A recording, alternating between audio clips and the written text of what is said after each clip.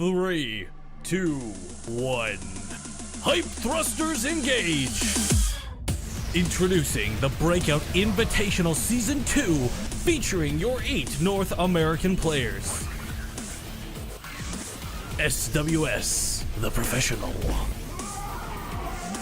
Reborn, the Carpe Diem Zerg. Fog, the Rock. Siphon, the Passion Toss.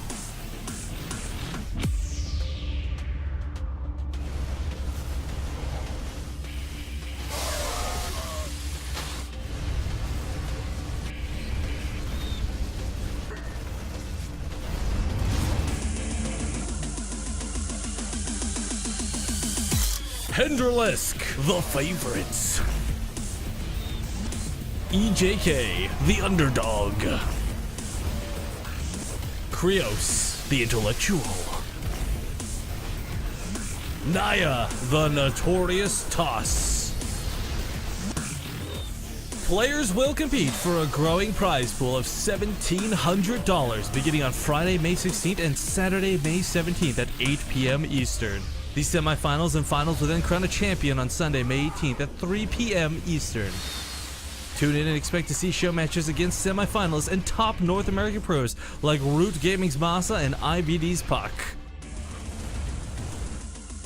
It's time to find out who's the most likely player to break out of the North American scene.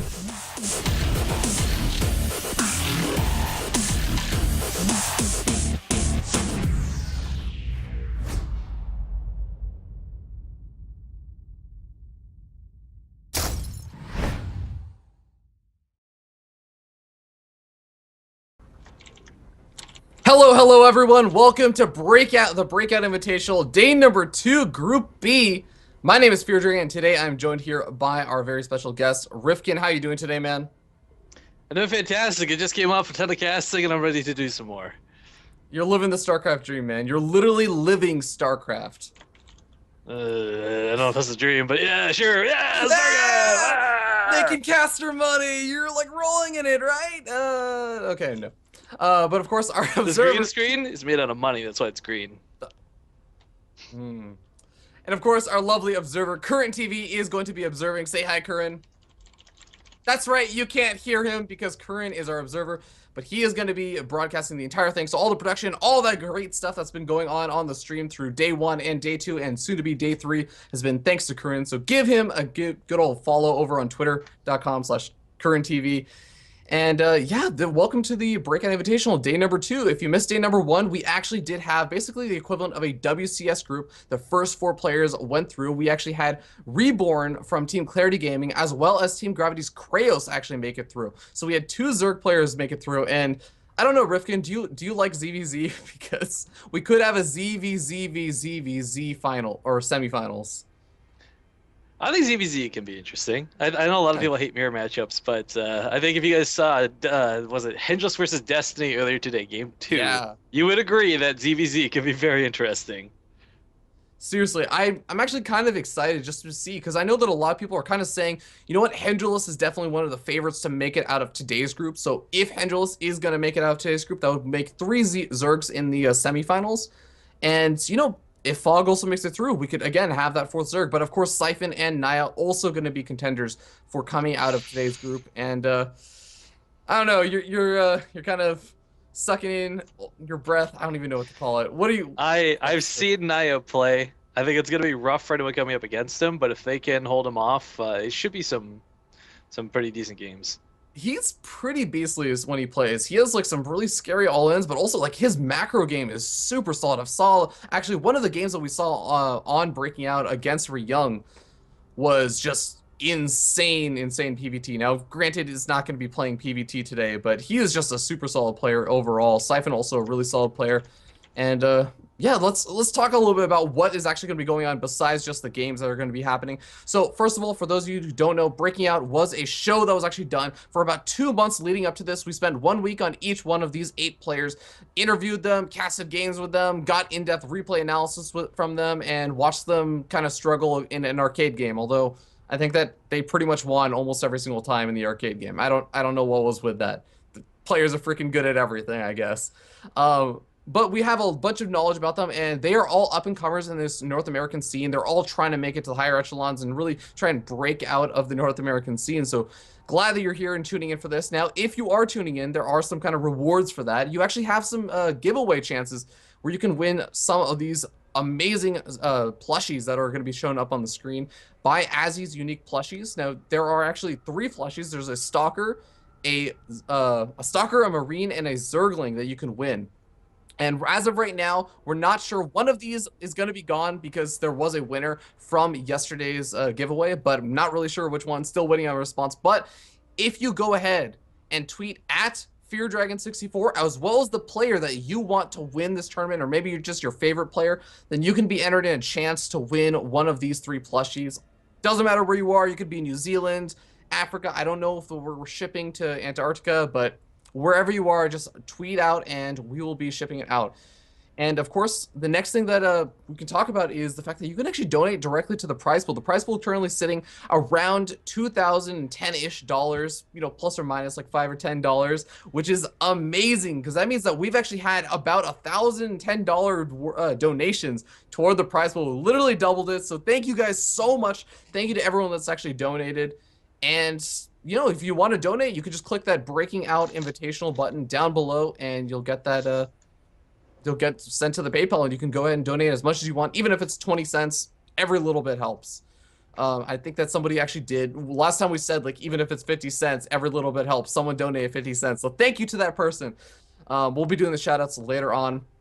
But as we kind of start to get into what we're actually going to be playing, all the games that are going to be going on today, I did want to talk one really quick last thing about goimba.com. That's where you can actually place all these kind of bets, and you can actually get even more giveaways sent to you through Steam gift cards and all kinds of other stuff. All you have to do is go and register on the site. It's completely free. You're not using any real money, and you can place bets on any of the games. And of course, by betting, you also allow GoImba to actually build up some point value system. You can check it out on their site, and they will actually donate more money to the prize pool the more that you bet. So go do that. It's pretty freaking awesome of them.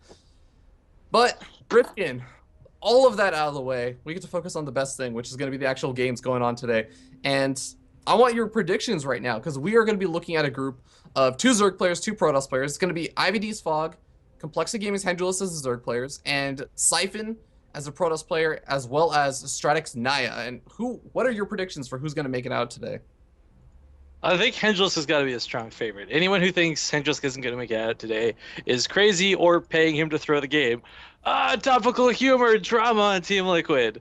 But in all reality, Hendulus is looking pretty strong for this group. It's weird and unlikely. I would honestly say Fog would probably be my next favorite, but that's only because I've gotten to see a lot of Fog, and I really do appreciate his playstyle. I don't know. It's again, I've only ever seen really all-ins coming out of Naya, Believe, whatever you want to call him, and Siphon is a player I'm really unfamiliar with. So they might surprise me. They might come out of the nowheres, but my money today is going to go on Fog and Hendulus, that's for sure. Yeah, I think that a lot of people are kind of betting on those two. And speaking of which, we actually have both these players on the call now and ready for the pregame interview. How are you 2 gentlemen doing today? I mean, let's start with Henry, I guess. Hi. Oh. Hey, how's it going? How are you doing today, man? I'm doing okay. I played the Home Story Cup qualifier, but I got knocked out. So whatever. Well, I mean, you made it like really, really freaking far. I mean, you were basically like 1 round away from qualifying, so really solid job with that. But I mean, are you pretty much feeling good about going into this next series then? Ideally, everyone in the group should be Terran because that's the easiest matchup for me right now. So, otherwise, versus Zerg and Protoss is a bit worrisome at times. So I have to make sure I'm on top of everything and play my best. And I know also you kind of been dealing with like obviously school and everything that I'm sure is either just finishing up for you or maybe finished up recently. Like, has that kind of impacted your ability to practice or play StarCraft lately? My school finished almost a month ago, and okay. I've had more time to practice. But usually, I'm more of a player. I'm a player that revolves around theory crafting more than actual grinding. So. It's alright. It's been alright for me, I think. Yeah, definitely. And Fog, how are you doing today, man? You're actually still muted. Still muted. All right, we're gonna get Fog there in a second. But yeah, Henry, so I have to ask, like, did you do any kind of special preparation for Fog specifically? I'm just gonna play my normal ZVZ style because I feel in the last week of streaming or so, I've established what's safe and what's not. So just see how that goes, pretty much. All right, sounds good. Fog, are you there? Are you with us, Set? Doesn't look like it. All right, so one last question for Hengelus. I mean, you have recently been doing really, really well. I mean, I would almost say it's safe to say that you've broken out at this point. I mean, almost all killing Team Axiom in the Shoutcraft Clan Wars. Go 3-0ing Scarlet in getting into Premier League. I mean, it's been freaking awesome performance lately. I mean, what's really changed from now versus like a couple of months ago? I buckled down and worked on my weaknesses. Had a lot of tournaments in the past slip away just because I was being really dumb, not thinking. So after focusing on my weaknesses, I've improved on that. So also, along with planning, helped me win with Scarlet. Axiom, I guess, was just a series of fortunate events because the game just panned out as I wanted it to.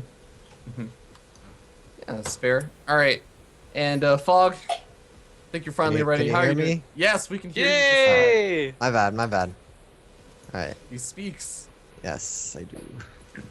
So I mean, how you feeling today, man? I know you were also basically making an equally deep run in the Home Story Cup qualifiers. Yeah, I was on the opposite bracket. Mhm. So made it just as far, but I lost to Violet. So yeah, I'm pretty tired. I also played an MLG qualifier today, so it's been pretty busy, and this will be the the conclusion to my long day. Well, hopefully you can have a happy finish on this. But I also want to ask, like, have you been doing any kind of preparation or anything for today's matches, specifically against Hendrilisk? No, not like specifically against them. Just playing, ZVZs and ZVPs, like practice games, customs, but nothing too specific for any opponent. Yeah, sure. And I actually want to also note, like, both you and Hendrilisk were kind of you guys kind of came to a gentleman's agreement saying, like, let's ban the 2 AEM maps, Cottage Hills and Colonial Province, the ones that aren't in the map pool. Is there anything, like, about those maps that you really just don't like, or just not really liking the idea of the maps that you haven't really gotten as much practice on? Yeah, just not familiar enough. I can't speak for Hendrilisk, but I haven't played that much on them and don't know too much about like the intricacies of the map and how they end up playing out. Mm-hmm. Awesome. Yeah, me too. Same. And I guess final question for both of you is, I want to hear what your prediction is for how the series is going to go. Starting with Fog. I'm gonna win. I mean, you got to at least give a score, right? I'm trying to psych him out. 2-1. 2-1. 2-1. If I could interject before we go to Hendrilisk, I think Fog, even though it's a best of 3, is going to 3-0. You know why? Because when I needed someone to play for me in the sub war, Hendrilisk was not around. But Fog I showed stepped up. up to the plate. He not only stepped up to the plate, he won his series for us. So Fog 3-0, I'm just saying. I'm sorry. All right, Hendrilisk, you have a response to... I mean, it was supposed to be Fog, but I think Rifkin at this point.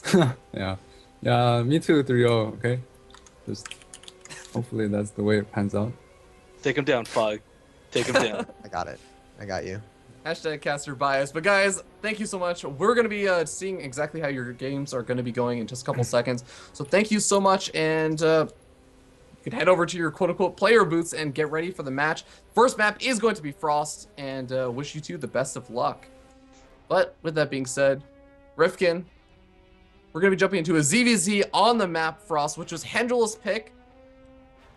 But at the same time, I mean, it's a mirror matchup, and neither of these two players really seem to mind each other's map picks.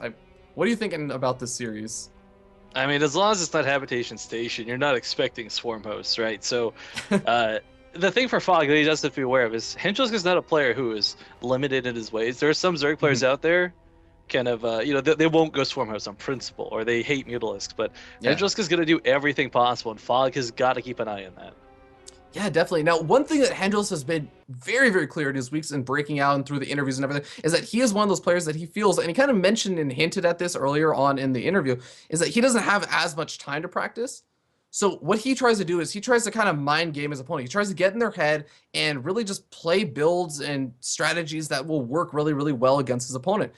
Now, Fog is actually might be one of those kind of players that he can really do a good job of this with, because Fog is kind of a very more standard and mechanical based player. So we'll have to wait and see how this game goes as we spawn up here in the top right hand corner of the map. Frost is going to be the Teal Zerg player representing Team Complexity. Complexity's Hendrilisk. It's Complexity Sound Blaster. I'm just saying. Okay. Okay. Like EG Lady Call, you know, it's just his opponent in the lower right though. Coming up for IVD Gaming, IVD Drip it is. Or IV Drip, I guess, not IVD Drip. That's redundant. The Pink Zerg player Fog. P-Hog. But no, Frost is an interesting one to start with, that's for sure. I mean, you were kind of talking about like what strengths and weaknesses, blah, blah, blah. But I think a lot of this is going to boil down to the openers. Yeah. I mean, a lot of the time we're kind of seeing it used to be Muta versus Muta. Every game, all the day, no question, right? But it's evolved so much since then. Roach Wars have become a thing. We even sometimes see those like really passive, boring games where nobody attacks till they're maxed out. But I'm pretty positive it's safe to say at least most of the time we're going to see a gasless build out of one player and a gas build out of the other, because that's kind of where the matchup has oddly enough found itself. I don't remember the last time I've seen like a gasless versus gasless opener. Yeah, I've honestly almost always seen at least one of the players taking their gas geyser. And you know, one kind of thing that you were saying about the whole Mutalist thing, I remember Reborn was actually talking about that, and he was saying like in Korea, like basically nobody ever really goes Mutalist anymore. It's really, really heavily shifted away. We sometimes do see it, but it seems to be becoming less and less prevalent. Oftentimes we just see a lot of that kind of Zergling Baneling aggression, and the game sort of ends there, or with a Roach aggression, maybe transition to Hydralisk and God forbid Swarm Host. I don't know. We say God forbid Swarm Host, but honestly, as long as it doesn't go for like the 4-hour Swarm Host can be very interesting to watch. That's true. Yeah, actually, we saw some really great games yesterday involving the Swarm Host from Kraos, where he was actually going for Swarm Host, but he also mixed in a bunch of Mutals. So he was like putting on this constant pressure with the Swarm Host, but then also using the Mutals to kind of pick apart EJK and a ZVT. So not ZVZ, but still, it's really cool to see kind of the mixture of Swarm Host to, I think, do what David Kin originally wanted, which is apply the constant pressure, but you're still being aggressive. You're not just being kind of like really hyper defensive. Well, I think we'll talk about Stormers later. I think if it comes into play. But what I do find interesting is the fact that these guys have pretty much mirrored each other out at this point. I mean, you see this a lot, and quite frankly, and this sounds so weird to say, but unless you guys like understand the finesse of a mirror matchup, the longer they stay on the exact same build, the more like it's not even just about being identical, but the more like well-tuned they are to the build order, how crisp it can be, how much you stick to it, not cutting drones too early, not being late on an inject, things like this. And the fact that this has started out so very similar, I think, is already fantastic. It speaks good against Fog, because again, I think coming into this series, he's going to be the underdog against Centralist. I mean, you talked up a big game about his recent accomplishments with WCS and such, and Fog, you know, this is his this is his tournament. This is his chance to break out, so to speak. Hendrilisk going down would be a good upset, not just for him, but for a good start to really launching his career forward here into, I guess not really the start of 2014 anymore, but still in 2014. Yeah, definitely. I mean, Fog has had some like okay accomplishments. He's had some good wins against some solid players like Caliber, etc. in like say the DETL, the finals, but still he's really looking for that big win that'll kind of put his name on the map. And you know, I think this would be a great place to do it. That's kind of part of the point. And God, I'm speaking once again about that kind of mirror. Like there's still a mirror. This is absolutely kind of insane. And they are finally starting to get a bit of a scout off on each other. It looks like Hendrils actually might be able to get a free Overlord over here for Fog, and that's going to be kind of upsetting for him. Yeah, the Link's actually distract him for a second, but he picks up both the Lings, and he will go back for the Overlord. Now, this is really key. The fact that he's separated Wild Queen to come back, this isn't because he's desperate for injects or he wants to spread creep, but it's really important that two don't get caught out in the middle of the map, had this been like a 10 pool, had this been like an earlier speed. But both their speeds finish up at the same time, and the big thing for the clock at this point is as we reach the 6-minute mark, who cuts drones first and who gets aggressive? Both players are going for bailiness, and both players are going for Carapace upgrades. I love this. These are the kind of games where you really just have to say, like, if everything is completely mirrored in terms of their build orders and everything, and they're pretty much staying on top of their mechanics, it really does come down to how the actual engagement also happens, like as well as kind of saying who is going to be able to cut drones first. Because if you can get like a handful, just like 4 or so Zerglings ahead, it can also change the way that the battle ends up going. Now, it's kind of cute. We do have the Bailey Nest in the front of the line for both players, but the one thing for Fog was he put his right up against the hatchery. It doesn't have that little nook that the queens typically hide behind. So it's going to be a little bit unfortunate if he's forced to play in the defense. But, you know, if you're across the map fighting in Henschel space, going to be a little irrelevant. But one of the big things to talk about for those who are a little, guys, newer to StarCraft 2, there's a really big deal with these carapace upgrades coming up. In StarCraft 2, there's a couple of critical upgrades. And what I mean by that, I mean, they're upgrades that really change the dynamic of how like a fight can go. And by having carapace, Zerglings can soak a Baneling hit and live with 1 HP, opposed to just absolutely getting obliterated by a couple good connections. And that's going to be incredibly important. Oh, God. Fog losing a lot of those Zerglings to the Banelings. And Hendrils is now going to be able to be a little bit aggressive over here. Fog does have a handful number of more Zerglings coming out, as well as some more Banelings coming out, so he shouldn't really take like a devastating amount of damage over here. But the big problem is going to be this 3rd expansion, I think. I kind of feel like he already has with those Baneling hits going off the way they did. I mean, even if he holds the 3rd, he's still got to dodge around this one Baneling. And, well, he's got 4 of his own coming in. He doesn't need all 4 anymore is the problem. So these are kind of, it's odd to consider wasted Banelings, especially if they go off on these ones 3 for 2 like that. Yeah, Fog is just not getting the better end of this. Well, the Zerglings are going to survive, but I mean, they're super low on health, and that's going to factor into when the Zerglings start attacking the other Zerglings. A lot of Banelings morphing in over here for Hendrils, and Fog's got to be really, really careful, because as soon as these Banelings finish up, they're going to start blowing up right on top of his own Zerglings, and... Oh, actually, this is a really awkward situation. Banelings just kind of morphing in right next to Banelings. Yeah, well, it takes 3 to kill a Cocoon, only 2 to kill a Baneling, strangely enough. But Fog comes out ahead in that engagement. He's got a lot of his Banelings retained. Hendrils' supply is down. They deal +1 carapace for each, but even with 1 HP, a Zergling is still 1 HP. A Zergling. It's going to go down very quickly. So 2 Banelings will still kill a whole crowd of them, and that's usually what ends up happening anyways. Rarely do you see just 1 make that perfect connect, but Fog, unfortunately, unable to force Hendrils into these situations. Also, now with 3 of his own Banelings complete on the front lines, going to soak up a lot of those hits, and these Zerglings have 1 HP. They need to disengage. Oh man, it looks like Fog is going to be able to, for the most part, clean up. Hendril is trying to morph in 2 more Banelings, but oh my god, Fog actually manages to get a cancel on one of them, gets a cancel on the second one, and is going to be able to continue to lay on the pressure, potentially going to be going for that 3rd expansion. I think that definitely makes the most sense, but Hendril, he's trying to turn out as many more Zerglings as he can. This is honestly just becoming a big micro battle, and they're sitting like at the same level of drones and everything, but I have to note that Fog has actually gotten up his lair tech behind all this. Hendril still has not started that. These Banelings are treading dangerous water. Unfortunately, Fogs don't get connected to the Zerglings, and they go off on the Cocoons. And that was 1 small misclick, but it's one that's going to cost in this engagement. He might be leading in supply, but again, this is all Zerglings versus what is primarily Banelings. As his Roaches start spawning behind this, he's going to have a great follow-up. But Hendrils has really been, as you point out, dedicating to this. He's on 3 bases, Fog's on 3 bases, but he doesn't have tech behind him like Fog does.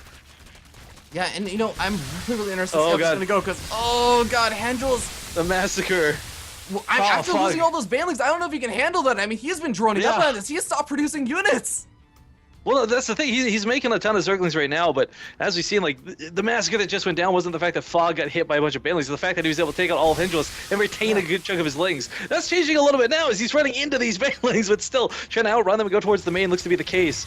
We do have some Roaches popping out now for your Dragon, but for Hendrilisk, his base has been compromised, bottom line. Yeah, I like to split off here. Oh god, he's gonna be almost, wow, he's actually not gonna lose the queen. That's actually a really nice save for Hendelson. I mean, how many drones did he... 1. That was... Wait. I don't know how that did so little damage. Oh my god. I mean, theoretically, that should have done so much more than it did, but not even a queen and 1 drone goes down. I don't know if that was like a misclick out of Fog or the best defense out of Hendrilisk. Either way, this puts Fog still ahead in supply, but on a bit of the back burner. That was an attack that was really meant to cripple Hendrilisk. Yeah, most definitely. But now we actually are going to start to see a bit more of a transition out to the Roach style of play. I mean, they're starting to get their Roach counts up. They're starting to get those missile attack upgrades. But I don't know, Rifkin, what do you think is going to be the situation at this point? Because it looks like Hendel still is kind of rallying his units across the map, trying to be aggressive with just small packs of units. But I still, again, I agree with you. I think that Fog just has way more Roaches than his opponent. So I feel like he's going to have the opportunity to get aggressive in maybe like a minute or 2. It's not even about waiting for the minute. Second Galil Reconstitution completes, he should go. He might not be aware of just how heavy his supply lead is. And Hendrilisk is granted making 11 Roaches right now. But this is going to be really hard for Hengelus to hold off. Now, what's key is he does have a couple Banelings left. And a lot of people see Banelings and they're like, okay, whatever, you know, they don't do bonus damage to Roaches. But the splash damage they do to these units, yeah, they're just so notorious for clumping up. Yeah, right now, the Roach count is 24 versus 20. Oh, Hengelus just lost one of his Banelings to a Zergling. He actually only has one Baneling left. It's not a good fight either for Fog. He needs the concave. He can't afford to fight that choke. He will snipe off a Roach for free, though, and this is a big start. 2 Roaches going down. But you got to keep in mind, Defender's Advantage, you hear people talk about it all the time, but the number one thing that it does is it's the reinforcement path. Fog has to spend about 30 seconds walking across the map, whereas Hengelus reinforcements are here pretty much instantaneously. Good start to the fight, but unfortunately forced to disengage because he still doesn't have that concave. Yeah, and it's those reinforcement paths that you were just talking about, Rifkin. The Hengelus Roaches are there almost immediately, and he does manage to push Fog back. Fog gonna have to retreat. He may try and recuperate his army, or like, you know, rejoin his army with the remainder of his reinforcements, but I don't know. I feel like he's gonna have to stop the aggression for at least a little bit, right? Oh, wait. Hengelus is moving across the map now. Well, that's what I was saying. He's got the upgrade lead right now, and he sees that. Fog still doesn't have level 1 up, or he just finished his 1-1, actually, so I take that back. But that would have been a great time for him to strike. Still going in here a little bit strong. He's got the Roach count for now with 10 extra Roaches. There's no Spine Cars to defend with, and no more Zerglings to full into cannon fodder. But granted, a lot of Hengelus Roaches are coming across the map, not ready in the initial engagement, and these drones, well, they're not... You might want to pull them, Fog, just to secure this victory, because you're just barely keeping up with this. Oh god, those reinforcements are really changing the pace of this game, and Fog is trying to come in with reinforcements of his own. I don't even really know if concaves are actually factoring into this at this point, as it looks like Hengelus just has like a massive number of Roaches, and yeah, it doesn't matter about about the critical. Yeah, he's making Zerglings because they'll get across the map way faster than the Roaches. They'll also soak the hits out of Fog. Now, Fog has held pretty well defensively. He's actually taken for a moment he had a Roach lead, but you gotta keep in mind, guys, again, a lot of what Hengelus has coming across the field is fresh, it's new, but it's across the field. Oh man, this is going to be really rough. And you know, the longer that this goes on, if Hengelus continues to trade evenly and just keeps in this game kind of trading evenly, he's going to eventually have that +2 missile attacks upgrade advantage over Fog. So there's almost kind of a little bit of a timer for that. You also can't ignore the 11 worker lead he's enjoying behind Oh yeah, of course. So even if it is even trades, like dead even trades, he comes out ahead. But he's going to get the base snipe. He's just going to say, screw the army, goes for the hatchery. This will unfortunately spawn broodlings on him, but still, the cost of about 5 Roaches for getting that third base, that's a huge economic lead. Oh, definitely. And that's going to force Fog to make a decision. He has to go for it or try and retake his third expansion. I really don't think, especially with all the other upgrade or all the other advantages that Hengelus has been able to build up, that's really not an option for Fog right now. He just has to go for it. It's unfortunate, too, that he feels forced into this situation, but this is the causality of losing that third. If he can't even up that third base situation, then he knows he's out of the game. If he had Infestors, if he had some sort of extra tech path behind this, maybe even Hydralisk, it's a different case, but 2-base Zerg versus 3-base Zerg. The nice thing about mirror matchups is even if you don't understand StarCraft, it comes down to pretty much pure numbers. And every number on the field of Hengelus is a little bit bigger than that of Fog's. Yeah, I mean, you have more Roaches, you have just now +2 weapons finishing up for Hengelus, and Fog has basically got reinforcements coming in faster. That's his main real advantage right now. He still has not been able to reestablish that third expansion. And I honestly feel like Hengelus is going to be able to start to move in over here, and if not massacre this army, he's at least going to deny this third from going up for a little bit longer. I like the start of the fight, but it's just not enough. GG is called. Hengelus take the game. And I've got to be honest, Rifkin, this is kind of what a lot of people were kind of, for the most part, expecting. I mean, just taking a look at the betting over on goimba.com, where you know, people can bet. If you haven't betted already, you can still bet on game 2 and everything. But I mean, things were actually, people were voting 78% in Hengelus' favor versus the 20% for Fog. So Fog, he's a solid player, but Hengelus is kind of a beast. Yeah, that's a pretty safe statement. But you gotta keep in mind, like, that game, it only just barely went different, right? Yeah, like, that wasn't Hengelus winning that game so hard. I mean, you could argue, like, that because he had 10 drones over his opponent for, like, what, I want to say, like, 3-4 minutes. That was a big lead in and of itself, but we saw Fog trading out to the degree where I think if he could have kept that up a little bit better, if he had waited to get aggressive, he probably could have hit at a much better timing. Well, on the other hand, like, also I want to say, like, a lot of the early engagements is where I kind of felt like Hengelus was sort of edging ahead, just with like how the Banelings were trading and everything, right? Mm-hmm. Yeah. The man, those Bailey trades, by the way. There's so many times where both players kind of lost units and still managed to win the like. They lost too Yeah. many Zerglings. Like each of them did this at one point, where they lost too many links and still managed to win the fight. I don't even know how that actually ends up working out, but and especially like Fog managed to get that giant run by over into Hendrils' main base. That was actually something that could still blows my mind. I need to like watch the replay for that and see exactly what happened there. But Hendrils managed to like defend against those Zerglings somehow, or maybe Fog like wasn't actually target firing down drones or something. And he really just like didn't lose anything. Hendrils just like seriously came out way further unscathed than I expected. But yeah, we are going to be jumping into the next game. The map is going to be King Sejong Station now. Are there any kind of like noteworthy things that you can think about for King Sejong Station and Zerg versus Zerg? No, if there's a Terran involved, we go off all day about that stupid Reaper cliff. But no, ZVZ. This is I don't know. It'll be interesting to see how the third base gets utilized. This is a map where I think, if given the right circumstances, I kind of feel like a Zerg player executing a two-base sell-in will have a lot of success. But the third base is not as exposed as it is, say, on Merry-Go-Round. So Yeah.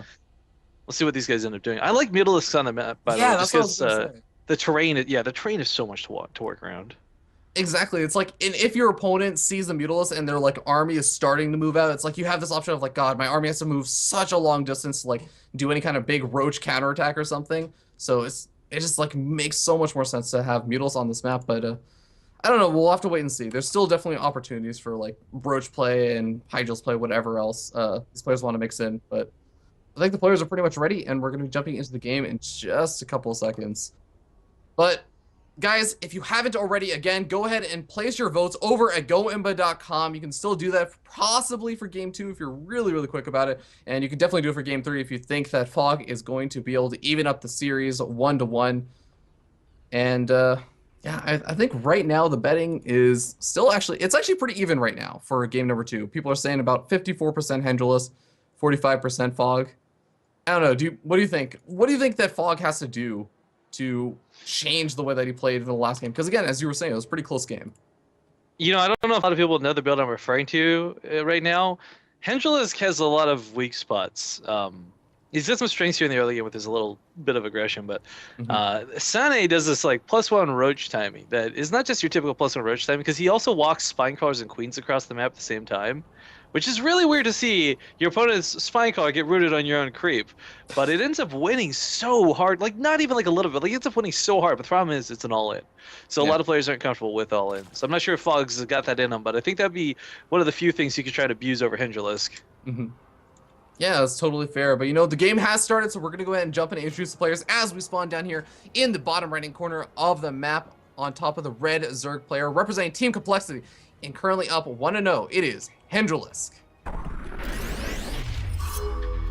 And his opponent, the top left, IVD, the pink Zerg player Fog.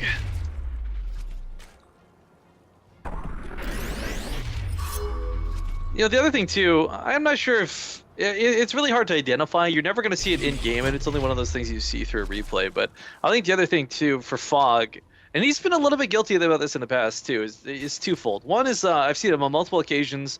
You know, we had a show match with him not too long ago versus his teammate Ariam. Yeah. But I mean, even in some of the qualifiers I've cast him in, Fog has a tendency to get, I feel, it doesn't feel like whenever he attacks a lot of the time, it's almost like out of paranoia, or like I feel like I should do this, not really a tactical attack. And he gets forced into really weird situations because of it. And a good example would be a lot of what happened last game. The other thing, though, the replay reference too is, you know, we talked a little bit about the drones that last game. It's really difficult to find out where it's safe to slip out even one drone while you're attacking, much less 3 or 4. And if you could do anything from this series, go back game 1 and watch how Hendrilisk snuck out so many of those drones. Those would be 2 big ways I could say could change his gameplay a little bit. Yeah, I think that's a pretty good point. And what's kind of interesting about how those drones, I think, kind of snuck out is it seemed like Hendrils was able to take like relatively good engagements toward the like mid and late game stage. And then he kind of saw this opportunity to sneak out those 10 drones, or like, I think it was like 8 or 9 drones that he made, like while Fog was still kind of like powering out army units. And Hendrils was able to hold against like the larger number of units and still ended up working out for him. So I feel like the one thing I really want to see out of Fog is just making sure that he doesn't really get kind of like take those big losses to the big ban gets early on in those kind of early game engagements. I think there were a couple of fights that it was really back and forth, so I don't want to just say like Fog he just got completely out microed by Hendrillus. But there were a couple of fights that I feel like Hendrillus really definitely kind of got the much better end of the engagements than Fog. Well, don't forget as well, you got to factor in that, like, when both players, not one, but both players have +1 carapace, that changes the dynamic of battling significantly. So it's really hard to get overly critical because, again, there's so few situations where you see awesome battling versus battling aggression anyways, much less when both players have +1 carapace attached. But again, we see very similar builds coming out of these guys. And again, like I need to call attention to this, not because we're like looking for something to talk about, guys, but it's crisp, it's clean. And for both players to have the same build order, it's a lot about the mentality and the mindset, how you control. Now we do see 2 extra links as like the first deviation out of Hendrillus, but he's also going to be using this for scouting. I don't think he's going to be following this up with another 6 anytime soon. Yeah, he's immediately just resuming the drone production and actually going to be getting up that Baneling nest. And you know, what do you think about that? Like, I think that this, again, King Sejong Station, it's a really long walk distance across the map. So I actually don't really like a whole lot of heavy... Oh, wait. What is Fog? Fog has 2 Baneling nests built. Okay, never mind. Sorry. Mine was just misclicking. Fog has a Baneling nest evolution chamber going up or over his natural expansion. But what do you think about, like, the Baneling aggression on this map early on? I feel like it's a much longer walk distance across this map. I don't know. You can talk about the rush distance, but I mean, once you get speed on anything, roaches, zerglings, I mean, the distance becomes a lot smaller. It just doesn't look like it. But I don't know. It's the winding path that really makes it so deviously long. Because it's from base to base, it's not that long, but it's the fact you gotta go all the way around. But there's a lot of zerglings coming out of Hendrillus. He did go for that earlier drone cut, so. Fog is going to have a couple Banelings to defend against this, but I don't think it's going to be enough here initially. He's throwing down a Spine Collar. He's kind of saw what came out with that other Overlord, but I don't think he's expecting the Banelings. A full wall off actually goes down, and the Queen on hold position on the right side of the geyser. Really important, but he doesn't have a lot of DPS here is the biggest problem, I'd say. I think Fog is actually trying to go for maybe some sort of fast Mutalisk play, because he's already actually started up his lair tech, and he really just has way less units than he probably wants to deal with this. And he's buying time, though. He's buying time for these Banelings. Really important he gets these out. The drones are going to be split to make sure they take minimal losses from the Banelings. Zerglings will skirt on by, and looks like Fog is going to barely hold this. Granted, there's more coming out of Hendrillus. He's not out of the woods yet, but the Queen going down is going to hurt. He's got to bring the Queen for the main. Oh, he already did bring the Queen for the main. Ooh, that's going to be really tough then. God. And Baneling gonna be blowing up on all those drones. Oh god, he loses another 3 or 4 of those drones. And with more Zerglings streaming in over here, there's just not any Zerglings really available for Fog. He's trying to make as many as he can right now, but honestly, Handel's starting to just get way too many Zerglings over in his natural expansion. The Spine Collar is a big deal. The Baneling trades out for one other Baneling, actually, so ends up kind of being worth it. But there's more Banelings coming for Hendrillus, and Fog just doesn't have a lot. I applaud his efforts here, and that quick wall off was a really intelligent move, but man, he just, even with those 2 Banelings morphing in, GG is going to be called. And Hendrillus actually going to take a relatively fast 2-0 in this series, the first series of the day. And honestly, I feel like Fog just kind of took a risk. He was going for like the much faster lair tech, and it sort of just didn't pay off. And whether that was, you know, because he didn't really do a good job scouting or whatever, seeing that Hendrillus was making all the Zerglings or what, that's just kind of the way that it goes. And when you kind of take a risk like that, you kind of have to live with whatever the consequences are. Well, so Fog goes to loser's side of the group stage, and Hendrillus will advance. So let's see who goes up against whom next. It's Naya versus Believe, right? Naya versus Siphon. Or Naya versus Believe. Naya versus Siphon is going to be the next match, and of course the winner of that is going to play the Hendrillus.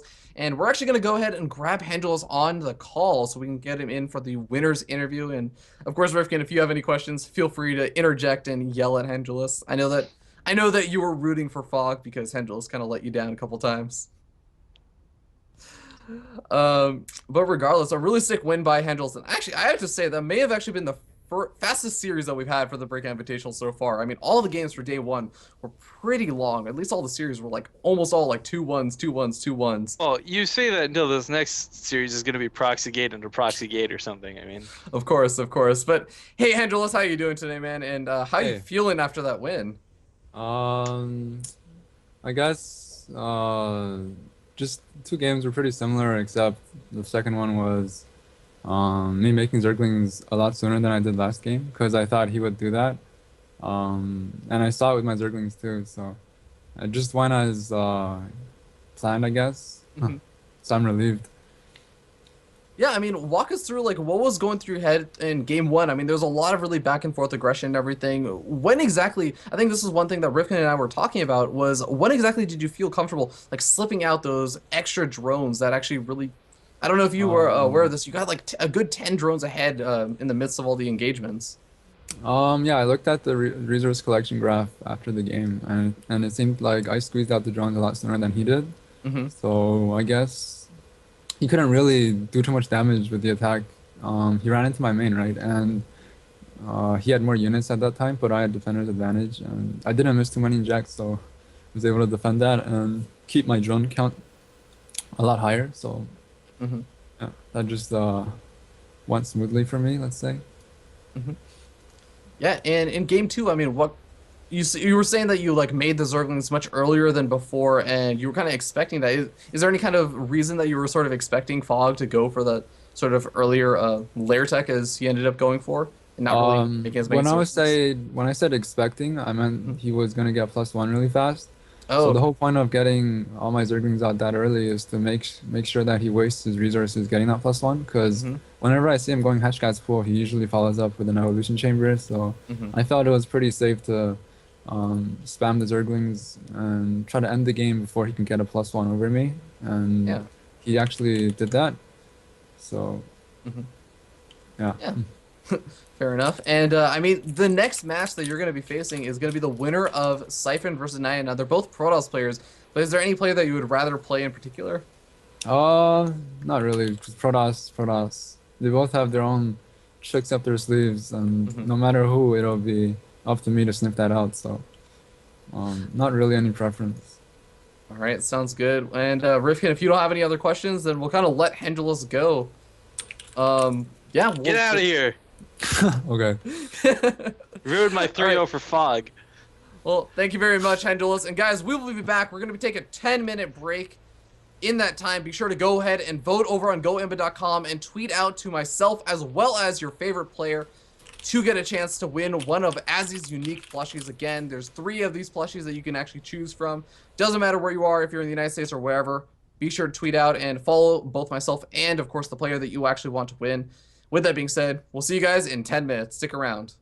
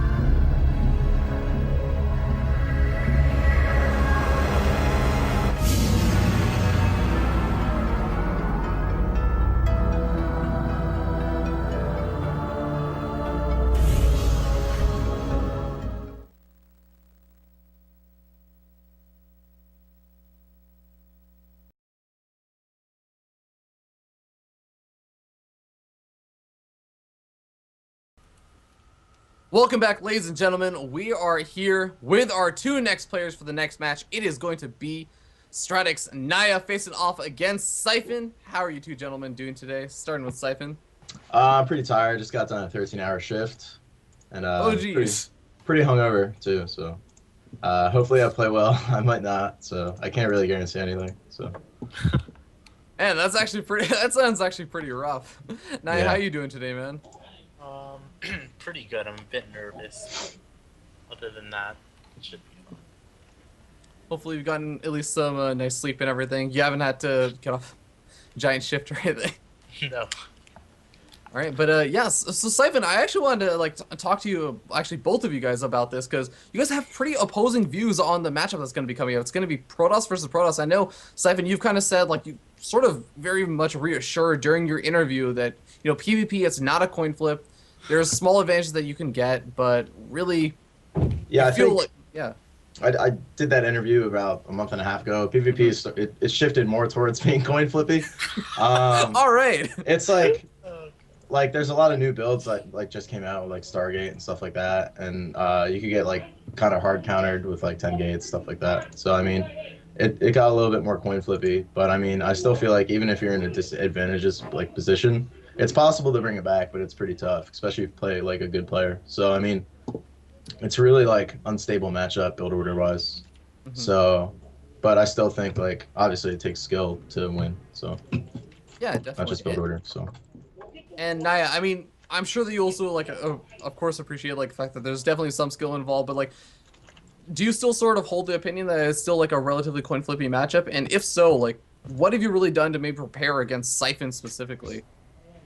Well, I think it's coin flippy, but kind of in a certain way, because it's not like if you get the bad side of the build order, you lose. It's just if you're playing like a tip-top player, they know how to turn that like small little advantage into a win.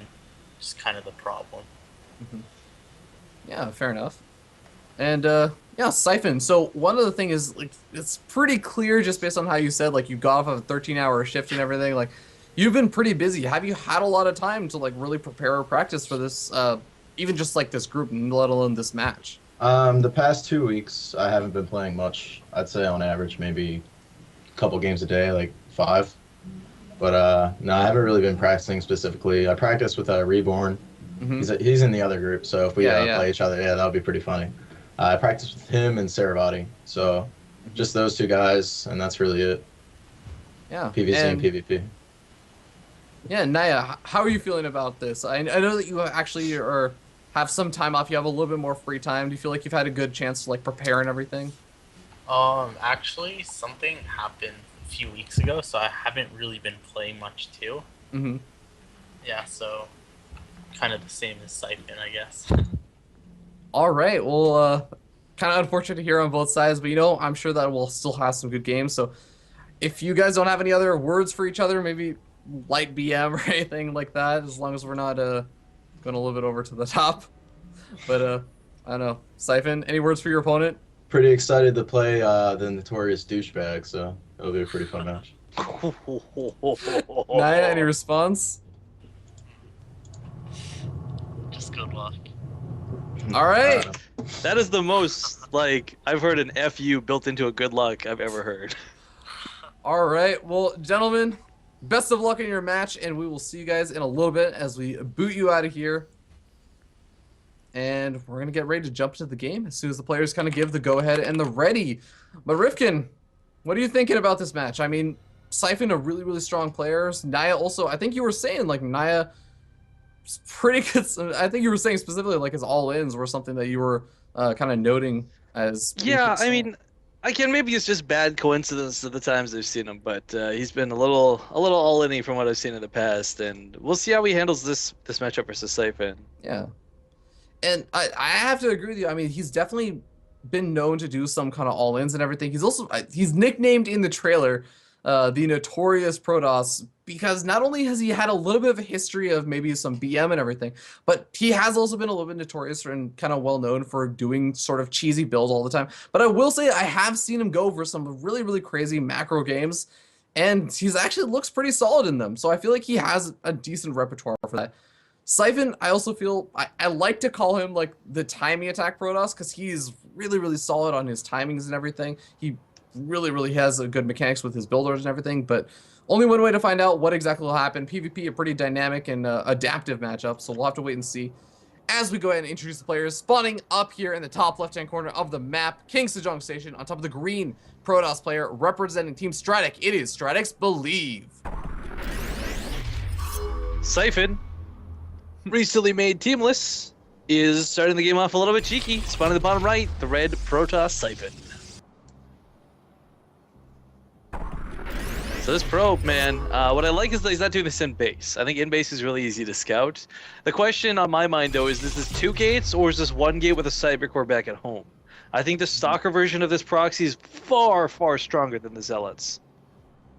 Yeah, you know, it's really, really interesting because I think that the Stalker version, you can also transition way, way better out because, I mean, just you have a cybernetics core at least. You can start doing things like getting warp gate technology as long as you get that pylon back at home. But I mean, it is going to be that one too because he leaves 1 gate proxy across the map. Oh, yeah, yeah. And it makes a little more sense to with him building it further out. You need that little bit of extra time for the cyber core to complete to get that actual Stalker out. And you can technically cut around a Zealot all day. The problem is the Mothership Core plays a very interesting non-dynamic role in holding this off. If it's Zealots, you get a Mothership Core, you're good to go, you ought to win. If there's a Stalker, Stalkers can actually kill a Mothership Core, so it's a little bit worrisome in that regard.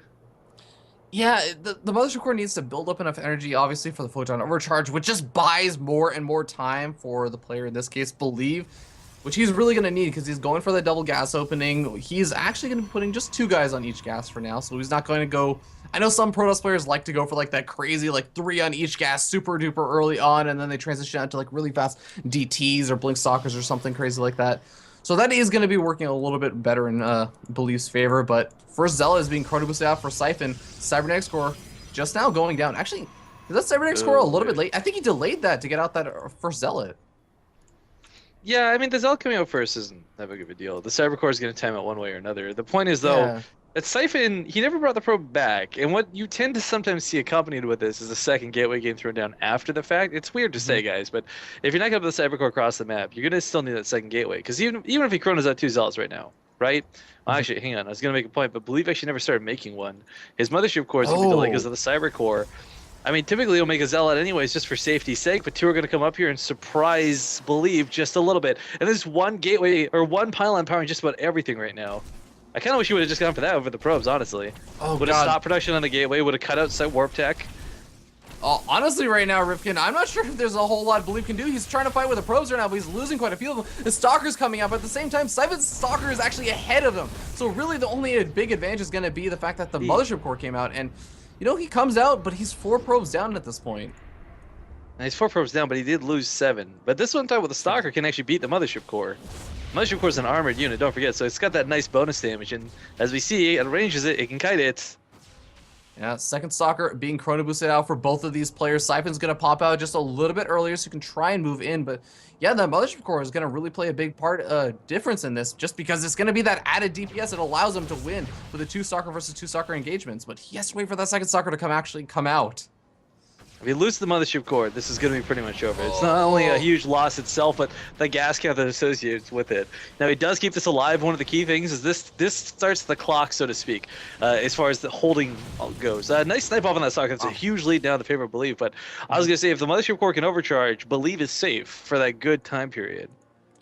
Yeah, and I mean, he is going to have enough energy for the Photon Overcharge, so Siphon really isn't going to be able to do a whole lot more damage here, at least with just like 1 gateway's worth of units, as you were saying before. And he's starting to transition out behind this. He's adding on 2 more gateways back at home, grabbing his pylon, etc., and just kind of getting ready for the later game. But I have to say, Siphon's also been mining off of 3 gas geysers for quite a bit of time, so I feel like we're probably going to be seeing some sort of tech being thrown down soon. Stalkers are just way outnumbered. Oh, yeah. I'm actually kind of surprised. Wait, what? Is Siphon just... Oh god, that was like the worst potential like pathing for Siphon Stalkers. He just ended up losing an extra one because they were like walking directly around the Stalkers, I believe. I mean, we got to give credit to Believe. He was definitely not prepared for this. He had the Zealot come out really late, but he still holds this up. He's deep part of the gateway, back at home. Siphon's trying to recover, but at this point, he's kind of forced into 1 base, where Believe could actually expand. Yeah, he actually throws on the Nexus. So, I mean, with the Robo on the way and possible immortals coming out of this, you know, we chalk Believe up to being the more cheesy, notorious quote-unquote player, but Siphon set the pace for this game and unfortunately did not pull it off. Yeah, and you can just see it in Siphon's kind of unit production. He's made 2 sentries right now. He's kind of worried about just the larger stalker count kind of moving across the map from Believe, because honestly, if that happens, Siphon really doesn't have much prepared for it besides these kind of sentries force fielding in, and he does manage to force field in one of these stalkers, but oh god, it's 2 force fields wasted for that. He definitely didn't want to use that many on. It's just like looking a little bit worse and worse for Siphon because he just wants to be able to throw it on more tech, but he's using the gas on sentries. By the way, just a short aside to this, should we be calling him Believe or Naya? Because I don't know what he's actually going by now. You know what? I think he's going by Believe now, but he's changed his name like he was. I know he was Believe, and then became He's changed Naya. his name like 3 or 4 times in the past like month and a half. So I am alternating, to be entirely honest. Let's just ask him between the series, see what he prefers. Yeah. But a sneaky probe to get out here, reply the gateway. Now this goes from like 3 gateways to 4. And 4 gates with Blink, this is a 1-base build that can work. Now, granted, I love the fake on this Oracle, by the way, rather than a Phoenix, but Blink has so much power. This is like a bad pun. It's almost unbelievable how strong Blink can be. A lot of people see Immortals and they're like, okay, this is the automatic counter, but if you Blink on top of the Immortal, you focus it down, and you've got like 12 Stalkers, and your opponent has 2 and 1 Immortal, they're not going to stop you. They might pick up a Stalker in the process, but a lot of this is going to come down to the numbers Siphon has, and he's got a lot. Yeah, and God, this Oracle, as you were saying, like the hallucination, it has really messed with Siphon. Siphon was trying to move out, and he actually just kind of bought himself like an extra 10 seconds or so because Siphon was like, oh god, I have to move back and try and kill off that Oracle, and then he saw, okay, wait a second, that's actually a hallucination, never mind, and then he started to move out. So Believe might have just an extra couple seconds to get out that extra Immortal. Siphon is going to be moving across the map though and trying to build some very, very aggressive pylons inside of the natural expansion of Believe. But this is still okay for them being, even though the overcharge goes off, it's only 2 Immortals. Once that 3rd one comes out, this solidifies the defensive Believe. You know, these Stalkers are not pushing into 3 Immortals at a time, not with Blink.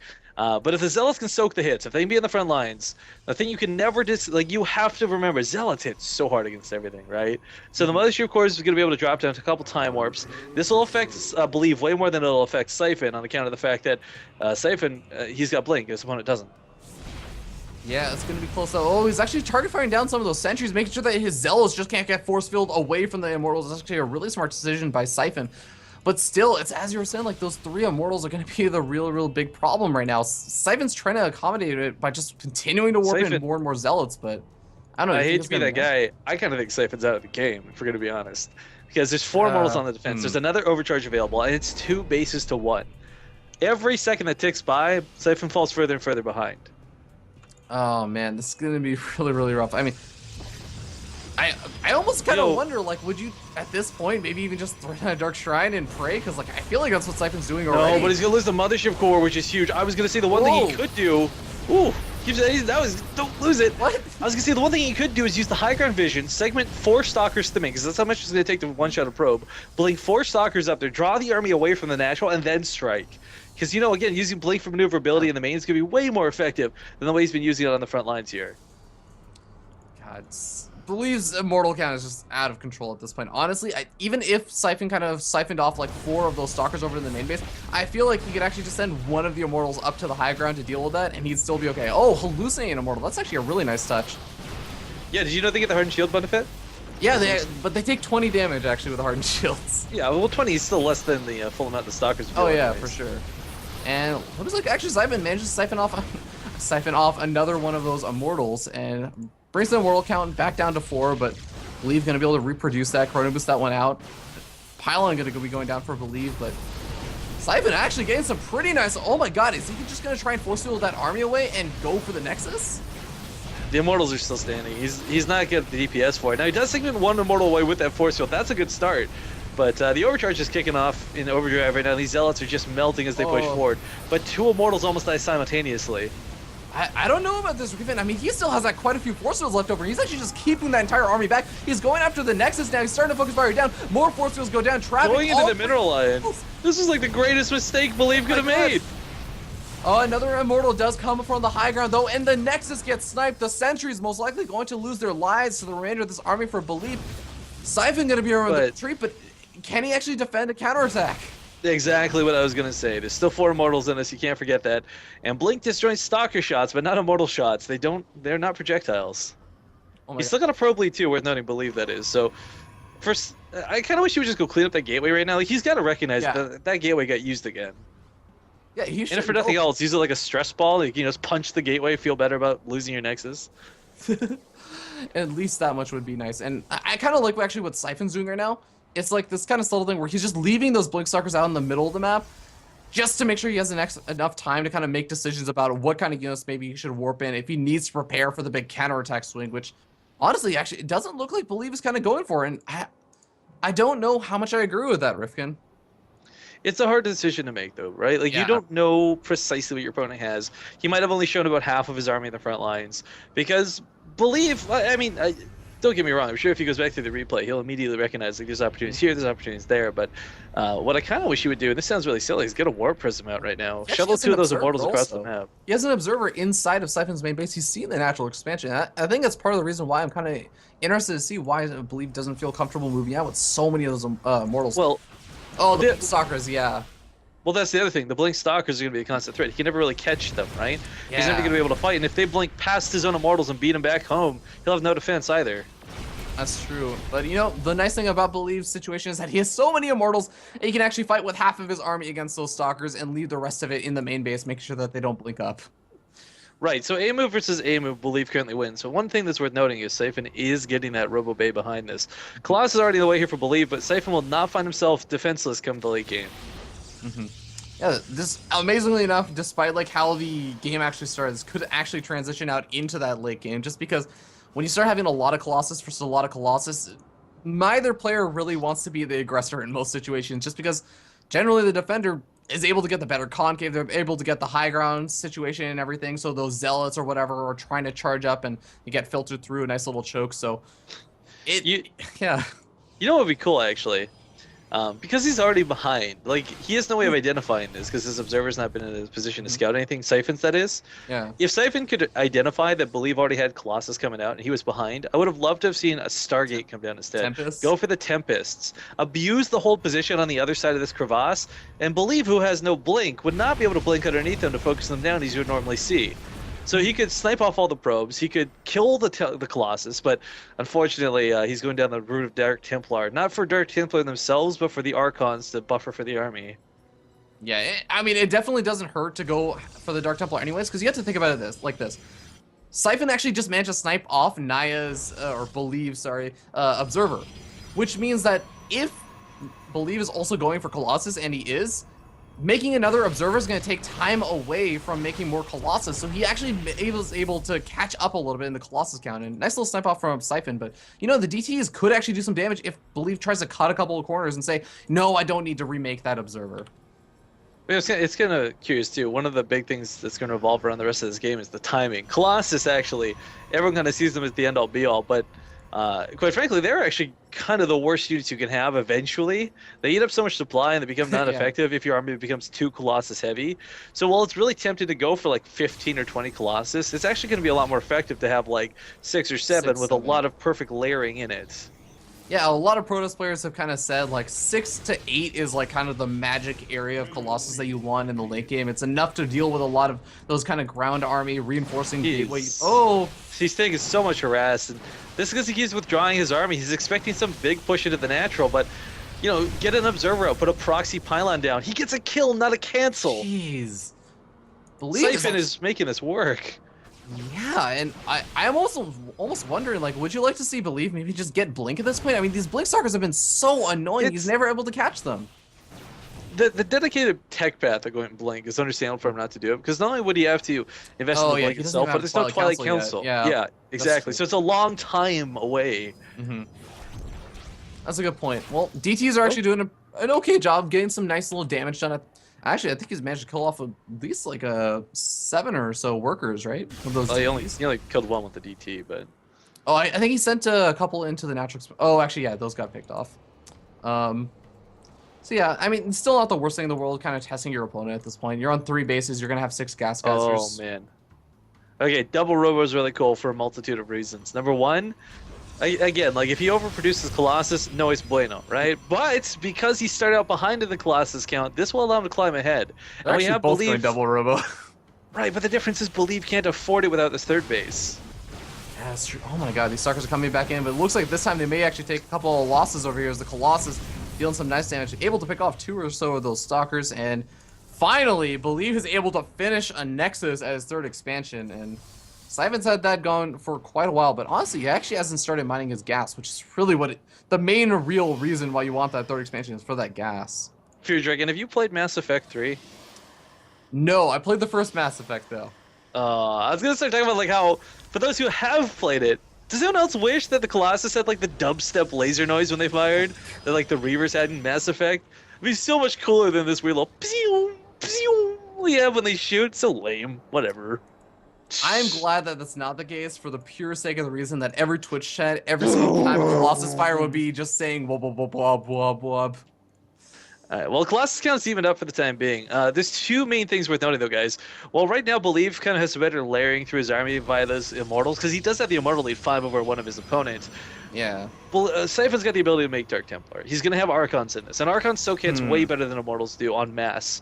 Both players are going to have a hard time breaking one another, but Believe, he could barely get that 3rd up. He goes for the 4th. This is so ballsy, but at the same time, he did manage to actually push those Blink Stalkers back. So he's doing this somewhat relaxed.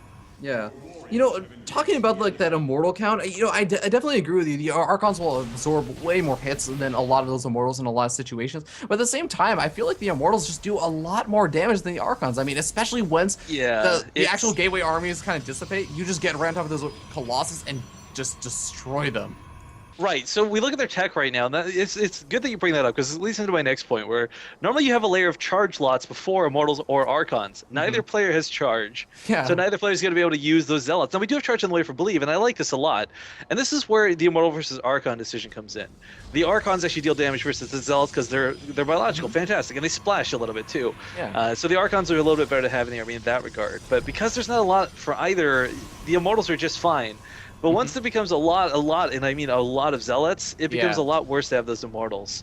But, you know, one thing I would love to see, again, I talked a little bit about earlier, the Warp Prism. Now, whether you're using it to go for a counterattack behind your opponent's back, or whether you use it to warp Zealots directly on top of your opponent's Colossus in those intense fights, I'm a little sad to see neither player has one out. I mean, they both have 2 robotic abilities perfectly capable of making them, but, oh, actually, it looks like Believe he's hearing your cry, man. He's going for that Warp Prism, getting it out right now, but we could be seeing an engagement happen over here. This is a really, really weird angle, because they're doing it right over a cliff. It's 8 versus 9, and the reality is whoever's got the concave is going to come out a little bit better. It's a cute move to use that hallucination, but as we see, it doesn't really help much. And Siphon's army doesn't have the buffer for it that Believe does. Again, a couple Archons are nice, they soak the hits, but the Immortals just push through, and they don't give a flying F. I mean, look at this, they just focus down. Even the Zealots coming into the fight, but the Colossus count. Yeah, the Colossus count is actually going to be a bit of a problem over here, especially, but Siphon is actually trying to slowly start to split up his Colossus. He's taking out a couple of his Colossus for Believe. Believe is definitely going to come out ahead, but I'm Zealot charge is seconds for finishing. He'll hunt down the Colossus with these Zealots. Oh, man, he actually doesn't take out the pylon. Could Siphon actually go for, like, a reinforcing his charge Zealot wave behind with that reinforcing pylon? Yeah, it could be scary, but let's not forget, Believe with this Warp Prism is warping in on the front line, so it's not like these Colossus are unguarded. It's Dark Templar actually that come out. A Mothership Core secures a kill, curiously enough. Where's the Observer, though? Oh, there we go. And yeah. GG gets called after seeing that the final DT gets taken out. He knows that he's going to be behind the Colossus. And Believe going to be taking game number... That was game number 1. Yeah, I don't know. I felt like Siphon messed up the proxy, if we're going to be quite honest. I think that could have been done a lot better and a lot more efficiently. Was it just like you would rather have seen a second gateway or something else? Well, if not the second gateway, at least the Cybercore earlier. I mean, delaying that for the gas, I mean, I think he forgot his gas time is what really hurt him there in the end. Yeah, it's kind of interesting because I generally, when you end up seeing that sort of gas proxy gateway, you end up seeing like one's out and then the next unit coming out is just that stalker ready and waiting to go. But we end up seeing the double zealot kind of come out, which I guess, yeah, it's kind of going back to like the gas count, like how latest Cybercore was and everything. So yeah, I don't know what I think about that, but it's hard to say like that would have made it work, because honestly, Believe did a pretty good job of holding it off. Like, considering how like bad of a situation he should have been in, still managed to hold, and kind of equalize the game. But yeah, with that being said, we are going to be moving on to our next map. The next map is going to be Habitation Station. And just speaking of who kind of picked what, Siphon's pick was actually King Sejong Station. So that was the map he wanted to do that on. And we actually have Believe saying that he wanted Habitation Station. So I don't know, maybe if Believe has something special planned for the map. It seemed like Siphon may have had something planned for King Sejong Station, but we'll have to wait and see if they actually have anything planned for this map. Yeah. But I don't know, like, if we end up seeing like another one of those late game situations, late game PvP, what would you kind of like to see differently out of Siphon? Because honestly, I feel like the game kind of got to a semi-equalized situation. I don't think he played the late game wrong by any means. He got a little bit antsy to attack, and it's kind of a guilty thing that a lot of people run into, where it's kind of like, you know, what prompted that attack? Were you just a little bit worried? You saw your opponent's fourth. I mean, whatever the case may have been, when it comes down to Colossus Wars, ultimately that's kind of the one fight that wins the game, and there's not usually a lot of recovery from it. But if we're going to go for something completely different, again, I kind of think the Tempest move would have been a little bit cooler. I don't know if it would have been more effective, but it would have abused the terrain on King Sejong Station really nicely and given him the edge versus Colossus, and a player who I don't think at any point he actually ended up going Blink. He got charged, but I don't think he went Blink either. Yeah, it's kind of weird how that ends up working out, but I don't know. It's really rough because, and that's the thing about PvP, is just like one of those small little decisions in the late game of just like slightly overcommitting a little bit. You get double time warp and suddenly your Colossus are absolutely screwed. If we can give credit where credit's due, though, Believe in the Colossus War itself. The micro out of the Colossus was subtle but very important to him winning that fight, because as you notice, like, both players had lost their buffer at that point. The Zealots were gone, the Immortals were gone, the Archons were gone. It was pretty much Time Warp Colossus versus Time Warp Colossus. And not only just like the Colossus micro, even just like getting those Immortals, making sure that they were getting down that ramp and able to get right on top of those other Colossus for Siphon. I mean, that definitely was one of the really, really big damage dealers for like at least a couple of seconds in that fight. But, you know, with that being said, we actually have the next game loaded up and ready. So we're going to go ahead and jump in and introduce the players as we spawn up here in the top left-hand corner of the map, Habitation Station, on top of the green Protoss player representing Team Stratic. It is Stratic's Believe. And his opponent at the top right. He's kept his probes at home this time. Good boy. The blue Protoss player Siphon. Now, actually, ironically enough, this is the map I would have preferred in Proxy. I think in-base Proxy on this map, especially even if it gets scouted, can still be incredibly hard to hold off. But I think after you lose a Proxy in game number 1, you're very unlikely to Proxy again in game number 2. Yeah, it's you'd be very, very cheeky to do so. I mean, it is the first kind of series of for these two players for the day, so they aren't technically out of it if they end up losing this, but still, I think I agree with you. Probably not going to, well, I think what's really nice for these two guys is you got to consider the winner or the loser. They both go on to fight against the Zerg ZVP. And I think right now, just statistically in general, Protoss are having a pretty decent showing versus Zerg. But of course, a lot of that comes down to the player and their skill and all that more than anything else. But and I'm not even talking race balance. I just mean, like, again, in a lot of the situations we're watching in tournaments, Protoss are having a pretty good time. I mean, for example, WCS Europe is like 90% Protoss, and for good reason. Yeah, and on the other hand, though, that Zerg that you get to play is Complexity Hendrils, who's kind of been doing pretty well lately. So, well, even Fog. I mean, Fog's in the losers bracket, but he's hardly a loser. You know what I mean? Like he may have lost to Hendrilisk, but ZVZ is not anyone's. I don't know a lot of players outside of like maybe Elfie who love mirror matchups. Yeah, that's actually kind of fair. And PvZ is one of those interesting matchups. Thankfully for both the Zerg players as well. I think that Fog and Hendrils aren't feeling too bad about ZVP, but what this probe from Siphon, is he scouting for proxies, or is he just taking a very roundabout path away from that Zelnaga Watchtower? Well, actually no, he's walking in front of the Zelnaga Watchtower now. If he had taken 3 and 3 on gas, we look back at his base, he's only got 2 and 2. I would have almost guessed at a proxy Stargate, which could have actually been rather effective at the way you Believe at least looked like he was opening last game. Of course, everything changed once the proxies were revealed, but yeah, with the calmer gas and the 1 gas for Believe, I mean, I think Believe's going to be going. You can't really rush an expansion, unfortunately, in this matchup. A lot of the time, that 400 minerals, 4 less zealots, all of a sudden you're dead to gateway aggression. But the 2 and 2 on gas, these guys are definitely playing the more economical route and not looking to go straight towards that cheesy tech. Yeah, I think Siphon is probably thinking about that, but look at Ooh, Believe. I mean, he's throwing down gateways. He has a lot of chrono boost saved up. He's chrono boosting all his warp gate constantly. Siphon actually did come in and saw that. That's clever. No, I don't think he saw the warp on the. I don't think he saw the Cybercore, did he? He saw the chrono boost on the Cybernex core. He's at least saw like a little bit of it. I checked this video. I don't think he did. Oh. I'm pretty sure Believe timed that out to make this look like it wasn't going to be a 4-gate by any means. Well, Now, here's what's rough about this though. Siphon was going for the 3-stalker opener anyways, so to start he's going to be okay, but he needs to identify whether that's going to be 3 gates or if a 4th one gets slapped down. Because if it's 4 gates, it's pretty darn all in. Yeah, he does see the Zealot Stalker Mothership Core combination, a tried and true combo from the old days of yore. But Mothership Core actually fighting the Stalker, Zealot trying to just occupy the Siphon Stalker, and Siphon, he's actually sticking around with that Mothership Core for quite a while. I'm kind of worried. Is he gonna lose that? Oh, he cannot lose that. It's really scary. Believe from these pylons down though, if Siphon wasn't aware this was a 4-gate, 3-gate, he's fully aware now. Losing the Mothership Core, not the end of the world. It sucks, but it's not the end of the world. What he does have to worry about though is these Stalkers getting a little bit greedy going in the ramp like that. Well, 2 more Stalkers going to come out for Siphon in just a couple seconds. Or actually, no, a Zealot, 2 Zealots coming out. That's going to buy time, but that's not exactly a solution to all 5 of these Stalkers. It would have been nice if he had identified this was coming sooner. I think we would have seen that sentry to force it off the ramp. Yeah. But especially it got here if a little. you lose the Mothership Core, like, you need something just buy time. I don't actually like the choice to remake this, because that means what he's doing is banking on an overcharge, and if you're banking on an overcharge, you're probably going to lose this game, because it's going to take another 30 seconds or whatever to actually complete. But would have rather seen that Gauss going to Stalkers. Either way, he's going to push this back actually quite nicely. Does cost him a couple probes, and Believe actually takes the probe lead because of this. Yeah, but also going to lose all of his Stalkers. This is actually really looking bad for Believe. The idea of having these extra gateways is you get ahead. He's picking off the Stalkers before they warp in almost. There we go.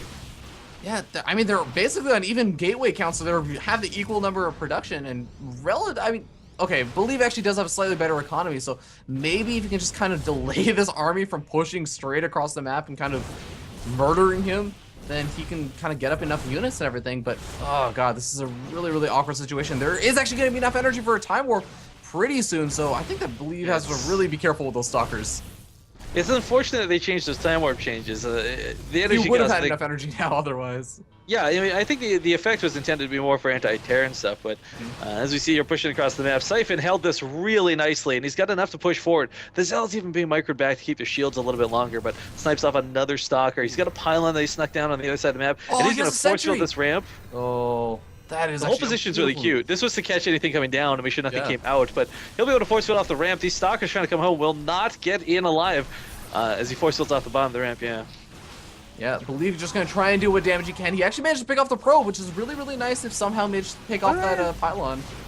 The probe's not that big of a deal, though. I mean, you sort of get the pylon down. You can try and sneak one in the main, but he's got so many forces. Safe place at this point. Yeah, it's snowballed out of control, is the bottom line. And I think, well, actually, turn around and shoot that one Stalker once. Jesus. Stalker, you get like 12 extra shots off. Just like freaking out here, man. Time warp goes down. There we go. Nice to catch those Stalkers for these Zealots. And as the sentry falls, another sentry being warped in, but a little bit late actually to the party. He doesn't even get another force field off or anything. Oh, he's got to be careful with these Zealots. These are his buffer. These are his advantage. You can't throw these away for free. Well, he's still going to be able to potentially pick off a couple of these probes, even up that worker count, as he is now pretty much dead even. Mothership Core going to go down, though. That's actually a pretty big loss, because if he gets forced back down the ramp, he's not going to have high ground vision anymore. No, I don't think he's going to get forced down the ramp, though. Not unless he makes a mistake. Okay, so he gives up the high ground vision, but there's no sentry to keep him back. The Stalker counts actually equalized pretty nicely, and Believe's even he's taking a lead, albeit just barely. I think, but Siphon kind of knows, like, he has this nice position. He's warped in a sentry of his own. I think that honestly, it makes sense for Siphon to just go ahead and transition out and build a Nexus as natural expansion. Yeah, containing at this point would be good. He's got to recognize he's killed a lot of probes when they got pulled.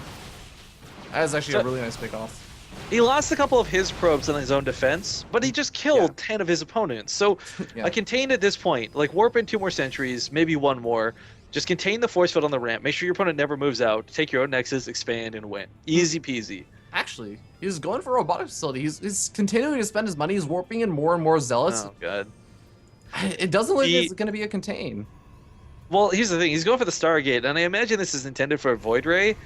to break the Stalker lines. But Yeah. what I would actually love to see is an Oracle go right across the map to Siphon's mineral line. Oh, That God. might be his best bet to try and get back into this. That's one of those things where it's almost a little bit of a, I really hope that your warp gates or your gateways aren't on cooldown. Obviously, if they are on cooldown, aren't on cooldown, you can still do some nice damage. But if they are on cooldown, your opponent's entire army's on the other side map, you can just like decimate it. But it looks like Siphon is gonna retreat back home, and I don't know. It's again, it's sort of a weird situation. I really would have liked to have seen a contain go down as well as like just a Nexus being thrown up, but you know, his Stalkers are going to be home. He should actually be prepared for this Oracle coming in. And God, what a cute play from Believe, going for the hallucinated Oracle before the real one.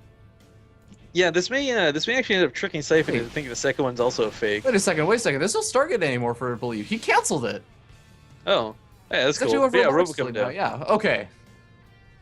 Both players are going to expand. You know, it's a little bit curious if you're Dragon. We talked about how fast the first DBZ series we cast today was. This one had cheese in game number 1. It had a nearly all-in game number 2. Yep. And still going this to the game late game. alone is longer than the entire first series. That's honestly the way I like it. I actually really enjoy like PvP. But hey, we do have a couple of Stalkers from Believe. These Stalkers aren't going to be intended to do damage, but he does have to be careful because he can get force field in like that. Oh God. 3 Stalkers being given away basically for free. I mean, not even a single Zealot really going to go down, barely taking any shield or hull damage on that Zealot either. And Believe these small little losses, they really do factor in because you start to fall further and further behind if you take too many of these, and your opponent just gets to walk across the map and kill you. Yeah, the Immortal here is really nice, but he doesn't have a big enough army lead that can storm in and win. But what he can do is storm in and kill those Nexus. Again, with the Observer just kind of chilling here, you see how small the army value is. It's only a couple centuries. There's really not a lot here to keep this back. Well, I think might be enough just to keep it back for at least a little while by himself, a couple more reinforcement waves, and ooh, picks off the Observer, a really nice pick off for Believe. Yeah, I think that Siphon's gonna be pretty wary about moving up this ramp though. He does have a Nexus going up or finished up behind this. He doesn't even still transfer his workers over there and everything, but look at Siphon the main though also for can- Siphon. Look at the main of Believe's main from Siphon. A Warp Prism comes in and loads 3 Zealots. So it's going to be able to warp in on top of this too. This will force Believe out of the natural. He has to withdraw some forces. And at worst case, if he pops the overcharge, that means it's not available in the natural. oh God, yeah, he does finally pop that overcharge on those Zealots, and War Prism does pick up 2 of them. The last Zealot kind of... No, he did that. I think that was on purpose actually to make sure it soaks the hits from the overcharge, rather than focusing on the Warp Prism. It's kind of a cool move. That'd actually be really sick, but you know, Leaf still does have all those sentries down at the low ground, so he's actually going to be okay for a little bit, but Siphon's you know what's cool? Hmm? This Colossus rushing out, he could use it for damage, but it can also break the force fields. That's the one thing keeping him away from pushing up that ramp. Oh man, that's actually really sick. And I actually really quickly want to note that Believe it's actually kind of supply blocked, and it just kind of just goes to show like War Prism coming in, constantly just being afraid that this giant army is about to poke up his natural expansion ramp. I mean, all these kind of things kind of start to throw you a little bit off balance. Maybe you're not ready, and hey, you end up getting supply blocked. It kind of sucks. But hey, I mean, picking off a pylon of Siphon does actually supply block him as well. You know, it's kind of curious actually. You know, rather than expansions, we see upgrades coming out of both players right now. This will factor in quite nicely later on, but typically you can't afford this because you're trying to get units out, raw power, if you will. That being said, Siphon's got still a pretty nice supply lead, and his upgrades will finish up a little bit quicker. Yeah, the thing is, the upgrades, the +1 weapons just factor in so much. They have like a ridiculous impact once you start getting out to your 2nd and 3rd Colossus. So I think around the time that these upgrades finishes, Siphon will at least have 2 of those Colossus. Now, question is, where is Believe really going to be on at the end of all this? I mean, he's kind of stuck around on this robotic facility tech. He's gotten out a lot of Immortals, which again can be useful against a Stalker Colossus composition. But if the Colossus count gets really high, Believe is just going to be really far behind. Well, even if it comes down to the Colossus versus Colossus count, what's kind of interesting is we're moving forward in the game where neither player really has that layering set for it. Mm-hmm. So you can have 11 Colossus, you can have 9. It doesn't matter as long as you can do enough damage with your layers before they dissipate. It's a very refined, finicky part of the matchup. It also relies heavily on positioning.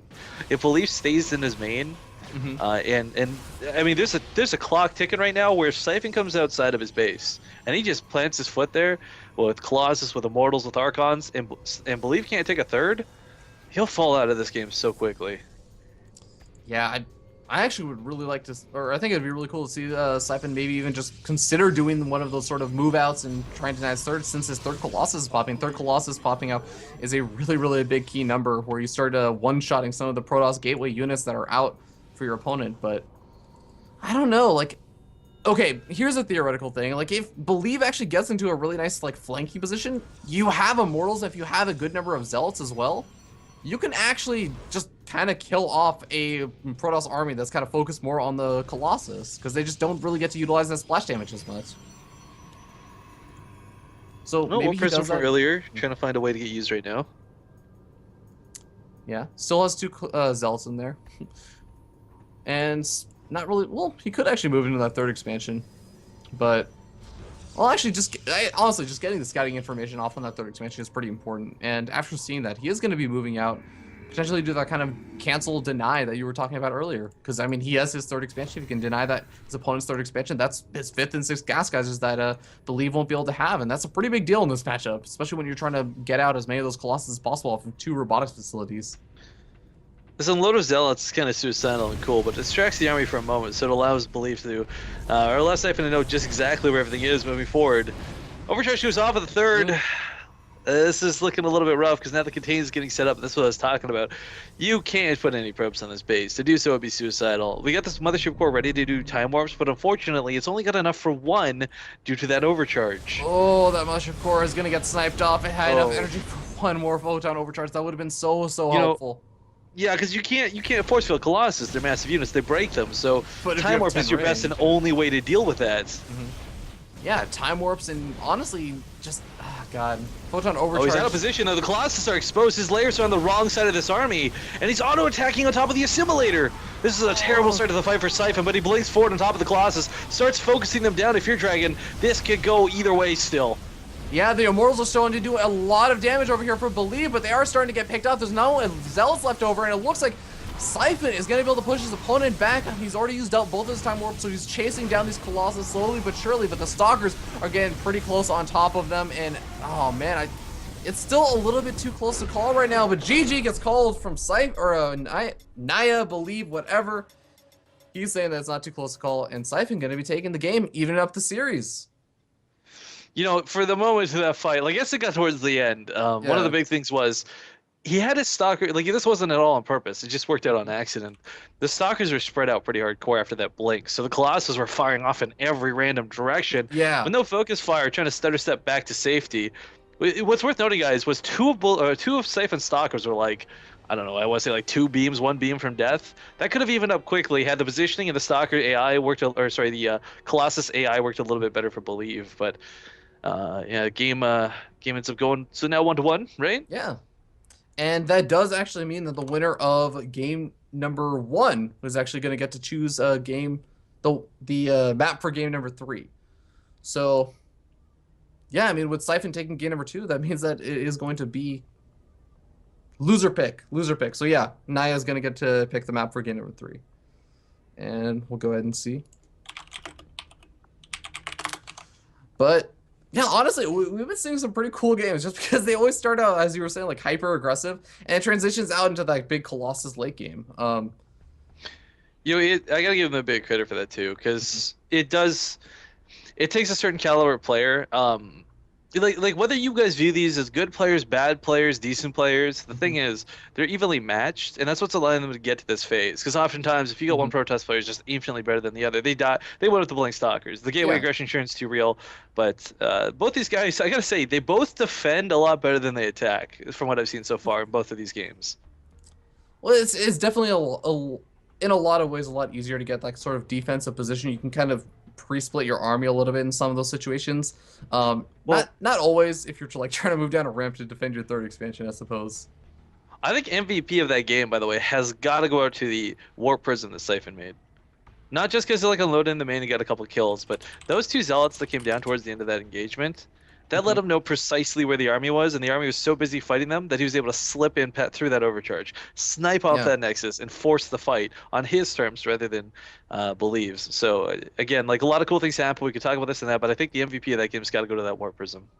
Yeah, definitely. And I mean, you even think about like what Siphon was able to do with that extra time. He was able to pre-split his army. That's part of the reason why, even if Believe had a pretty comparable army, there was no way you could have moved down the ramp against like a completely pre-split Colossus Tucker composition like on the low ground. It just was never going to work if you tried to do that earlier on. But it looks like we do finally have the map choice for Believe. It is going to be Frost. And Frost, it's a pretty big map. And honestly, this map is good for two things. First of all, Blink Stalkers are pretty freaking awesome on that on this map. Hey, what map did you make? Why do I have to download this? What? I made the ladder version of Frost, right? Yeah. Oh yeah, no, I don't know. It's just weird. It made me download it for some reason. You know what? I don't those crazy updates, you know. I don't even trust Battle.net anymore because like randomly it's just like you'll get into games, it'll just drop you. And I was like, nah, I don't actually think that you'll watch or play this game this time. It's like okay, I guess we'll regame. Yeah, Battle.net's been a little bit crazy lately, but you know, Frost is again, it's one of those maps where it's really nice for blink because there's just so many different places that you can really easily blink into your opponent's main base and do that kind of harassment that Siphon was honestly doing in game number 1. But also, like, it's a pretty big map, and you can actually see a lot of late game play, especially big Colossus, even Charge Lot Archon on this map can be pretty popular, just because there's also a decent number of pathways you can kind of take and do some nice harassment. Big angles so you can kind of get nice little concaves and flanks on your opponent. So I honestly feel like this could be another map where we might see a long-term game. All right, but yeah, looks like we are getting a confirmation from Rifkin and Believe on which one he would rather be called. It looks like a Believe is what he's going with. And yeah, for those of you who don't know, Believe is in fact Siphon. Or sorry, Believe is not Siphon. Believe is in fact Naya. Did actually change his name, or was originally called Believe, then changed his name to Naya, is changing his name back to Believe, so we're gonna stick with Believe for now. And I'm actually really curious. It's really interesting because Siphon used to be on Team Deimos Esports, and I would hear like murmurings like somebody was trying to pick up Siphon and everything, but he's still not on a team yet. So I'd love to actually talk to him about that. Maybe in one of the pregame interviews later today, or the winners interview if it comes up. Well, he's gonna have to win it first. Yeah, well, that's what I was saying. If it comes up, right? But yeah, as soon as the players are ready, we'll go ahead and get started with the game on Frost. I don't know. What do you kind of think about when you think about a PvP on Frost? I'm just trying to think. Like my favorite. Like it sounds so horrible to say, and I'm sure everyone's gonna hate me for it. But like my favorite Protoss builds often involve a lot of cheese, and it's respectively so that like the good player, like if you're good enough to hold off cheese, you're gonna be good enough to win that game. It's a lot of the logic, but I think like a good strong cheese can be a lot of fun. But game number 3, I think if I had to guess, these guys are probably gonna play it safe. I mean, they're up 1-1 or tied up 1-1. I don't think either wants to get knocked into the losers bracket so quick. Yeah. No, definitely. And again, I think that all signs sort of point to the fact that we're probably going to be seeing a pretty standard macro game, in my opinion, anyways. But let's go ahead. I mean, what is quote unquote standard macro when it comes to Protoss versus Protoss, right? Like we joke about the coin flips and things, but look at the way these games have gone. They've been standard macro games objectively if you just take the last 5 minutes of the game, but everything leading up to them both games have been far from standard. That is very true. But let's go ahead and jump in and introduce the players and find out what these two players are going to be doing as we spawn up here at the top right-hand corner on top of the blue Protoss player. It is going to be Siphon. And his opponent in the lower left is green. He's Protoss. You better believe it. It's Believe. Sorry, it had to be done. It's terrible. I was like, if he ever lets me take that intro, it's the pun's going down. But all right, so jokes aside about coin flipping, PvP, Power Protoss, whatever, guys.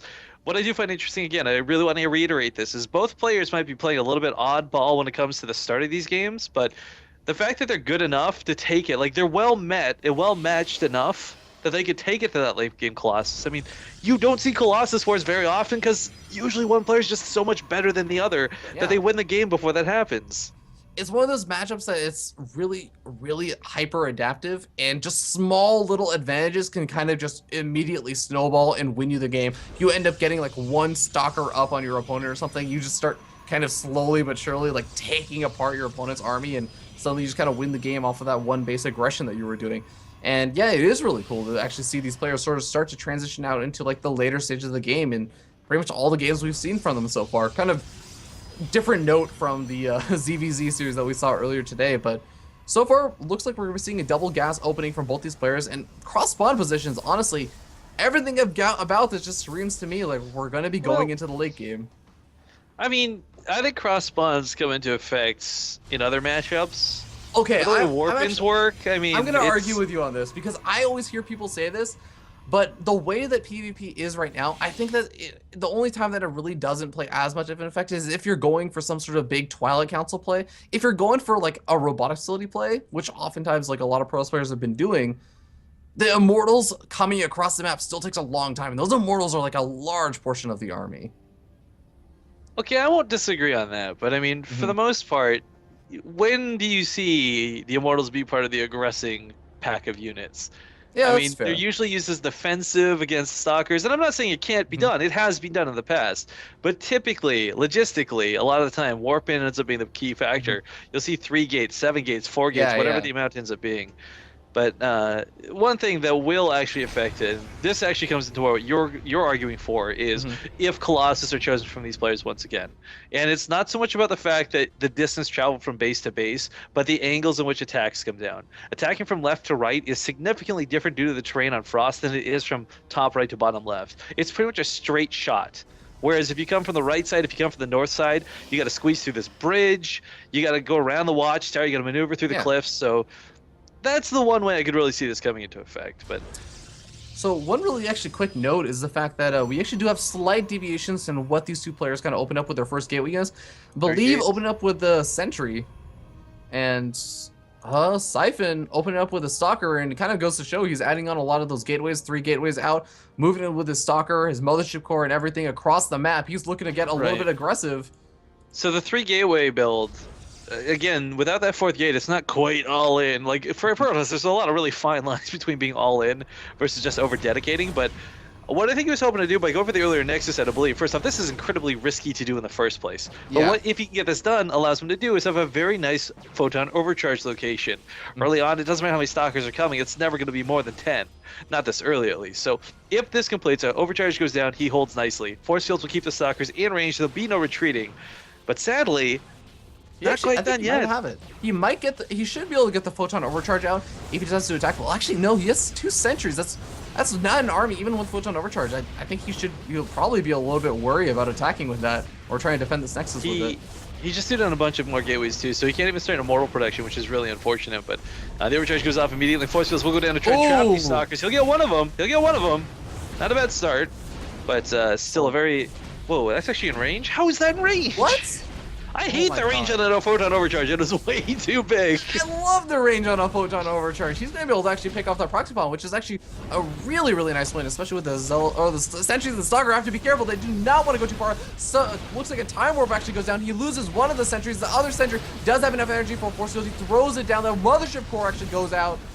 But but he may lose his own as well at the same time. One more hit. Yep. Big snipe there. Now the Immortal's out. This is looking a lot better for Believe than it did 10 seconds ago. Yeah, and I mean, here's the big thing, Rifkin, is that by having that Nexus there, that means that Siphon has to do some kind of damage, or he's just way far behind. Well, that's the problem, too. By going for the earlier gateways, he's really dedicated to doing damage, and good hold out of Believe so far, and he's got this fly lead. Oh, there's 3 sentries in the mix, and he's able to get some okay force fields. He traps out one of the Stalkers for Siphon, but has to be careful. He ends up losing every single one of those sentries. A really nice focus fire down from Siphon. Believe, though, he still has that Immortal, and that's going to be the real power force that Siphon has to deal with. And he's broken through the hardened shields, but he's got no follow-through. Believe is just starting to snowball out of control. And it's worth noting, Siphon is going for Blink again. This got him back into the game in a big way in that first game. Yeah, and I don't know, it could end up working. Blink is about halfway done, but when I feel like Believe could start moving out maybe pretty soon. He already has 2 Immortals. He has a good number of Stalkers, and if he gets a Proxy Ball and set up on the other side of the map, he could maybe just push in and at least deny a 3rd pitch. I would like to see him maybe at least send out some sort of scouting information to see whether his opponent's going for a natural. This is it's just a bit messy for Siphon. I mean, what the blink falls into great favor. Not only the macro control, whatever, blah blah blah. You could talk about the actual blink itself, but it's the way you use it. And I really liked how in the first game, even though he lost it, granted, Siphon was able to shut down that third base like what 3 times. Yeah. Sniped off a couple workers on the way. The problem is blink's kind of got a limit to it, and I don't know. With this many immortals out, he's definitely not going to be able to do anything offensive with it. So he's going to be using it defensively for the time being. And let's be honest, who wants to use Blink defensively? Yeah, and oh guys, Siphon gonna lose 2 more of these stalkers. Blink does finish up just barely in time, but not in time for one of those stalkers. It does end up falling. But here's the difference between like that game number 1 and this game. In game number 1, Siphon actually managed to keep like an okay number of those stalkers alive. He didn't have to like reproduce them or anything. This game, he literally has 1 or like 2 stalkers out on the map right now. That's not enough to get that kind of big blink damage done and canceling Nexus and all that kind of stuff. I don't know, like if he tries to reproduce those stalkers, it's gonna be really, really rough because it's gonna delay his tech. And he's going for he has the robotic facility up. He's getting up a Dark Shrine. I don't know. What do you think about the Dark Shrine choice? It's been his go-to. It's worked out for him. He's done a little bit of damage with DTs, but it's never been anything he's been winning the game with. Again, it's kind of that question of Immortals versus Archons mixing into that layering, and unfortunately, the Immortal count is really high for Believe. Like, really high. like just start walking across the map, man. Like, really. Well, okay, here's a counterpoint, though. It's really, really high, but Siphon does not have Colossus coming out. He has more Immortals coming out, which, yeah, Immortals do well against Immortals.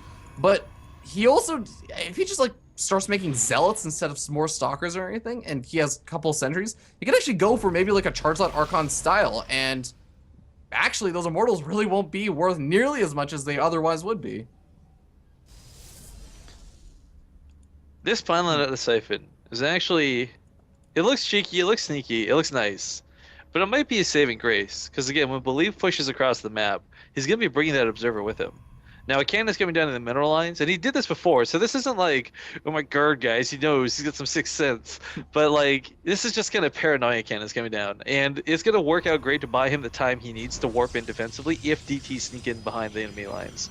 Well, here's the thing. I will say that just because you have a photon cannon in your natural expansion or your mineral line does not mean that 2 DTs cannot murder that photon cannon in like a matter of seconds and still have enough time to start going after some of those probes, or even maybe like the forge or like the robotics bay or something like that. Right, but that's the thing. You just hold position with the probes around the cannon and LOL have fun DTs. Yeah, that's true. You'd have to make sure that you notice it in time. So I actually, on that note, I would actually really like to see Siphon do that like right on the precipice of like a big engagement or something. That's generally when you can start to do some of those cheeky things. And hey, you know what? If your opponent's caught up trying to micro in the actual engagement, then sometimes they won't notice that those extra like 4 seconds earlier that the DTs are walking in their natural expansion. Okay, so Siphon's been kind of stifling his army for a long time, getting tech out. Granted, it's not weapon upgrades like we have at a Believe, but what I really enjoy is the Zealot Charge. This has been a big problem for all of their Colossus Wars, where Zealot Charge has been late to the party. This is something that's really big. Zealots, if they get on top of Immortals, if they get on top of Stalkers, if they get on top of Colossus, it's not so much about the physical damage they deal, but more about that they attack twice. So they'll deal more damage to the Colossus, sure, but they'll tear away those hardened shields from the Immortals, which means they'll die even faster, which means your lair dissipates sooner. The problem is, Siphon is so far behind in his Colossus tech this game. The last time we saw it, he was only like barely 1 Colossus behind. He's going to be like a full 4 or 5. This is one of those scenarios where Tempests are going to play out a little bit better, because catching up in Colossus count is, oh god, I want to say almost impossible at this point. And I mean, Siphon's been sending out units, so he should know that Believe has this ridiculous Colossus count. It is really interesting that he's still deciding to continue to just like say, well, let me try and play a little bit of catch up, and not even catch up with like double robo. Yeah, that's the thing. Like, if it's 1 robo and Believe gets supply blocked or something, maybe you catch up. But it's double robo, 3 bases. Yeah. Well, Siphon's gonna throw down his own second robotics facility, robotics facility, and get out double Colossus when he can. But I get those two confused. Like, the robo bay should be what things come from. Like, that's what you build. And like, I'm a Protoss player, and I still get it confused when I say it sometimes. You're pro. Damn, if you're no, I'm just kidding. It's like the round one. It's the round one that makes units. But Yeah, I mean, look at the units. Just pull up the unit stat right now. This is where the game's at right now. It's level 2 weapon upgrades for Believe. This is huge. They both have charge on their zelts, granted, but he's got so much more going for him. Yeah, Believe is kind of positioned out on the map by that Zelnago watchtower, and I'm kind of wondering if he's looking to move out right now, or if he's just kind of getting ready and kind of securing a nice little area on the map. Well, like I said, both of these players have had a lot more success defending than they have attacking, and Believe is absolutely paranoid of something shutting him down, and rightfully so, because Siphon's had really good defenses and really good harassment. I mean, he has no idea just how far he's been ahead for the majority of this game.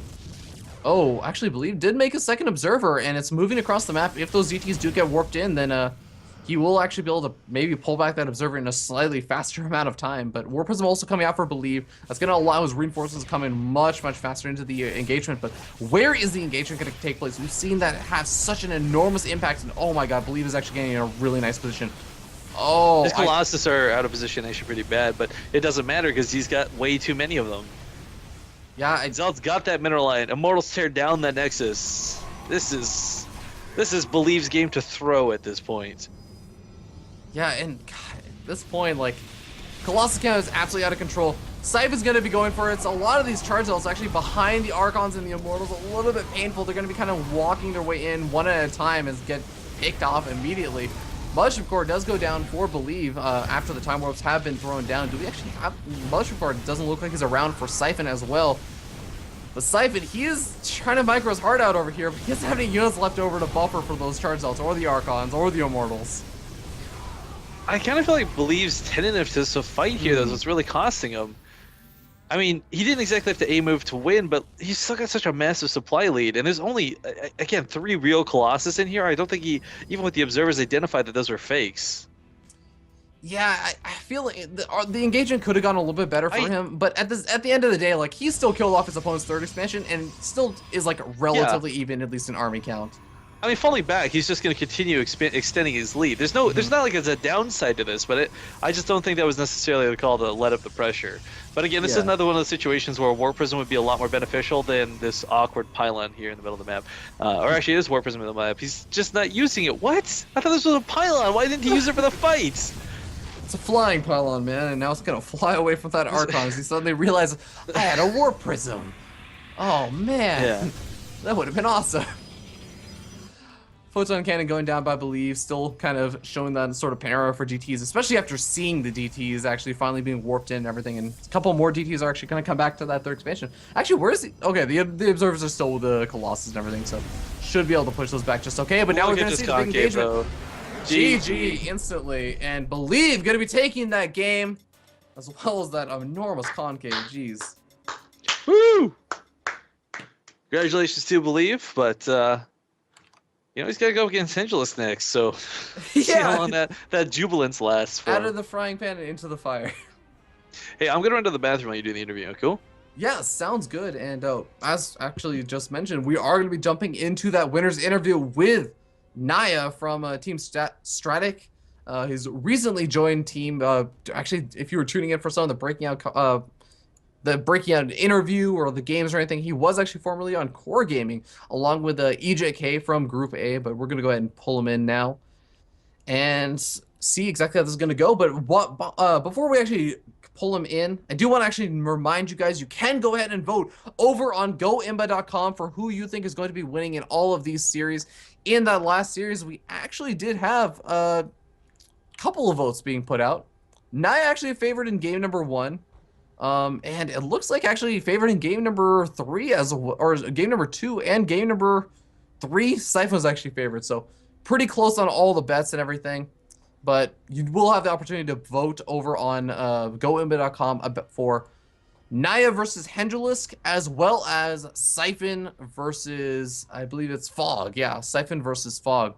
So be sure to go ahead and do that. And if you actually aren't aware of it, if you go ahead and vote, GoImba will not only increase the prize pool for the Breakout Invitational the more that you vote and like them on Facebook, but also they're doing Steam card giveaways. So if you want free money on Steam, be sure to go ahead and use goimba.com. And of course, we're actually doing our own giveaway over here on the Breakout Invitational stream, and that's actually for Azzy's unique plushies. So if you aren't familiar with these are basically just adorable little plushies that someone named Azzy has actually made. We have a Stalker, we have a Marine, and we have a Zergling. All of these are able to stand up on their own. And all you have to do to win these is tweet and follow FearDragon64, as well as your favorite Breaking Out player. And, just send a tweet out and you'll be entered to potentially win one of these plushies. But with that being said, Naya, how are you feeling now, man, after that win? Pretty good. Now Yeah, I just and gotta beat Hendrillus. now you just got to beat Hendrils. No big deal, right?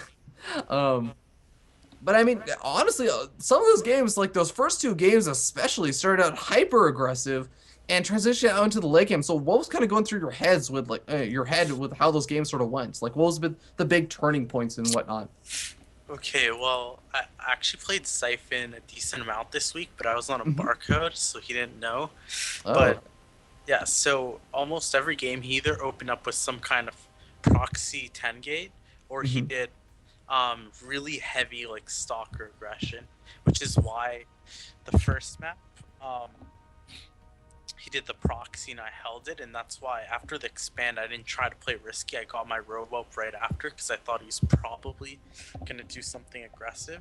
And then I think I had not a huge lead but a small lead after that fight, and then I scouted like his DT shrine and stuff, so I didn't take any damage to anything like that, which I think he was trying to use to even up the game. Yeah.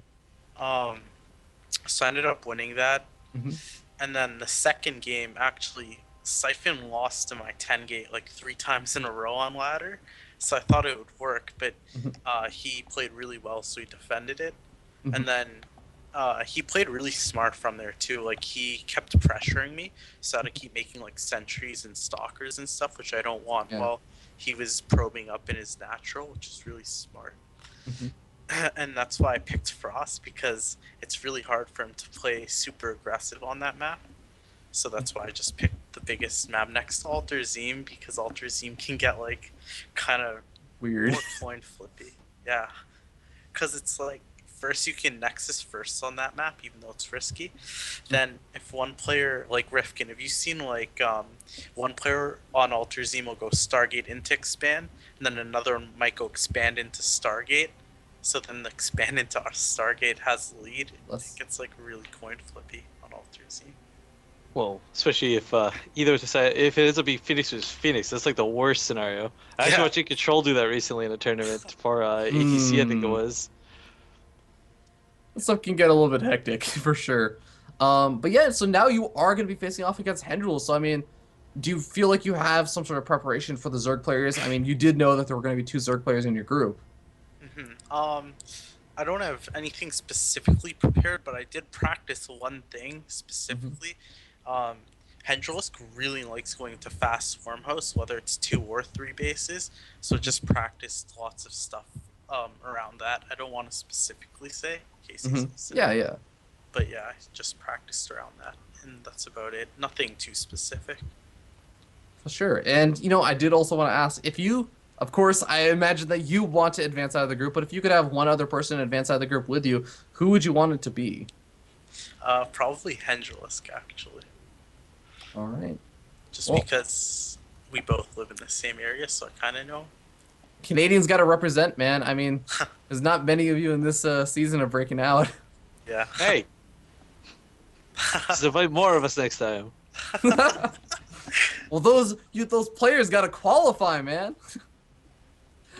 All right. Well, thank you so much, Anaya. We will be seeing you a little bit later down the line. A little bit, probably in like another hour or so. Well, actually, no. Wait. Hold on. No, you're playing in the winners match against Hendrils next. So we're actually going to be seeing you in actually a matter of 10 minutes. So don't go anywhere, guys. Go ahead and vote over on goimba.com, and we will be back in 10 minutes with Hendrils versus Naya.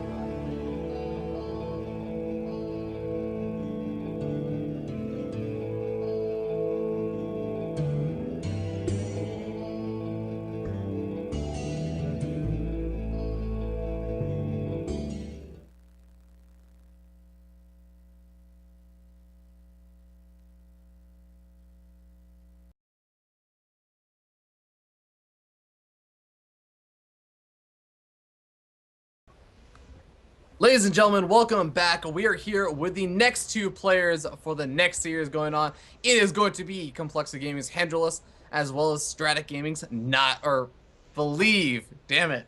I keep doing that. I have like post-it notes with all the players and all the names, and I just keep looking over and it's like Naya. And then it's Believe. How are you two gentlemen doing now? Starting with Hendreless. Frankly, that was a really long wait, so I'm really anxious. I'm a bit tired, but yeah, that's how I'm doing. Yeah, I know you have a pretty long day, and we actually kind of got some of your thoughts on, you know, what was going to be happening next, because you kind of pretty much knew that you were going to be playing a Protoss player no matter what. But do you have anything that like you special that you think you might have planned that maybe Believe won't be ready for? Maybe the word starts with an S and ends with a T. Well, Believe. Starport. What? You're not even Terran. No, but I picked Terran. Well, Believe he said that you weren't going to be ready for that. Do you agree with that? I don't know. He might have to use it to find out. All right, well, I'm looking forward to that. I'm not actually going to keep you guys waiting too long for the pregame interview or anything. You guys have any final words that you want to say to your opponent before you get started? Now's the time to say it. Good luck. Go easy on me, Protoss. No, it was their Imba. What? No. Why are all pro gamers so bad at shit talking each other? God. Good luck. Why don't you talk on our behalf then? Yeah, exactly. It's not fun. I'm not playing. I'm casting. I do enough talking as is. All right, I'm just gonna let you guys get ready for the game. So best of luck to the both of you. We will see you guys in a little bit. We go ahead and boot you out of the call, and Rifkin, you're gonna see a PVZ this time. It's gonna be the first of two PVZs that we're gonna be witnessing today. Because honestly, race-wise, this is only gonna go one way. I think the only match that could actually have a difference would have been the ace match, the rubber match at the end of the day. I'm serious though. Like we need to get like coaching involved for smack talking players. Everyone's so polite. Like good luck. Siphon's not too bad. Siphon kind of brought it. Siphon brought it. He brought it. But the rest of these guys, they're just like, all right, well, I wish you the best of your life. Live long and prosper, and we'll see how this game goes. I won't even be mad if you win this game. It's okay. I understand. I'd just be like, suck my, just get all up in the grill. But you know what? Before this game loads in real quick, it's worth noting, I threw those North American show matches just the other night, and every match was PVZ, and every time a Protoss player won. I'm just saying. All right. Well, we'll have to see if Believes that PVZ is strong enough to overcome. Definitely one of the favorites for the tournament. Spawning up here in the top left-hand corner of the map, representing Team Complexity, it is Complexa Gaming's Hendreless. And his opponent down to the south. He's green, he's Protoss. Give it up for Believe. Now, all jokes aside, I mean, I have some fun joking about the power of Protoss. I think everyone at this point's recognized that that's got to be sarcasm, and anyone who truly buys into that is a fool. But statistically, truthfully, we did have 3 ZVPs not too long ago, a couple nights ago, with some really talented North American players. I mean, Puck, Jim Rising, Caliber, No Regret. I mean, these are guys that would be part of Breaking Out anyways, in an alternate reality. And quite frankly, every single time it was Protoss. Now, Hendreless is the player who I would really put my money on to change that. Believe isn't too bad. I mean, we just saw him take a pretty good series. I just really hope he's not too focused on the idea of Swarmhost. I know that could have just been some joking around, some fun. But Hendreless, while he's willing to use Swarmhost, he's not the player to Stefano it up. He's not going to go straight to Swarmhost and carry them to victory. So actually, just really quickly talking about their openings right now, Hendreless is actually sending out a really early drone scout. Generally, you send that out if you're worried about some kind of Forge Fast expansion or some kind of really, really early aggression that could be coming out, but that's actually not going to be the case. Believe is just kind of going for the Gateway expansion, so kind of sucks for Hendreless to see, like, oh, okay, you're not going for Forge Fast. He's gonna put a hatchery. I knew it. I was waiting for it. All right, well. Don't get too excited. Don't get too excited. This is most likely just the block. You invest 300 resources or minerals into this, and okay, it'll get torn down. You're probably not going to build too much out of it, but if you get the queen out of this thing, you're keeping Belief on one base for at least 15 minutes. And honestly, one of my questions is sometimes we do end up seeing the Zerg players throw down like their natural expansion and then a third expansion. I think it was like the quote-unquote recently infamous 4 hatch before pool, which I can't remember who did it, but then everyone was just saying like Cats did it first and all that other kind of stuff. But you know, it can actually happen. So what is Hendrix gonna do? Is he gonna throw down the spawning pool soon? I imagine Well, he I mean, probably will, right? that's why you don't want to go 3 hatch, like, or I guess 4 hatch before Yeah. pool, because it's the queen that brings the strength to this. It's not about making zerglings, and it's certainly not about throwing spine cars down. Although you can do both of those things, it's about getting a single creep tumor out to make sure that Believe doesn't expand for the longest time in the world. And if he decides to say screw it, I'll just expand towards the 3rd base. Well, guess what? That's so far and it's so exposed, and it's not at all worth it. And there's not going to be a cancel in the slightest, guys. Again, like very intentionally so. Even if this doesn't get anything done through Queens, we're promising bull. I mean, already it's almost paying for itself because the time it's going to take to knock this down is about 300 minerals that these probes would have otherwise mined. Yeah, and that's going to be a huge annoyance for Believe because you have to also remember that Believe probably came into this game thinking, okay, I have certain plans. This is kind of the build order I want to go for. He's probably seen this before, but still, it just throws all of your sort of timings off and everything. Angelus kind of, I hate and love him for doing this. He's building an overlord out of this as well. This is going to give him scouting information, all these wonderful things, but as we see the Zealots repositioning, expecting it to be Zerglings or a drone to try and catch it. So this is going to get cleaned up. But, you know, even without the Queen getting out, unfortunately, because that would have been the best case scenario, it's still going to be a long time before this creep proceeds. Believe will not be expanding anytime soon. Yeah, actually almost kills one of those Zealots. It's actually a nice little almost victory over there for Hendulus. Now the larvae are going to get cleaned up as well as that creep finally receding, and Believe will finally be able to transition out. But yeah, robotic facility coming up, and I mean, how exactly do you do some sort of transition out of this from this point as a Believe? Well, there's nothing funky you really can do. You can either try and apply a little bit of gateway pressure, assuming your opponent's going to be... I mean, Hendrix, he sacrifices some stuff to make this happen. This is a very fast hatchery that goes down, and while the resources lost, like, heavily not in his favor, again, keep in mind, Believe's not expanding anytime soon. So, I mean, he still needs to expand is the problem. You can't one base as a Protoss player. If Believe was, like, blindly going for a 4-gate at the start of this game, then he's actually in a good spot, but he wasn't, and he isn't, so... a couple things get pop out of those larvae. They almost killed the probe. If he gets this, that'll be really nice, actually. He's being but it will... so annoying. Yeah, definition of a nuisance. But look at this. The Nexus is going to start at 6.5 minutes in. I mean, this is just absolutely frustrating to deal with this Protoss player. An Immortal's being made right now. I think he's expecting Roaches to follow it up, but that's not going to be the case for Angelus. He's actually just droning up while this has been going on. Yeah, Zergling's speed is going to be finished up, and he does not have any drones mining gas anymore. In fact, he's actually getting a Spore Caller, so you think this is more just preparation in case that robotic facility was instead like a Stargate, and he's preparing for like an Oracle or Phoenix harassment? I don't know. It's a lot less common in the North American scene. Like, it does happen, but it's a lot less common over here in North America than if we were, say, watching 2 players from Europe or Korea. Yeah. So it's probably not on his mind for the time being. Yeah, that's pretty fair. And yeah, Handel's going to continue to drone up, getting his evolution chamber down. Now, one thing that is sort of worth noting is that if you do sort of skip that Roach Warren, you do kind of... Oh, he's going to throw in a force field. Oh, if he doesn't... Okay, he pushes the Zealot out. Scumbag Sentry. It's just like, here, you go this way. Unfortunately, with that force field being placed where it was, this means the pylon is going to fall, and Hendrix is actually going to break through this. Is he going to lose? Okay. He doesn't actually continue to go after that Sentry. He will actually go after the Stalker instead, try and maybe get some scouting information over the main base, but... I've never seen a gateway depowered mid-transform. That looks freaky, man. Dude, imagine what it would feel like if your warp gate got depowered. What actually happens if a warp gate gets depowered mid warp in? It just cancels it, I'm pretty sure. It's like losing the pylon. Okay. Yeah, I don't think I've actually never like looked at a warp gate when that happens. You know, more sentries gonna be warped in for Believe. He's actually added on a pretty good number of gateways, and this is actually enough gateways to put on a lot of pressure, considering the fact that he's hiding Immortals in his natural or main base mineral line. I've got to feel like this is going to be like a big all-in coming out from Believe. Maybe. I like the Warp Prism being associated with this. He knows he's not going to get any balance down, not against someone like Hendrix, who's so relentless. But Hendrix is also, guys, keep in mind, he's throwing away a lot this game. Like, the countless amount of lings that have gone down for nothing.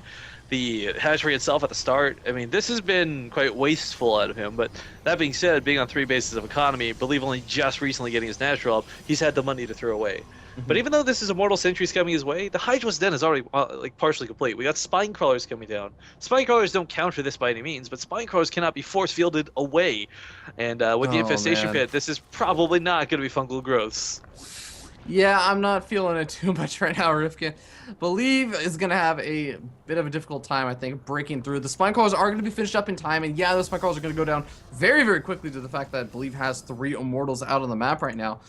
But honestly, it can be a bit difficult to break up the ramp against that Spine Crawler wall, basically, that's been made, and it's really, it's going to be really important that Believe gets some nice force fields over here when he moves over to the 3rd expansion, because that's actually going to be the nice thing that he has going for him. Hendrils just does not have the defense to prepare for this 3rd expansion. He's just going to sacrifice it. Smart move. Keep the drones alive, more critical than anything else. But the Hydras are coming out, and quite frankly, even if the force fields go down, he should be good to hold. Unfortunately, he's not going to be able to bait out a lot of these force fields prior to the engagement, as you normally would love to do, but as stated before, the Spine Crawlers cannot be force fielded back. Queens on the front line are a little unfortunate because they can't sit in the back and get energy to transfuse, but Ling's coming in for the back end, get on top of the Immortals. This will distract and buy time as he waits for these force fields to subside. Yeah, and a lot of force fields have already been used. There's actually only around like 3 or 4 force fields left over. Actually, the sentry that had that energy has now been taken out. So once these force fields expire, there's not going to be any more. Only Zealots and Stalkers being warped in at this point. And drones are being pulled for handles, but a nice time warp actually just expires at the absolute worst time. He's got the Swarm House out now. He can't over-dedicate to this with the drones. They're a really nice buffer, and drones are actually fantastic against Immortals, but again, he can't really fight the Zealots with these, and he's losing a lot. He is losing quite a few, and now he's actually down below his opponent's worker count. The Zealots just do so much damage right now to all those drones, to those Zerglings. The Queen's now going to get caught out of position right now, and that means that actually that was all of Hendrils' Queens. He doesn't have enough energy for the Swarm House would never rally forward. He's had these just dying larvae in his natural base this whole time. Or locust larvae, whatever you want to call it. Oh god, that's actually a terrible situation right now. And wait, did the Observer get taken out by... Yeah. Oh, yeah, okay. he died for it, so that was really key to this engagement. But even still, like you pointed out, he bled out a lot of workers. Yeah. Despite being on 3 bases, was on 3 bases, I should say. He doesn't really have much going for him econ-wise. Now he's going to hold, which is big. But for Believe, this was kind of all in. Only in the sense that he didn't really go for upgrades behind this. We never saw Forges slap down. He's now trying to go for the Robo Bay. But, you know, continuing this game, I think Blink Stalkers with a lot of upgrades are going to be way more powerful than the Colossus for beating back low counts of Swarm Hosts. Yeah, it was all in the sense that he had to do a lot of damage to really make it work, and that's honestly what he did. He killed off a ton of workers, killed off the 3rd expansion and everything. Hendrils does have quite a few Zerglings, or Speedlings I should say, left over, and he's going to move him across the map, just trying to make sure he denies the 3rd expansion from going up, because he knows he's down in workers, but what would be even worse if Believe actually got a secured 3rd expansion and was able to really, really transition out into his big 3-base tech. It's kind of frustrating. You see the Robo Bay, and I think a big part of this too is like in your mind, you think, what's the big counter to Swarm Hosts? And Colossus are a nice answer, but they're not the single way to shut it down. I kind of feel like if you got enough to hold your lines, what he's got up here in the north is way more important. This War Prism should not die. That's why the greatest thing is going, and if he's going to constantly produce Colossus, he can't afford to lose this. Yeah, because, I mean, you just don't have the time to reproduce that War Prism. You need those Colossus out as soon as possible, because they're pretty important if you do decide to go for that Colossus route and holding off those waves of Swarm Host Locusts. Now, where exactly are the Swarm Hosts are still actually just sitting at home. Hendrils kind of building it back up to that count, slowly but surely, but here's the problem. Swarm Hosts kind of suck at holding off War Prism harassment. They're kind of like the worst possible unit a Zerg player could have for it.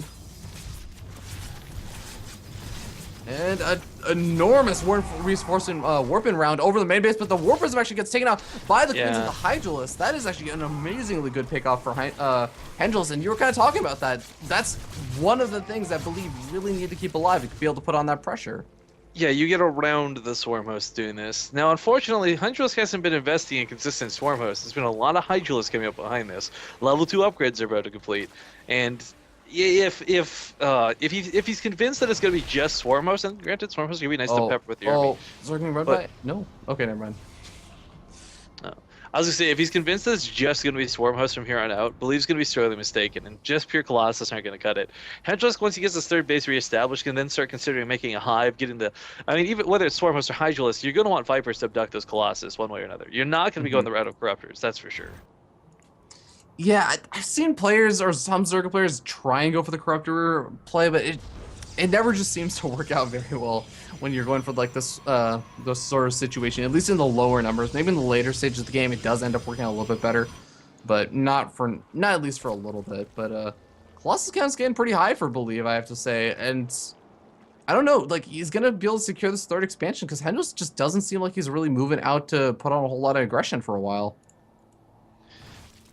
It's not like he's able to, though. I think a lot of people look at Stormhost and they go, LOL, free units, but it doesn't mean you can be reckless with them, have them in the middle of the map. Because, again, like, it's just a simple matter of having Stalkers blink over the Locust Wave, go straight for the Swarmhost, things like this. But Hendrix actually finds some stuff incredibly supply blocked, curiously enough. He just made 2 Overlords, but I don't know. He's been investing so much in Swarmhosts. These are very supply-heavy units. You can't really afford to get supply blocked too often in this scenario, but as we see, Hive is on the way. Well, Believe is starting to move out toward the center of the map. He sees some of those locusts, and more importantly, Hendrix actually sees the army moving out into the middle of the map. And cool thing is he has 3 Colossus, so these small little waves, that's actually one really interesting note, is that Hendrix initially kind of was, his locusts were staggered. It was like 3 would pop out at a time, and then the next wave of 3, and then the next wave of 3, and that really doesn't do too well when you have the Colossus able to really just take them out before they do any damage. Yeah, Gunny Shield's being popped off to help reduce the damage here just a little bit, but the Zealot's being traded out for this perfectly fine. He keeps back to the Swarmhost up. He's got one in a very awkward spot, but they're coming in from multiple different angles, so Believe has to push 2 different directions if he wants to kill the actual Swarmhost and not just the Locusts.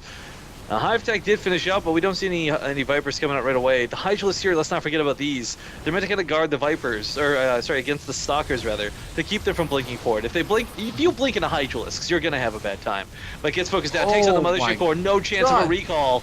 He is completely surrounded from all 3 sides. It looks like Believe maybe is overcommitted with his army a little bit. The Colossus are starting to fall. There's only a handful of these Stalkers. I mean, they're trying to do some damage over to this middle line before they end up going down and focus firing down some of those drones, but it is just not going to work out. He loses his entire army. That was an expensive army to lose.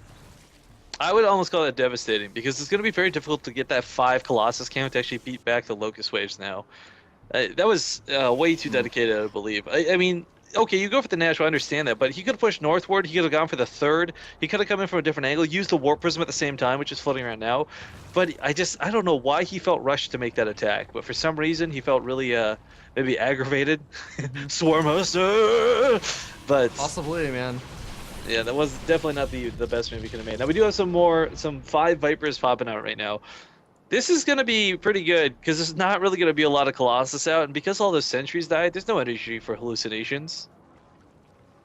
Yeah, and honestly, at this point, we're at this point where, like, these Swarmhosts are going to be causing enormous trouble and a big headache for Naya. Or, sorry, Believe. Oh my god, why do I keep doing that? But, honestly, I almost kind of wonder if the fact that Believe kept potentially joking around about the Swarmhost, maybe even tipped Hendrix into doing this, because Hendrix has said many times in an interview he really likes to play against the player rather than just particularly the race. And you know what? If your player is constantly, or your opponent is constantly complaining about Swarmhosts, like made repeated jokes about it, both in his winner's interview and his pregame interview and everything, this might be a good idea to go for Swarmhosts. Just kind of deep breaths right now, because it's unfortunately, and this is a sad reality for Believe, it's not his game anymore to dictate decisions. He's given up a lot of map control. The War Prisms have been really cool moves, but they've been kind of shut down at every turn. So from this point on, it's about trying to figure out how you get maxed out while Hendrix is, I guess, barraging you with Locusts. I mean, do you think that at this point, Believe tries to go for, like, maybe the Tempest and just, like, just prepare for the late game? Because, I mean, he's stuck on 3 bases. If he can't secure a 4th expansion, he's never going to get into that big late game army composition if he doesn't do it now. Well, nice warp in here. Does finally manage to find a way into the base. Gets here to the main. Gonna pick up a couple of the drones, mining gas. But for Hendrix, he's on 4 bases. This isn't a big deal. I don't think Believe actually knows about the 4th. No, he actually does not know about the 4th base. So this looks like it's doing some damage, but it's really not.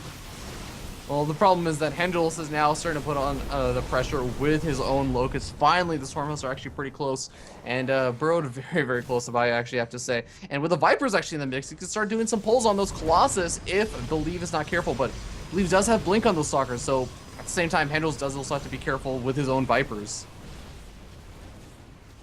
And it's gonna be Colossus. He's actually one kind of interesting note is that Here's the abducts. Here's the abducts. God. He's a little bit greedy. You never want to do this. You have to abduct one at a time.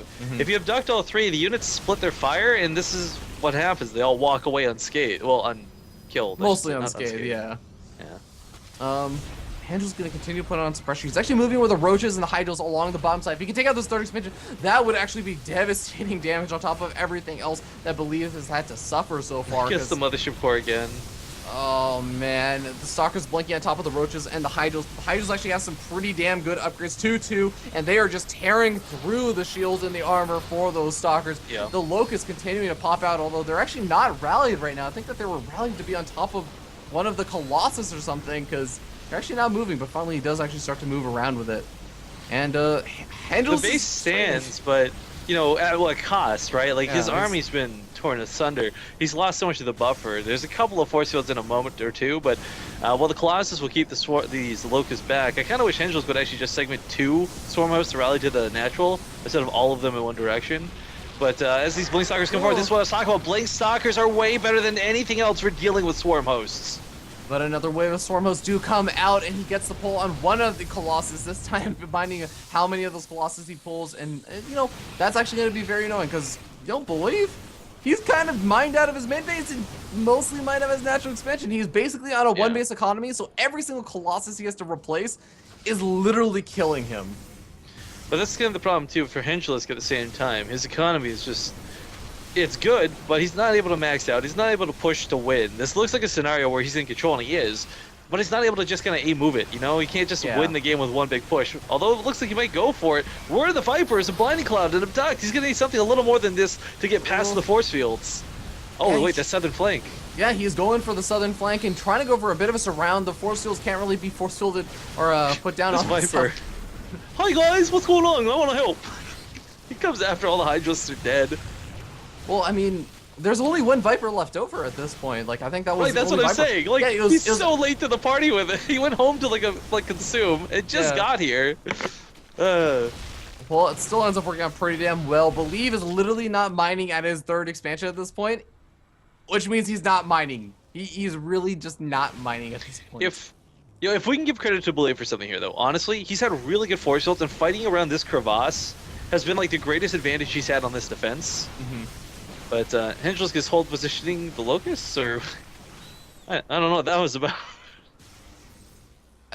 Yeah, I feel like he's like not. Oh, you know what? Sending them in or something. No, look at Believe's income right now. Oh. Oh. The probes were transferred away from here out of fear. He's just now putting them back. He's got no money to work with, and even though it's not Locust rallied up here, this is what I was talking about. Just segment a couple units off. Like, if your opponent's busy trying to defend their natural, they're going to abandon the third. And the third is the thing he has to keep alive. Without question, this third base is the most important thing. Without money, you have no army.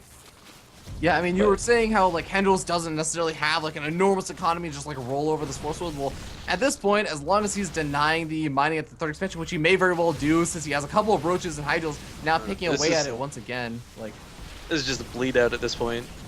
It really is, and it honestly, at this point, I'm starting to just think, what happens in game number 2? Hendrils gonna be taking game number 1, and we're gonna move on to that game number 2. And that was a little bit painful to watch, a little bit. I think the bottom line is for all players, pros, amateurs, if something weird happens other than what you're expecting, for example, the proxy hatchery, it's going to throw you a little bit off for the rest of the game. And Believe had right compositions. He had the right moves, blinking on top of the Swarm House. Like, that's how you deal with that army. But in the end, everything he just had was like a little too little. If you're set back behind earlier in the game, there's only so much you can do in the later stages. But that's the thing. He wasn't even really that far set back. He took care of that very quickly. I think the biggest setback. I mean, it was when he losing the dived entire army, right? Yeah, when he dived the natural. Like, I know he was waiting on the mothership core probably for a recall, but Mm-hmm. yeah, man, like he should never have been in that situation in the first place where you're that deep rooted into that Yeah, attack, you know? it's like hard to say my mothership core is going to be safe when you're getting surrounded by 3 different sides. Like 80% of your army is being flanked in some way, shape, or form. So it's sort of a risk that Believe took to go that far in. I think he was trying. I think what he maybe was thinking was, it looks like there are more swarm hosts like locusts coming from the left hand side, so I'm gonna get right on top of them because I still have a decent number of colossus. But then the units just started coming down from like the natural expansion, started coming from the third base, even started coming from like behind from the right hand side of his army, and I think he just like wasn't prepared for it. He just didn't recall in time. But honestly, okay, let's be real anyways. Let's say he did get the recall off in time. He cut probes at 36. If he just like didn't do any damage and just went home with a recall, I don't know if that like I still feel like he would have been in a really, really terrible situation at that point. Yeah. But with that being said, the next map has actually already been picked. They were all picked before the series actually started. At least for game number 1 and game number 2, it is going to be Belief's choice, and it is Habitation Station. And this is definitely a map that a lot of Protoss players have felt a little bit more comfortable on against Zerg players. And I mean, Ripken, I'm waiting for those Protoss strats that you were talking about that allowed that show match to go like 100% in Protoss favor. Well, it's about, yeah, I mean, a lot of this comes down to it as well. Like, if you're that scared, it's the same mentality in every matchup. Like, Yeah. Zerg players are scared of mass Ravens. If Protoss players are scared of mass Swarm hosts, I mean, the bottom line is you want to try and end the game before it gets to that point if you're given the opportunity. Mm-hmm. Yeah, and I think that, honestly, again, it's one of those things where it's like Hendrils, he likes to play against the player rather than just against the race. And I'm pretty sure he has reaffirmed any kind of beliefs that Believe might kind of not enjoy Swarm Host very much. So, why not do it again? I would love to see that again out of Hendrils. But with that being said, let's go ahead and jump into the game and see what is actually going to be happening as we introduce the players spawning up here in the top right-hand corner of the map as the green Protoss player representing Team Stratic. It is Stratic's Believe. And his opponent over yonder, top left, representing Complexity Sound Blaster, it is the light blue Protoss, Hendralisk. I hate his name, just because I know the story like of how it got made is so stupid and silly. What is the story? I actually don't know that. His name is Henry. His favorite unit's the Hydralisk, so he just combined the two. Okay, so it's like literally as obvious as it sounds. Yeah, exactly. So every time I see this, like, I imagine, like, he probably doesn't care so much for it now, but I'm imagining like 13-year-old Henry just going like, heh, this is really clever. I really like Hydralisks, and my name's Henry. No one will ever figure it They out. start with the same 3 letters. Yeah. Oh man. No, Henry's actually a really good guy. Just love fantasizing how stupid like his brain must have been to like think that was like a really, really clever name. I mean, it's a good name now. Don't get me wrong, it's fun and great. It's just, if I had never known the story behind it, I wouldn't really care, you know. But you're just like, really, dude? That's how you got your name? I'm not gonna knock it, man. Some people have some really dumb names, myself included. Yeah, Fear Drake. I'm scared. Pusrada. Dragon's so scary. But by the way, guys, actually, really quick update on the whole Go Imba stuff. I actually had mentioned before, if you're not too familiar, Go Imba, you can do betting and everything. And actually, the more that you bet, the more that you place your bets, Go Imba will donate to the prize pool. And we've actually gotten up to $70. But holy shit, Rifkin, ignore all that what I just said. We have a cheeky move. This is actually just a cheeky move. This is not like the proxy hatchery that's kind of trying to mess with your opponent. Gold expansion, your opponent's gold expansion being taken. And just a fan of life. In a ZVP, okay, here's the thing. In a ZVP, the probe is going to be scouting. And it's going to attack the zone like a watchtower, and it's going to see that creep over there. Well, not right away, immediately, not immediately, but it will. So he's gonna be tipped off to this. No, this is really important. Do you see what he's done though? He's taken his own gold very quickly, so it looks like there's only one base being taken. There's now no reason for Believe to think that there would be a base over here. It's weird, it's different, and it's about as greedy as it gets because his bases are so incredibly exposed. Now, what this means as well is Hendrix going forward can't really afford to invest in roach defense. It almost has to be speedlings because no amount of roaches will get across the map fast enough to deal with anything. And Believe, oh man, He's going for cannons, but little does he know this base is expendable and not at all worth anything to Hendrilisk.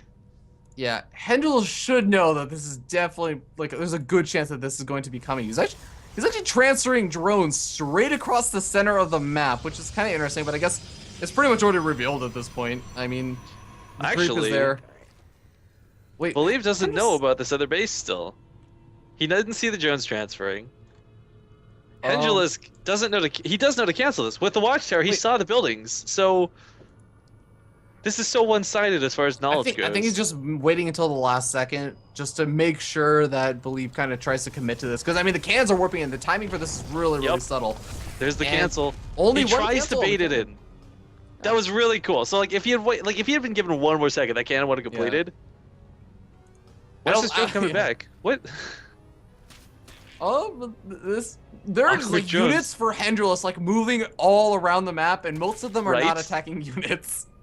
Okay, so here's the thing about this gold base. This is not going to be easy to defend.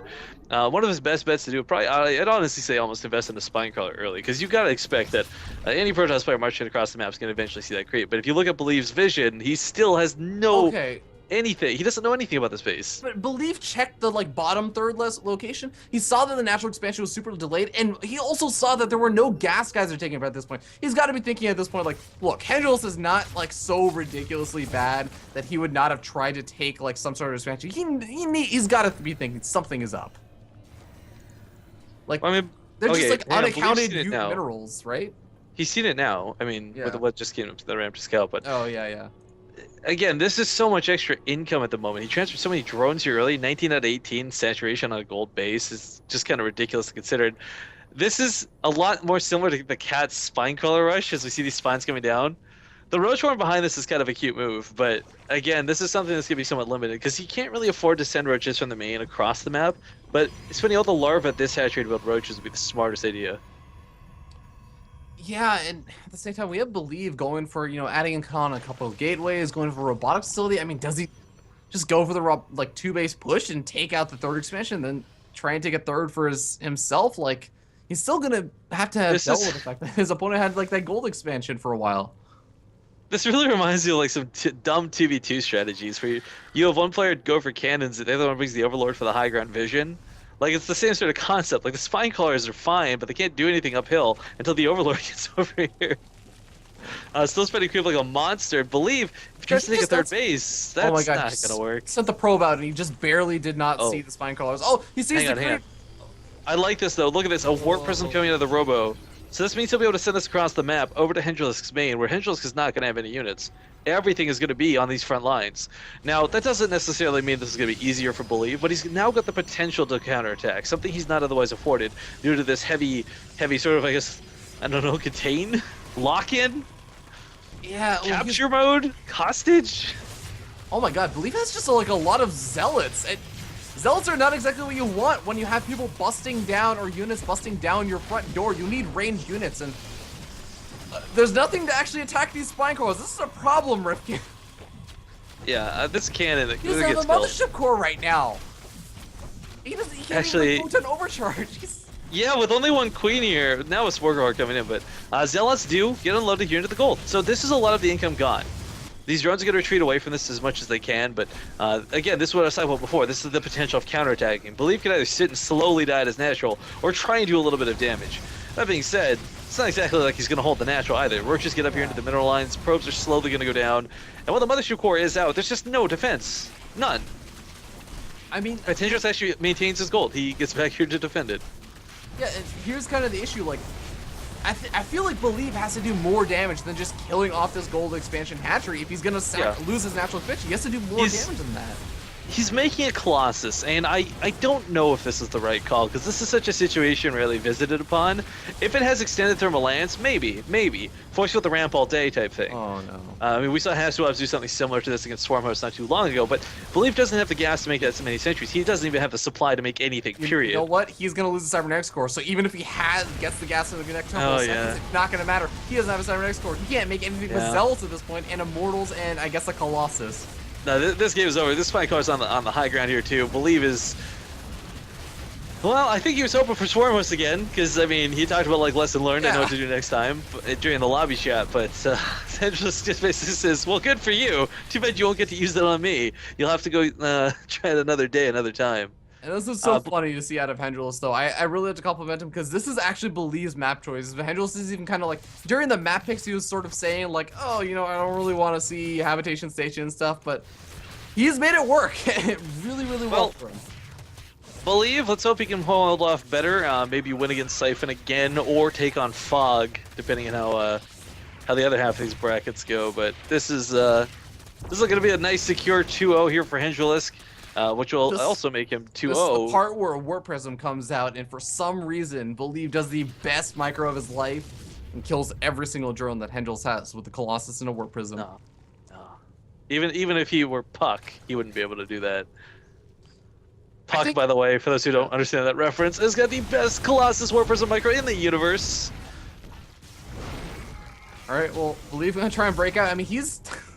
Well, I mean, that's the whole point of this tournament, right? Yeah, but oh god, he doesn't really force field the ramp or anything, and has to recall. That's actually a pretty clever move. It's really smart, but I mean, to what end? Right? No, the correct phrase is at what cost. At what cost? Yeah, if you're a subscriber of Base Straight TV, now's the time for that. Yeah, well, Hendrils casually burrowing some of these 3 spine crawlers inside the natural expansion of Believe. Continuing to spread creep at this point.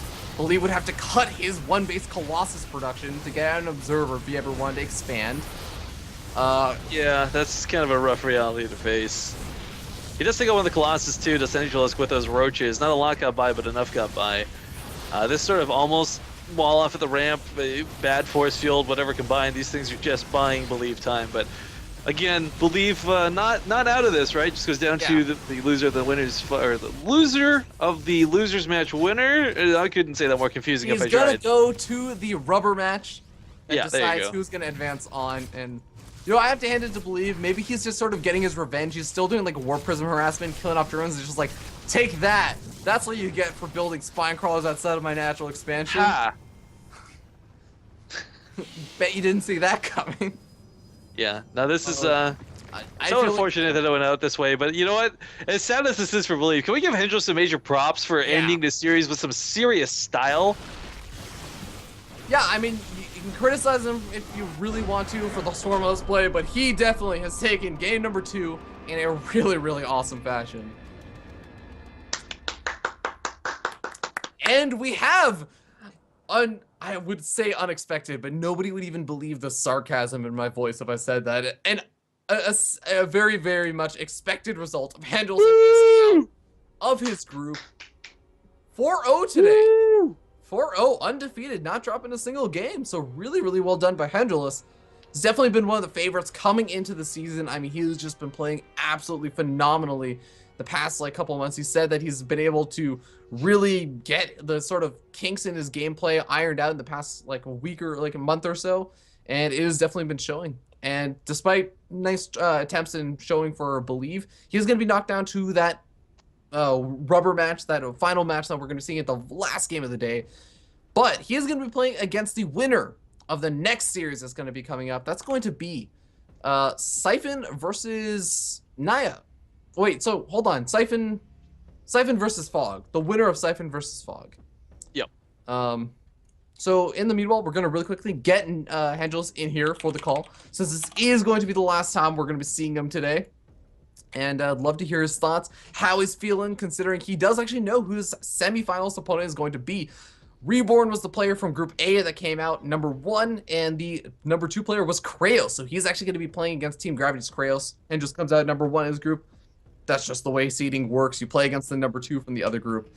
And hey, Hendrils, as soon as you get your camera on, I'm going to ask you, how you doing? So camera's coming on. How you doing today, man? How you feeling after that 4-0 victory for your group? I feel relieved that everything I did worked out, and my opponents made some mistakes, such as on Sejong where he attacked into me. That was really good. So yeah, I'm just happy I don't have to stick around and play more matches because so much waiting. I have a really important question for you. Yeah. Was the habitation thing a mind game, or is that just happy coincidence? It's actually not a mind game, but thanks to life, you can. That's like the one thing you can do with Protoss on that map. So yeah. That was like life mixed with cats, is what that was. Yeah. A little bit of each. So, I mean, was that Um, something that you were kind of expecting to be able to do if it did come to Habitation Station, or was that just something that you sort of said, "Oh, well, you're going to Habitation Station? Well, screw it. I have this awesome build for Habitation Station. I'm gonna do it against you."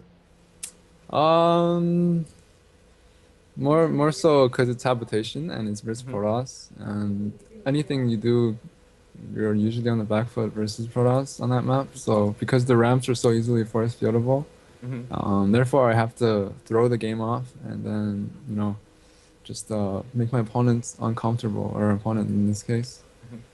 Yeah, and I also have to ask, like, did Believe's kind of jokes about, oh, I can't, your swarm host games and all that kind of stuff, like your games against Hasuabs and everything, like, did that actually impact your decision to go for swarm host in game number 1? I went Stormhost because he came with 2 base immortal attack, and I knew I had to, like Roaches, Hydras, these kind of units. I didn't have enough time to get Hydras upgraded, so I had to go for Stormhost.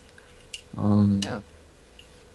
Yeah, and it worked out, I guess. But my control at the end of that game was pretty bad, so uh, yeah, not happy with that.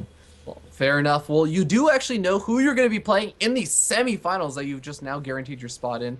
It is going to be Team Gravity's Kraos, and I know that you said you tried to catch a little bit of the last bit of yesterday's broadcast. I know, of course, you were busy with some other things, but did you get a chance to see Team Gravity's Kraos play? And if so, like, what do you kind of think about how that series is going to go tomorrow? I've actually played Krios in WCS qualifiers this season for Challenger League, and I can just watch the VODs of him playing ZVZs to get a better idea of him. But I feel confident in my ZVZ, and hopefully my control can be on point when I play him and shine through and carry me to victory. All right, sounds good. Well, there's going to be one other player that's going to be advancing out of this group. Who would you like that player to be, besides yourself, who's already advanced out at this point? Like right now, if I were to predict, it would be hard, I guess, because I feel any of the players would be able to beat out the rest if they play well and capitalize on mistakes and whatever. But maybe Fog because he's Zerg and gonna stick, or if a Siphon's a cool dude, and I don't know. I'm not gonna say it because yeah. All right, well, I'm going to hack your goimba.com account because I know you're totally betting on there, as everyone else should be, and see who you would actually vote for. But with that being said, thank you again so much, Hendrillus, for coming by and, yeah, just showing us some awesome games. And I'll kind of let you go. I know you've had a very long day between, like, Home Story Cup qualifiers and, like, everything else that's been going on, so. Yeah, it's okay. Just, Yeah, guys, shoutouts. make sure to watch me tomorrow, because I'll be back. All right, I'm out. I hate you so much right now, Angelus. Oh, God damn it. Guys, be sure to check out Complexity Gaming's Hendrillus. Check him out on Twitter at Cole_Hendrillus, right? Yeah, that's right. And his Twitch, which I think is old, is Cole. It's Cole Hendrillus _. No, it's Hendrillus underscore. It's Hendrillus _ because he's just like Underscore keeping after. underscores in there. So be sure to follow him and check him out, guys, and be sure to check him out tomorrow with the semifinals and of course the show matches that'll be going on. And yeah, I'll let you go, man. So thank you so much. Yeah, and thanks guys, for having me. yeah, guys, we'll be back in about 10 minutes. Place your bets on Go Imba, and we'll see you soon.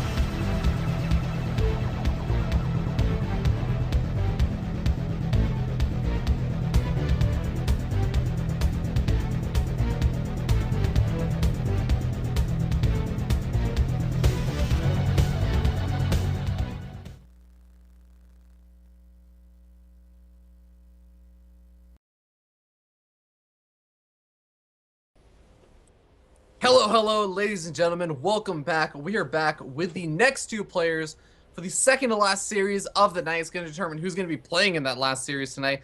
It is, of course, IBD Gaming's Fog and Siphon. How are you two gentlemen doing today? Good. Tired, but okay. I mean, it's a loser's match, so we're not doing as good as possible, but I guess we're hanging in there. Yeah, I mean, you guys have both had pretty long days. I know, Siphon, you kind of mentioned in the earlier interview that you've basically had like a really, really long 13-hour day. You've been up since like 7 a.m. and it's getting pretty late for you. So, I mean, do you feel like that's going to impact your games at all? Like, Yeah, I don't feel like I'm playing my best. First believe I made some questionable decisions, and I made micro mistake, especially in game one when I did that 10 gauge. Sorry everyone for the train. I mean, you're giving away the fact that you're going to go for the Immortal Century all in at this point. Oh, absolutely not. Soul Train. I get it. But I don't know. I made micro mistakes. I'm not playing as well as I'd like to, but should be enough to take Fog down. So. Oh, right. Oh man. Well, I mean, Fog, you've also had a pretty long day playing MLG qualifiers and everything, and now coming over here. How are you feeling about this next coming match? I don't know. Protoss, they're a pretty difficult race to beat because, force fields and whatnot.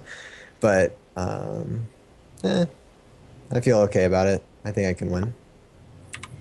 All right, sounds good. And, the winner of this series will go on to play Believe.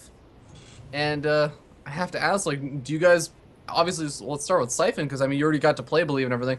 Do you feel comfortable that like, if you got another chance at a best of 3, you'd be able to take him down? Yeah, I think so. I think the first series, a lot of stuff didn't go my way. Mm-hmm. But honestly, I think it could be anyone's series. It was pretty close. Really, whoever had the lead in either game just ran away with it. So, I mean, it's really just an early game battle. And yeah, I mean, if I advance, if I beat Fog and play him, I think I could win. Yeah, sounds good. I'll kind of want to actually just get this game started because I know that again it is getting pretty late, especially for those European viewers. And oh God, if you're a European viewer, I'm so sorry. I meant to say Eastern, like East Coasters, but oh my God, European play. Actually, if you're European and you're still watching this, you've given up on sleeping tonight. No, you've given up on sleeping tonight. I don't really have sympathy anymore at this point. But East Coasters, I am so sorry. But guys, let's go ahead and get this game started. Do you have any final words for your opponent before we get started? That too. But I want to give a shout out to all the Goat Lords. They're all my boys. I got Bailey, Saravati, Elhaim, Pooh. They're all watching at home. Shu, and just everyone in the Skype chat. Just want to give a shout out to them. So. Shout out to the Goat Boys too. I don't even know who they are. Goat Lords. Goat Lords. Yeah, there you go. They're different group. My boys. The Goat Boys. Different. My bad. Yeah. Goat Lords. Yeah. All right. Well, best of luck to you two gentlemen. I'm looking forward to this series, and I'm gonna go ahead and do my awesome, I am full of power and kick you out of the Skype call thing. Okay. Well, Rifkin, got another PVZ on our hands, and I am pretty sure that Siphon accidentally gave away the fact that he's gonna go for the Soul Train this game. I'm like 94% sure. I think you get like maybe a 5 or 6 out of 10 on bringing up the joke. It was funny the first time. The second time, man, it drastically goes 2 down out in of value. 10. Yeah, like. Which, speaking of which, 2 out of 10 is actually where the Goemba betting is at. For Siphon right now. No way! Oh, Cowabunga! But seriously, Radical! Alright. Alphanumeric! What are we, Adventure Time? Totally Adventure Time now? Okay.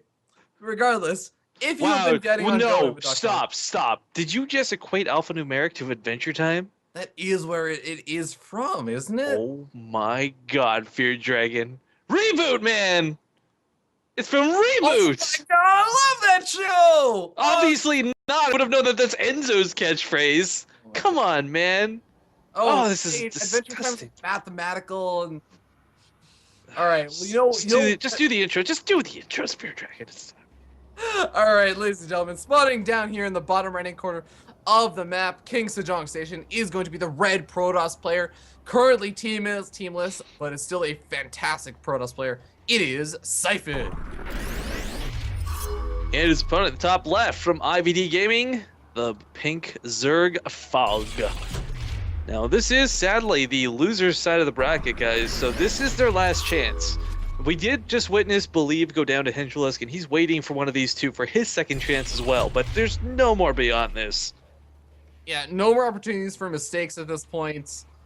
And, God, it's going to be a pretty intense series, I think, just because Fog, I don't know if he really enjoys facing Protoss that much right now. I know he's kind of indicated that he's not enjoying the matchup as much right now, and he basically has to beat 2 Protoss players if he wants to advance out. Siphon, I mean, he himself is also going to have to face off against Believe again, who he lost very narrowly to. I think that I would definitely agree with what he said. Like, a lot of it came down to people kind of getting leads and sort of running away with it.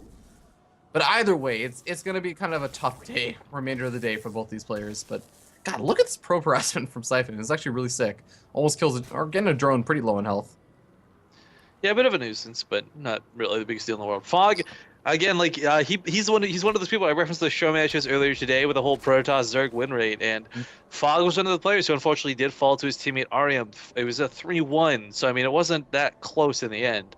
I'm kind of hoping he can bring it together. I mean there was some joking and some very light banter as far as smack talk goes, but whether he's worried about Sentries logistically or whether he's actually going to play to the strengths of the map, we're going to have to wait and see. But I've got my fingers crossed for him because, again, he's not had the best results recently, but I've seen Fog perform very well in the past. I mean, that's the whole reason I invite him to show matches in the first place, because I've seen him play fantastic. Yeah, he's actually a pretty young player as well, which also just kind of makes it extra impressive. I mean, he's been around to practice and everything a little bit less. Obviously, still has to deal with school and all that kind of stuff. Not like SWS or EJK, who's actually been able to dedicate a lot more time to the game. So a lot of things kind of really interesting about Fog and the way that he is able to pursue his StarCraft career. But we do actually have stuff kind of starting to ramp up a little bit. Siphon getting up that forge, getting up his gateways and whatnot. And I mean, what are you expecting to see on this map? Because King's Sejong Station, I still really think that it's kind of hard for a pro player to defend a third expansion. Well, if the Zerg player gets into a nice position, like. Well, hang on. Let's talk about something that happened behind the scenes actually. While we were on break earlier today, you know, when Siphon and Fog were talking, or not, sorry, Siphon and Fog, Siphon and Believe were talking with one another. They're talking about how Forge Fast expands were pretty much dead, how they're probably not the best way to go anymore, and how there's a lot of ways to go around. But we see him doing precisely that. Yeah, it is kind of.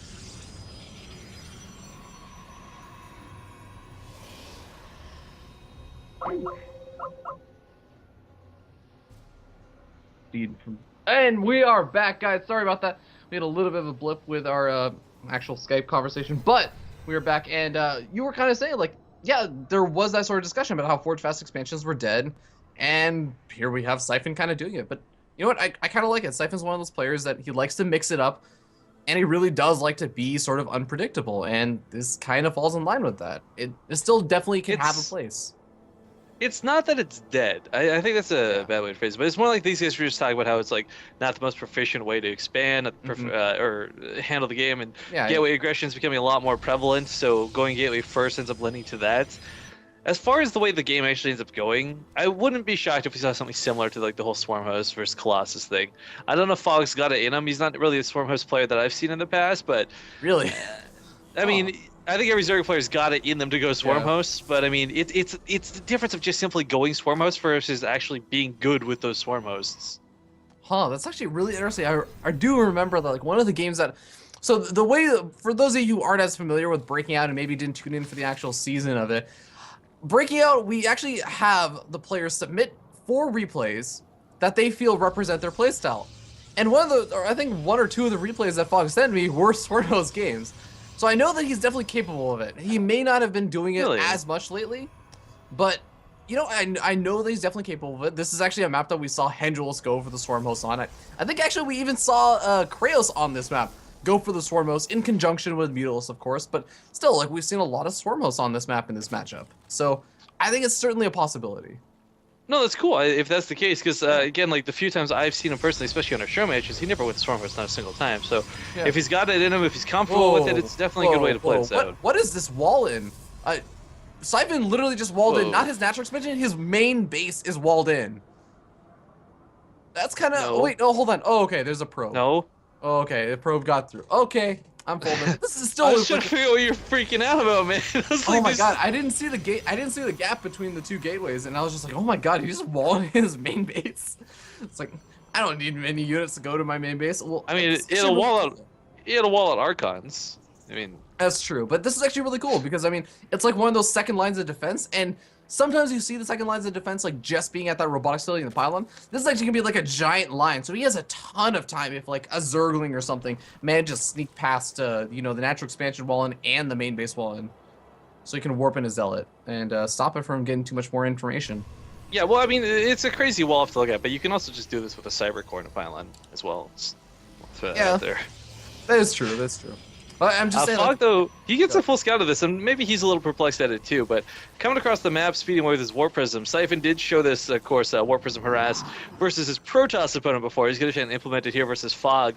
And quite frankly, Fog is going to find himself fighting in the mineral lines, where Zealot's going to have no problem hold positioning. oh, this is going to be a little bit rough over here. He's warping a ton more Zealots, and this is really going to cause a lot of problems. I mean, these are, again, +1 Zealots. They are just going to massacre these Zerglings, and Yeah, 2 shots instead of 3 shots. I like the idea of using the Warp Prism for this. This is kind of cool. But unfortunately, I don't think it's doing as much damage as I think he was intending. A lot of the times when you do this, guys, it's 3 gateways. It's the Pylon proxy. It is not the Warp Prism. And unfortunately, despite the fact he killed a lot of Zerglings, granted, he didn't kill more than 1 drone. 41 Lings did die, though, worth noting. 41 Zerglings is still a pretty big amount, considering like only 8 Zealots really lost so far, and he still has a Warp Prism alive and everything. So I think it's still okay. You can still try and get a little bit more damage on it. Actually, he does actually see the Hydra's Den with his Warp Prism, which is kind of nice. That's another little advantage of this. When you're being aggressive with this, you get pretty much a full scat off on your opponent. He's just gonna donate those Zealots, dropped them into roaches. I don't know what he's expecting to get done with that. It's a game show, man. It's just like, no, you know what? We're gonna see if you can survive in the harshest environment. New reality TV show. Didn't work out so well. Not gonna get any more drone kills, sadly. I mean, I applaud the efforts here of Siphon. It's a cool move, but Fog just had too many units. He was ready for this. And if he had been playing greedy and had just, not that many workers, or sorry, not that many Zerglings instead. Because remember, he didn't have roaches for that first attack. 41 Lings are what saved him there. So, I mean, this is a build, I think, especially with the Warp Prism, it really would have punished Fog if he was playing super duper greedy, but not here, not this instance. Yeah, definitely. And behind this, Siphon's finally going to get up his 3rd expansion. But I almost kind of want to say, like, this 3rd expansion feels a little bit on the later side, just because he's gone for this Warp Prism harassment. He's been going up to Colossus and the Twilight Council, and of course, being able to go up to that +2 weapon. So I do feel like this 3rd expansion is a little bit delayed. Ooh. And he just lost the Warp Prism with 3 Zealots inside of it. It's a bit rough. But you know what? The small upside, and this is a very small upside, is the Warp Prism, Zealots, none of those units cost him any gas. Gas is the important stuff you need for this Colossus, for the Immortals, for the Sentries, for the Stalkers. He only lost mineral-based units for that harass. But look at this attack coming out of Fog. Look at the army value currently in play. Sentries and these Colossus will help minimize it, plus the Sim City being set up by the gateways, but it doesn't change that it's 114 to 49. Yeah, 3rd Colossus is going to be popping out. That's going to be a huge boon for Siphon right now. But these force fields are going to really need to be super on point. This is not something you can play around with, or even just kind of biting off too many of these units, because he just doesn't have many units to actually kill them off. But that's actually a pretty nice pickup, but a lot of force fields being used there. And while this is going on, we hit an attack, go towards the Nexus. Unfortunately, wasn't able to quite chew through it in time. Still disengaging and taking losses. The Hydralists with no muscular augments are so awkward to watch. Yeah, a little bit painful, but I mean, I have to say that Siphon has actually been doing a pretty good job so far. I mean, this army is becoming less and less threatening, and he still actually has a decent number of these force fields left over. Army trying to go after the Forge, but does not quite end up getting it. Siphon throwing down a couple of delayed force fields, but at least we'll zone out that army from being able to move in. And ooh, we do actually have a Spire going down now for Fog, so maybe he's getting ready to transition out. It's kind of curious seeing the Spire, because this is one of the instances where you kind of want to fantasize about Mutalisks, but having seen so many Stalkers, I can't help but imagine this is just going to be for Corruptors. You know, I think you have a good point. Like, we generally do end up seeing that, which is always like a little bit painful for me to see, because I see players do it, and I'm just like, constantly, the Corruptors will call it the Colossus, and it's just like this dead supply that kind of sits around. It's never really too fun. Right, but the thing is, the reason you have to overproduce them is because the Stalkers will take them down so quickly. Armored units go down so fast as Stalkers, they can blink underneath them. I mean, he really has to do what is, I can only best describe as like a swan dive into the army and then just hope to do as much damage as possible. Yeah, it definitely makes a lot of sense. We still have 3 Colossus out on the map, and guess what? Hydras do not make good friends with Colossus. But Siphon's going to be trying to move down, and actually, Fog has got him at a really nice location, as Siphon's actually got to move down this ramp, which is a little bit awkward for him to do. Not to mention, this area is a really bad place to fight, because as we see wrapping around from the right side, there's nowhere these Blink Stalkers can blink underneath the Corruptors that don't incredibly expose them. Yep, See, half the army's on the low ground. That's Fog's cue to pounce. Comes in from behind with more Corruptors, Fear Dragon. Oh god, some decent force fields actually keeping out a lot of those units, but now the Stalker's blink back up over into the main base. A lot of Fog's army is actually trying to move around for a flanking position. That actually means that he's losing out on a lot of his DPS. The Colossus do end up falling, but so do a majority of these Corruptors, and Siphon has been able to take out a substantial portion of Fog's army. The army supply is still way too big though, and the Hydros damage is going to be really good.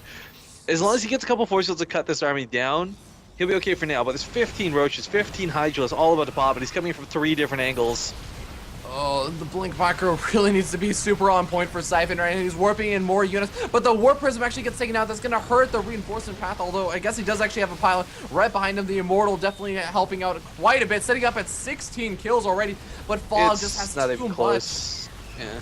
It's the Hydra's DPS. It's everything just kind of spiraling out of control. Once you lose those Colossus, this push becomes so much harder to do. It's actually really cute seeing the corruption going down on the corruptors, by the way. You don't see that used too often because it really doesn't add a whole lot of damage. It's like maybe an extra 3 per shot. But when you got this many Hydralists shooting those stalkers, that's the difference of them dying in the blink cooldown versus not. So a subtle thing, but actually makes a world of difference. Definitely, but I mean, at this point, Siphon doesn't really have any sort of tech units out. He's trying to make another Immortal, doesn't have any sentries, and he has to deal with this huge Roach Hydrals attack that's barreling down his front. Yeah, Blink Stalkers, if these had level 3 upgrades, I think they could take this on. Unfortunately, not the case. And these Warpins of Zealots directly on top of the Hydras will actually end up being a lot better than the Blink Stalkers here in the back. Either way, it's not enough. The army supply, as I said before, a little too overwhelming. And Fog going to be taking game number 1 in, I want to almost just say it was a pretty decisive manner, just because, yeah, it went, like, obviously there was, like, some earlier aggression and everything that he moved out across the map with, tried to poke and didn't really work out, but that engagement it just didn't really work out after the Colossus were starting to go down for Siphon, despite the fact that I was kind of surprised, because Fog had like a lot of his army really not engaged in that battle, but just because he was trying to like cycle him around that big old cliff and try and get this nice little surround going. Yeah, well, I gotta say, Fog, it all came down to a lot of the stalkers blinking down. Like, I don't know if that was on a purpose bait or an accidental bait, whatever it was with those corruptors, it worked out perfectly. Without that stalker, like, the fight would never have been forced. He would have stood up on the high ground for a long time. Yeah. Yeah, it's a little bit difficult, but I mean, these are the times that you need to learn from those mistakes, because it is the best of 3. You have one more opportunity. We literally, from this point on, Siphon can't drop any of these games. He has to win the next 2 games in a row. And Fog has honestly been shown to be a pretty solid player. And I am kind of concerned for Siphon a little bit at this point, if you're a Siphon fan. Ronsky brings up a good point in your chat there, saying, why can't we land Corruptors? Can you imagine if you could put like a Corruptor like on an Ultralisk, like a hat? Have like a ranged Ultralisk? Oh my god. Would it still attack ground? Or sorry, yes. would it still attack air? No, it'd be landed on the Ultras. That wouldn't make any sense. It would just be like a really slow Hydralisk. Actually, isn't it kind of weird that Corruptors can only attack air? Like, couldn't they just like literally point their giant acid down toward the ground? You know what? That's what I say about siege tanks too. Like, couldn't you just angle the siege tank slightly different and all of a sudden shoot air? There's like gravity working against you in a lot of these situations and everything. So I can kind of see like siege tanks and stuff, but. Well, okay, what about Vikings then? Couldn't they angle down or like shoot on the dive down, like dive in and dive up and dive down? True, and dive man. up? These freaking air units in StarCraft, they're like freaking sharks. They can't attack anything below them apparently. I think we just solved it. They're all sharks. They are the space sharks. That's why the space sharks don't attack. They're too high up in the air. All right, but with that being said, the next map is going to be Frost. This was, of course, actually, I'm pretty sure it was Fog's choice. Yeah, it was Fog's choice. King Sejong Station being Siphon's choice. So that is also a little bit painful for Siphon. I mean, losing on your map choice is never something that you really want to have happen in a best of 3. Since you really don't have any more map choices unless, well, actually, yeah, you really don't have any other map choices, because even if he manages to win this game, then Fog gets the choice from game 3, and stuff just kind of works against him. With that being said, we should be jumping into the game in just a couple of seconds, just finally getting some of the lobby settings set up. But guys, be sure to go ahead and vote over at goimba.com for who you think is going to be winning. And also be sure to follow and tweet at myself and one of your favorite players from the Breakout Invitational. And say something, and you'll be entered in a chance to win an amazingly awesome plushie. We have a Stalker, we have a Zergling, we have a Marine, and they are all pretty awesome. And doesn't matter if you're in the United States, Canada, whatever, we'll ship it to you. So be sure to be doing that. We'll be doing those giveaways at the very end of the broadcast. That's very cool, man. Yeah, and you know, Go Imba is also doing like Steam gift card giveaways for like 20 euros, which is like $1 million American dollars, right?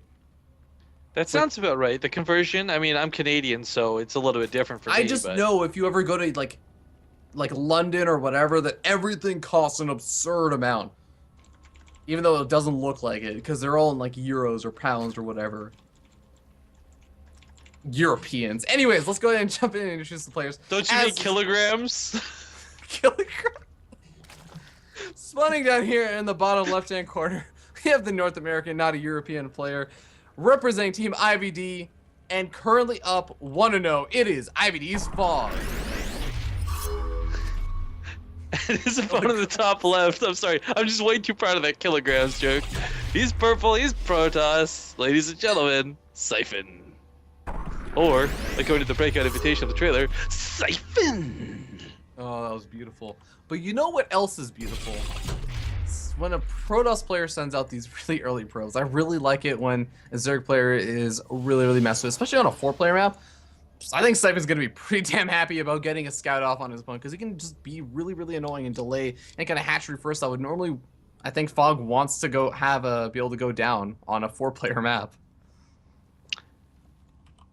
I mean, yeah, I like it. I'm not gonna argue. Say like, no, you should never do probe scouts. That's such a dumb idea. But you're kind of limited in what you can do, honestly, and unless you're gonna do something cheesy. Which, honestly, I would encourage versus Fog. I have seen Fog struggle with cannons a lot. Again, this is just firsthand.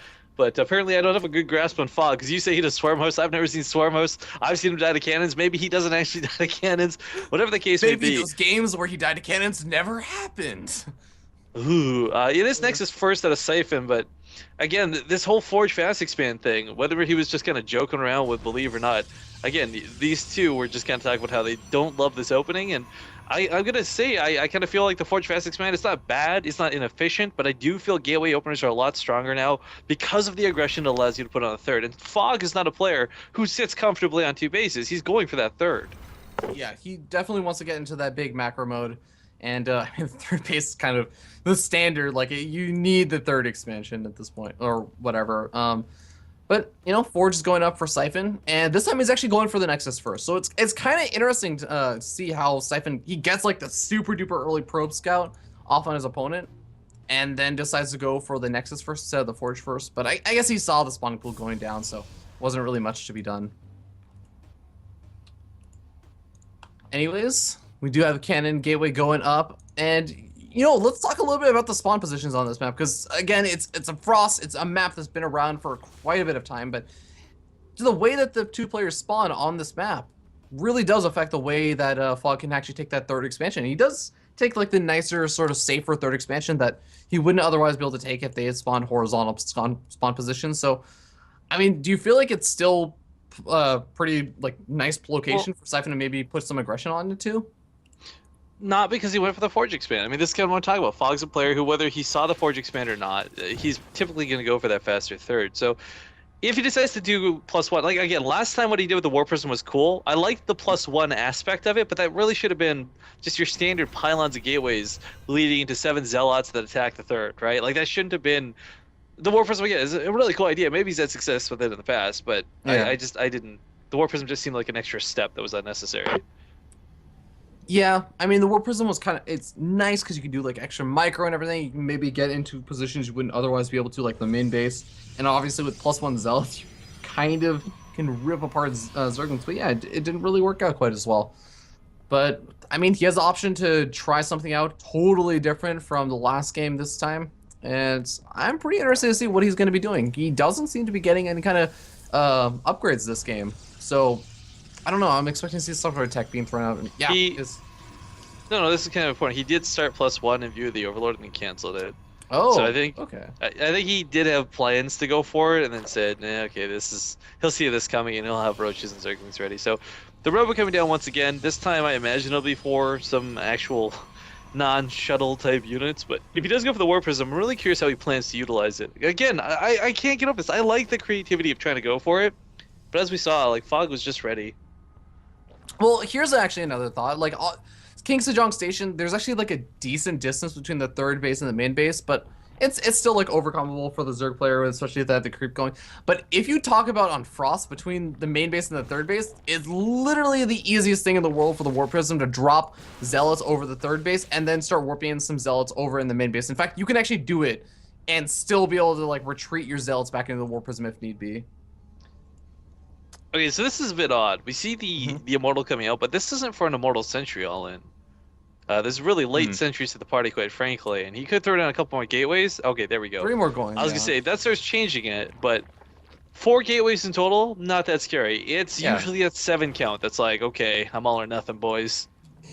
Yeah, and honestly, I don't think he's been throwing down like many Corona wheels on like Cybernetic Core or anything, so he's not like rushing or itching to get out that big gateway army. But oh, we actually have 2 more gateways being thrown down, so we're up to 6. 6 is still a reasonable amount to have before you go expand. 7? Oh, okay. This is looking like he really wants to put on some pressure. Here's the thing, though. He's like still up at 45 probes. I feel like we generally see Protoss players when they go for some sort of big Immortal Sentry all-in that they tend to cut probes a little bit earlier. I wouldn't disagree with that, but 45 is not exactly an oversaturation either. The problem is he needs to stop this Overlord from coming in and scouting. Seeing 3 gateways right now, whatever. That's 4 gates. That's what you should have on 2 bases. It's hiding the Immortals and hiding the other 3 that is so important. And as long as this Overlord, we look at its vision, as long as it doesn't see this... Well, actually, that was a mistake out of Siphon. He panically warped in some more sentries, so that kind of said, hey, I got 7 sentries in play. Guess what? I'm just totally gonna stay here. Don't mind me. Yeah, that is a little bit of a giveaway, but I mean, +1 is finished up, and that is going to be Siphon's Q alongside those warp gates to move out. And that's so many Zerglings, though. I mean, this is really problematic because A, Metabolic Boost is about to finish, but B, he's just for Fog. He just needs to be. He's setting up a flank. Well, and he just needs to bait out force fields. He doesn't even have to kill this army. As long as the sentries come across the map have no energy left, who cares? At home, he'll defend the Immortals, no problem. For now, though, it's not going to be easy. Now, if he can't kill sentries, it's obviously better than just baiting out force fields, but a lot of force fields do go down right away. And full disengage. Nice thing for Siphon is that he didn't really lose any units over there, and he still has like an absurd number of sentries. He's actually up to what, like 13 or 14 sentries at this point? So he still actually has a decent number of force fields left over, but... He literally lost nothing in that engagement. Yeah, exactly. That's the big issue right now. And Fog has been able to buy himself a little bit more time to get up some more units. He's obviously wasted whatever force... God, I'm not even going to talk about force fields anymore because Siphon just warped to 2 more sentries. He's clearly not going to be lacking force fields for a little bit. No, definitely not, but this is a bit problematic because he's warping into a lot of these fragile units that are not... They don't deal with much DPS, yeah. Now, granted, as long as he's got force fields, he's good to go, but Fog's done a great job of baiting a lot of these out. When you've got 14 sentries and almost none of them have energy, you've done a great job holding off, because Fog, in the meantime, he's only really lost the Lings to this. 7 Roaches, sure, on top of it, but, I mean, his defense is looking pretty solid. He's got +1 weapon upgrades going for him as well. This is not going to be easy to fight, don't get me wrong. It doesn't get easier from here, but that time warp, the force fields, Siphon is handling this quite well.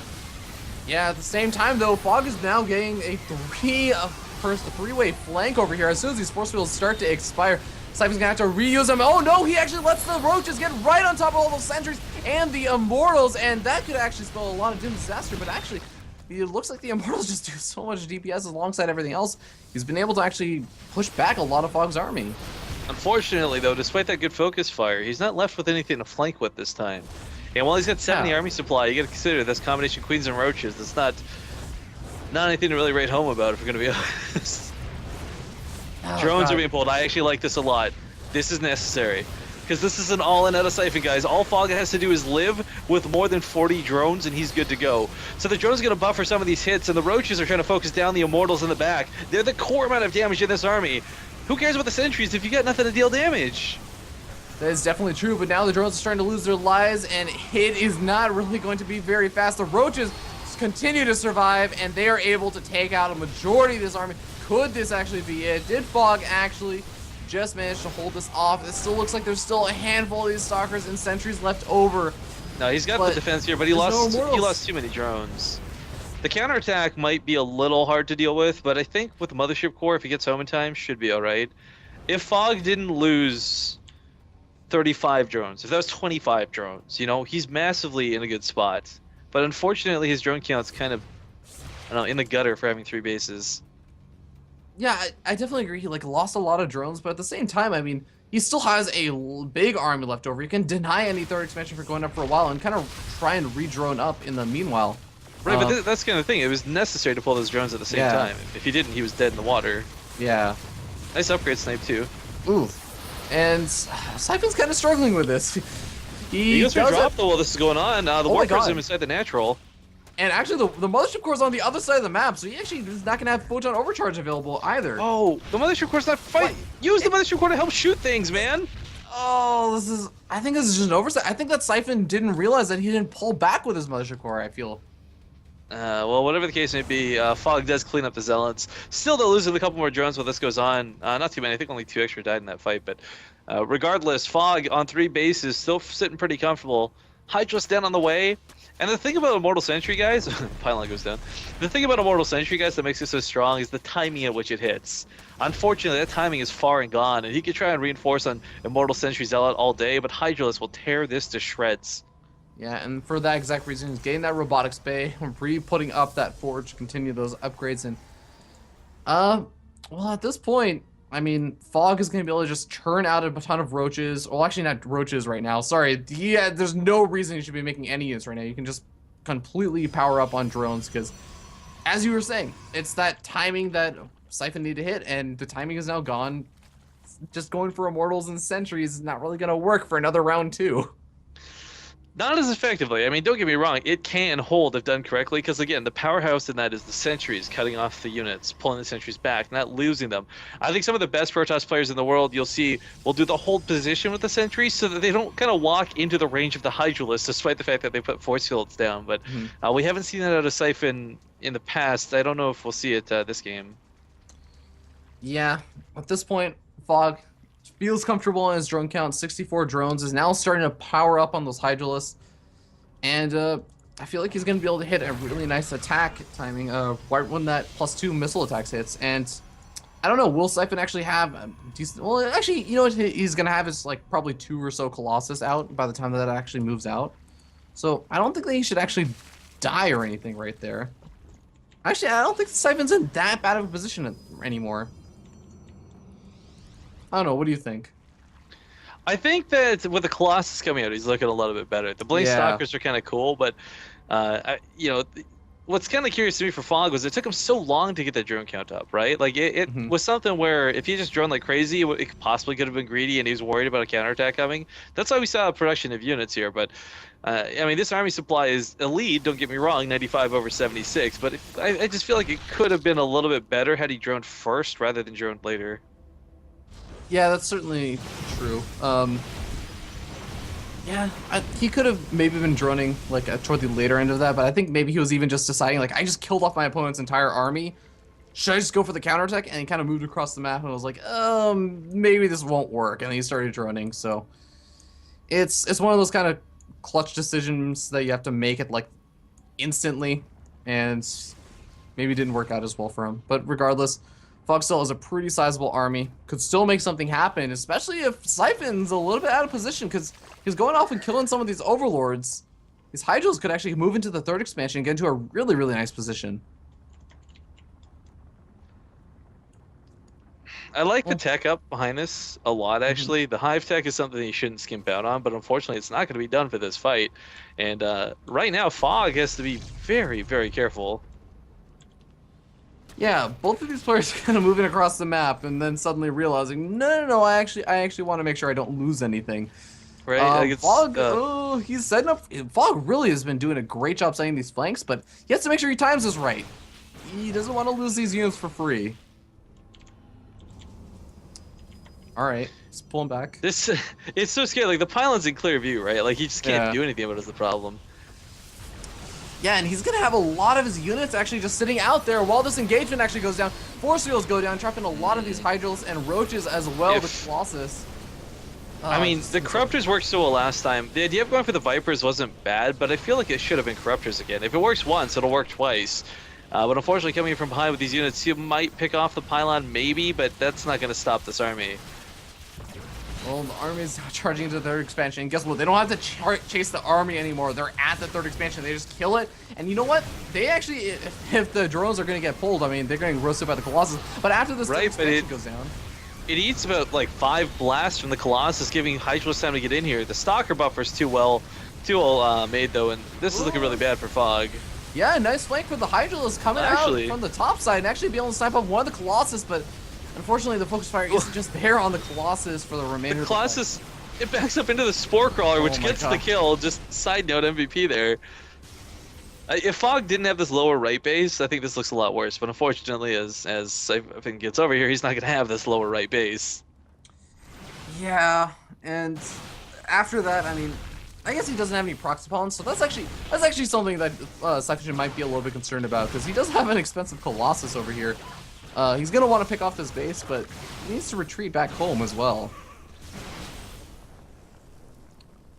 Well, he's kind of being indecisive right now. He's actually retreating back home now. He's not going to be killing off that expansion, so Fog actually manages to retain that 4th base. That's a really, really nice win for him. The Vipers are coming out now, but I don't know, man. Like this, it frustrates me to no end, because Vipers are the good choice if you're given the opportunity. Like between Corruptors and Vipers, you're going to want Vipers, but they're support for Fog, units. Yeah. Well, not only that, but he didn't really gauge like the strength of that attack well, or the time at which he was hitting, or else he certainly would have had the Spire down much earlier. Oh yeah. Because again, like that kind of I don't want to say it hit him out of nowhere. He saw the fight coming. He just didn't realize how strong that was going to be. Yeah, I think you are definitely right, and I think he was trying to delay Siphon for as long as possible, setting up those flanks and just kind of maybe even trying to pick off the proxy bombs and whatnot, but Siphon was able to get to the other side of the map a good deal before the actual Vipers are able to pop out. And now Siphon has round 2 because he is sitting up on 70 drones and 3 bases very comfortably, getting a 4th expansion. And Fog just really didn't have the income to replenish his army. No, bottom right base is going to go down. Luckily, he did not lose a whole lot here. A couple more drones died, of course, but yeah, raw numbers are just looking pretty gross, if we're going to be honest. The Vipers... they're going to abduct into a very small army that is not going to one volley down a Colossus like you want to see. I don't know, man. That Spore Crawler. It's seen blood, man. It's killed one Colossus. It can kill no, it's not going to happen. Alright. This is... I don't know. This is not looking like Fog's game. He had such a strong, decisive point on King Sejong, but here, it just kind of feels like he's floundering. I do have to say though, Siphon's done a pretty good job, especially with like the engagements and everything. Oh, those are some sick force fields. Easily gonna be able to pick off the 3rd expansion if he goes for it. Well, Colossus being pulled. I mean, it's. Oh, he's actually tracking down the force fields with the Colossus, but a little bit late. Well, I think that was not at all intentional. He just wasn't in range at the Hydralisk, but that works out. Yeah, he breaks the force fields with it.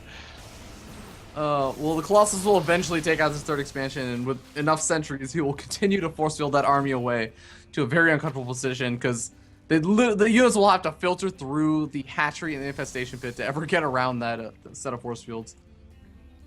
But, poor drones can't go back to mining either.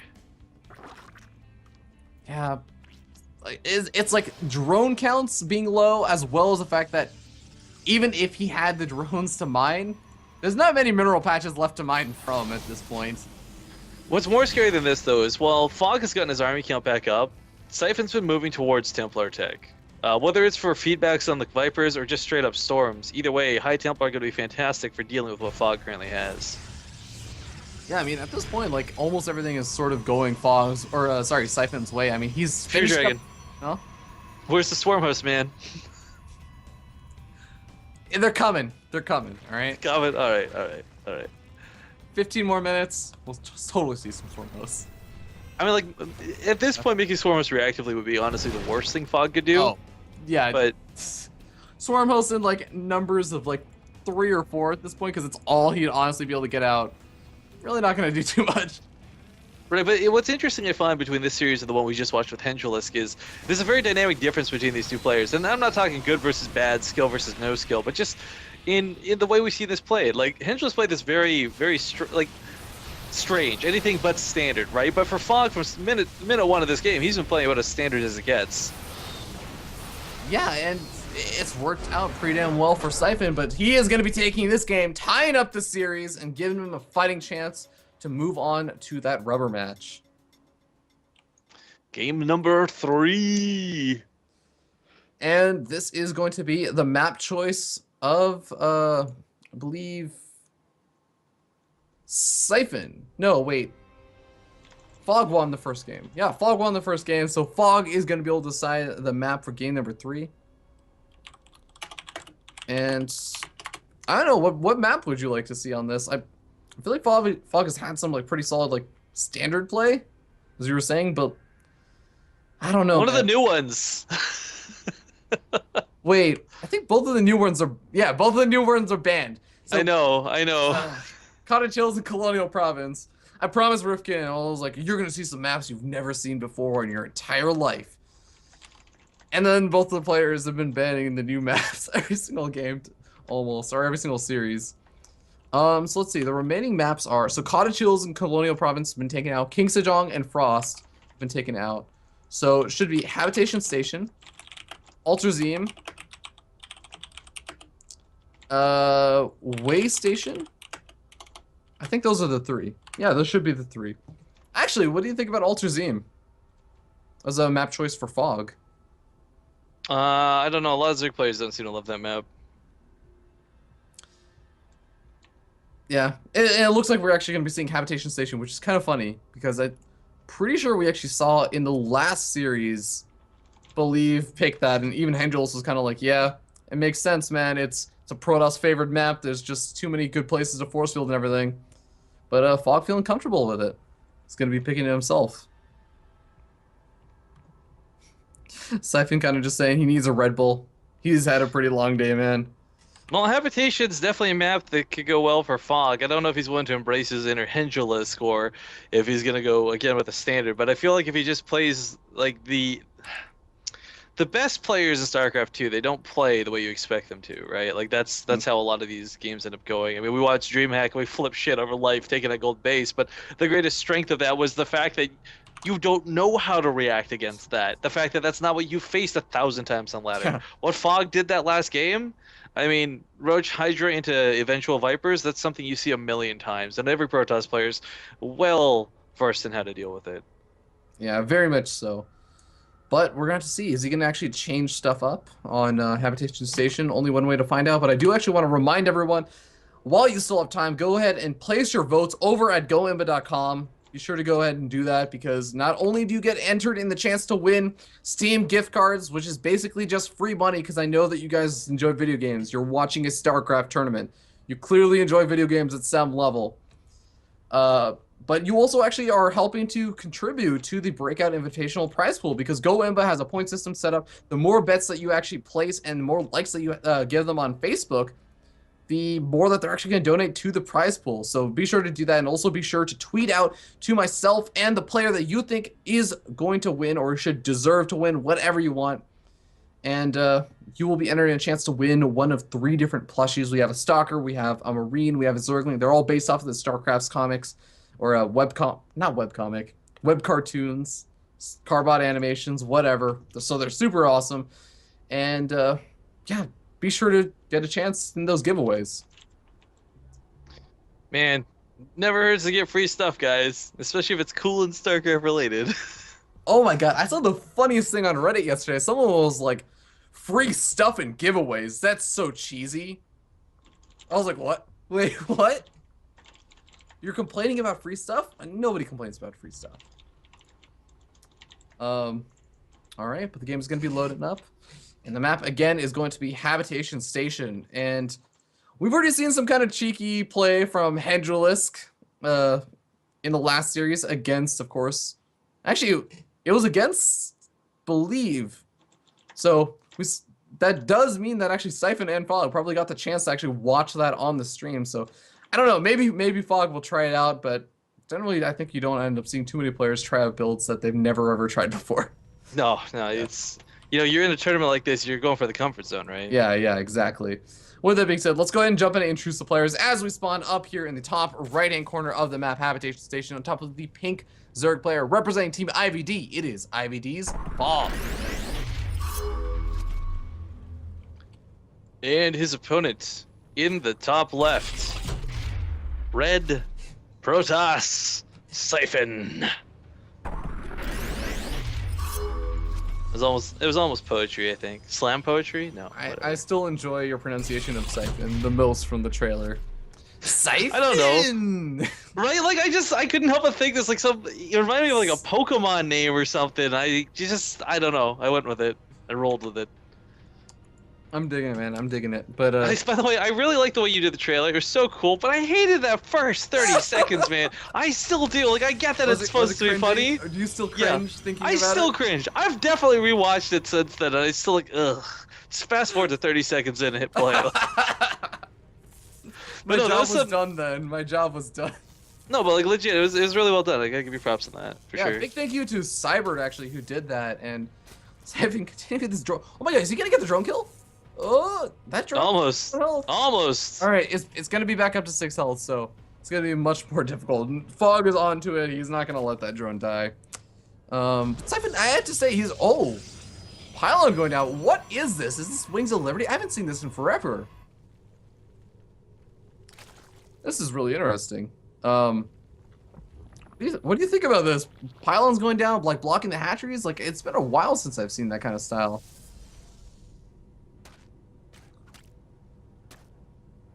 Rifkin? Sorry, I totally zoned out there for a second. What? Proxy Pylon. So that's awful. I know. I've just been casting all day, so it's Yeah, dude, you were casting like an absurd amount today. You're probably like the 12th or like 13th hour of casting or something crazy like that. Nah, not that long, but my bad. Sorry, what? So let's restart this conversation. So Proxy Pollen goes down at the natural expansion of Fog. Gonna delay that hatchery from going down for quite a bit of time, just because Fog has to actually get out Zerglings and whatnot to knock it down. But I haven't actually seen this for a while, and Siphon's Siphon's chrono boosting out Zealots and like just sending him across the map. He like still hasn't planted down his Nexus yet.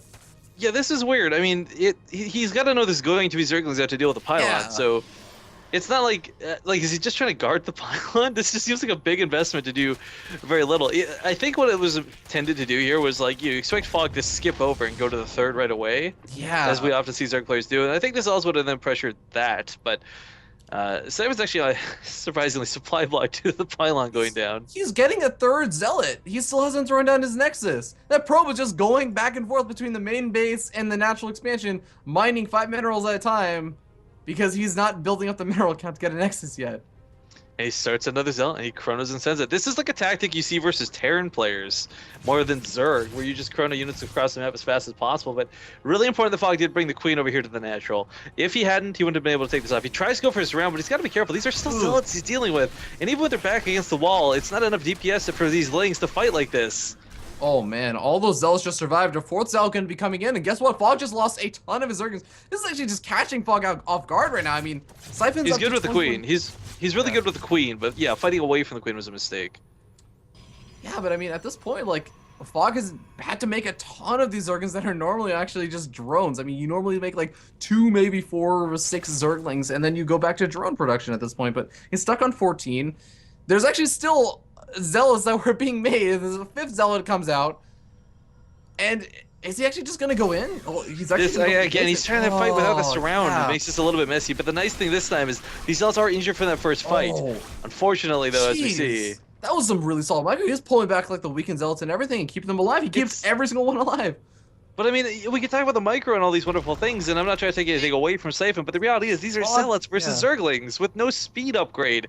The whole point of Metabolic Boost versus, like, it allows you to actually get this round off. It's almost painstaking watching these Lings try and walk around one another to connect to the Zealots. By the time they've gotten to the side of the Zealot, the first 2 have died. Yeah, it's a really questionable decision that Fog keeps going for these engagements against these Zealots. I think maybe, I don't know, he's like afraid that if they start walking up into the natural expansion or something, he will have to deal with them being at a choke, but even then, he'll still have the Queen to help him out, and once again, he's going for it, but this time he does actually have that Zergling speed upgrade, and these Zealots Yeah, are look at the blowing up, difference. Look at the difference of that surround this time. It's not even that they were low. Like, I mean, okay, it was a little bit because they were low, but I mean, they actually got to surround the Zealots. Before, it was only like 2 or 3 connecting at a time. It was horrible DPS. For Siphon, though, he got his money's worth out of that. He comes out actually resources ahead.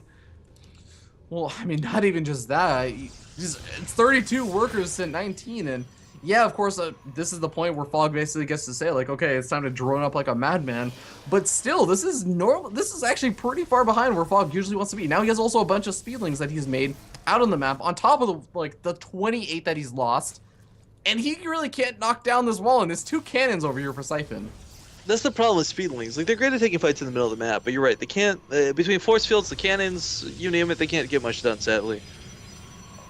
Let's not forget with +1 weapons finishing up here too. This just gets kind of worse. Oh my god, that would have actually been disgusting if like those Zealots have been able to stick around long enough. If they like retreated home or something, gotten back and had +1 weapons, re-engaged for the later parts of the fight. But you know, we are finally going to be seeing Siphon grab up those second 2 gas geysers, and we're going to be seeing his tech choice coming out pretty soon. He's throwing down a couple more gateways. Going up to 4, are we going to actually see like a robotic facility come out again? He's been going for that in the past couple of games already, or quite a few times. Oh, Rifkin.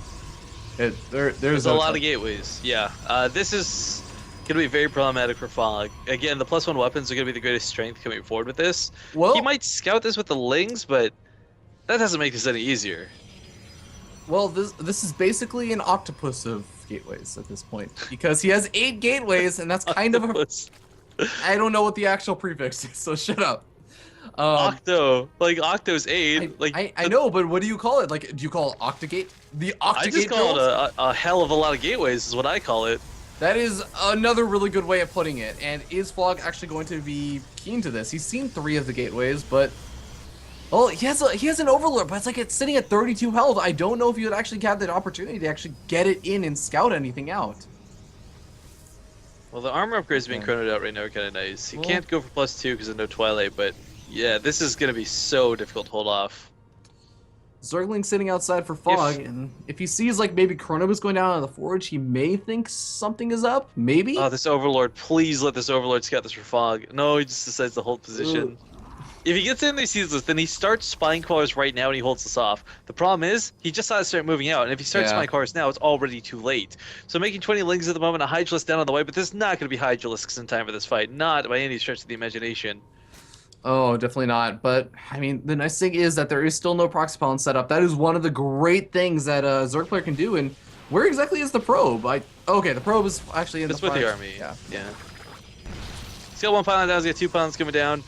Yeah. If Fog could maybe catch this from behind, that'd be a little bit okay, but he's not. The sentries are ready to put force fields down. The ramps will help buffer for this, and you know, I was wrong. The Hydras are going to be up for this engagement, but you know, they're not going to have groove spawns. There's not going to be the biggest amount of them.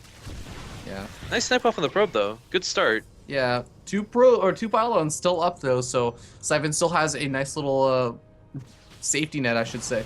But now the Zealots are going to be coming out. The force fields are going down, maybe trying to trap in some of those Zerglings. Pulls the drones. Pulls the drones. The Hydras are a little too late to the party. Most of the Zerglings have already gone down, and this is looking to be the end of Fog. Queen's going down, and as you were saying, I'm not sure what Fog can actually do a whole lot at this point. I mean, he's basically just going to give up his 3rd expansion. Barely any of the units. I'm not even sure if Siphon has lost that many units. Like, there were the 5 Zealots that went down earlier in the game. Awesome. Only 2 more Zealots have gone down during the remainder of the game. Yeah, the DPS of the +1 weapons is just insane. If Fog had seen this coming, if he had some spine crawlers, this could have looked different for sure, but the Hydras were just slightly off time. This was all just barely is what this game was.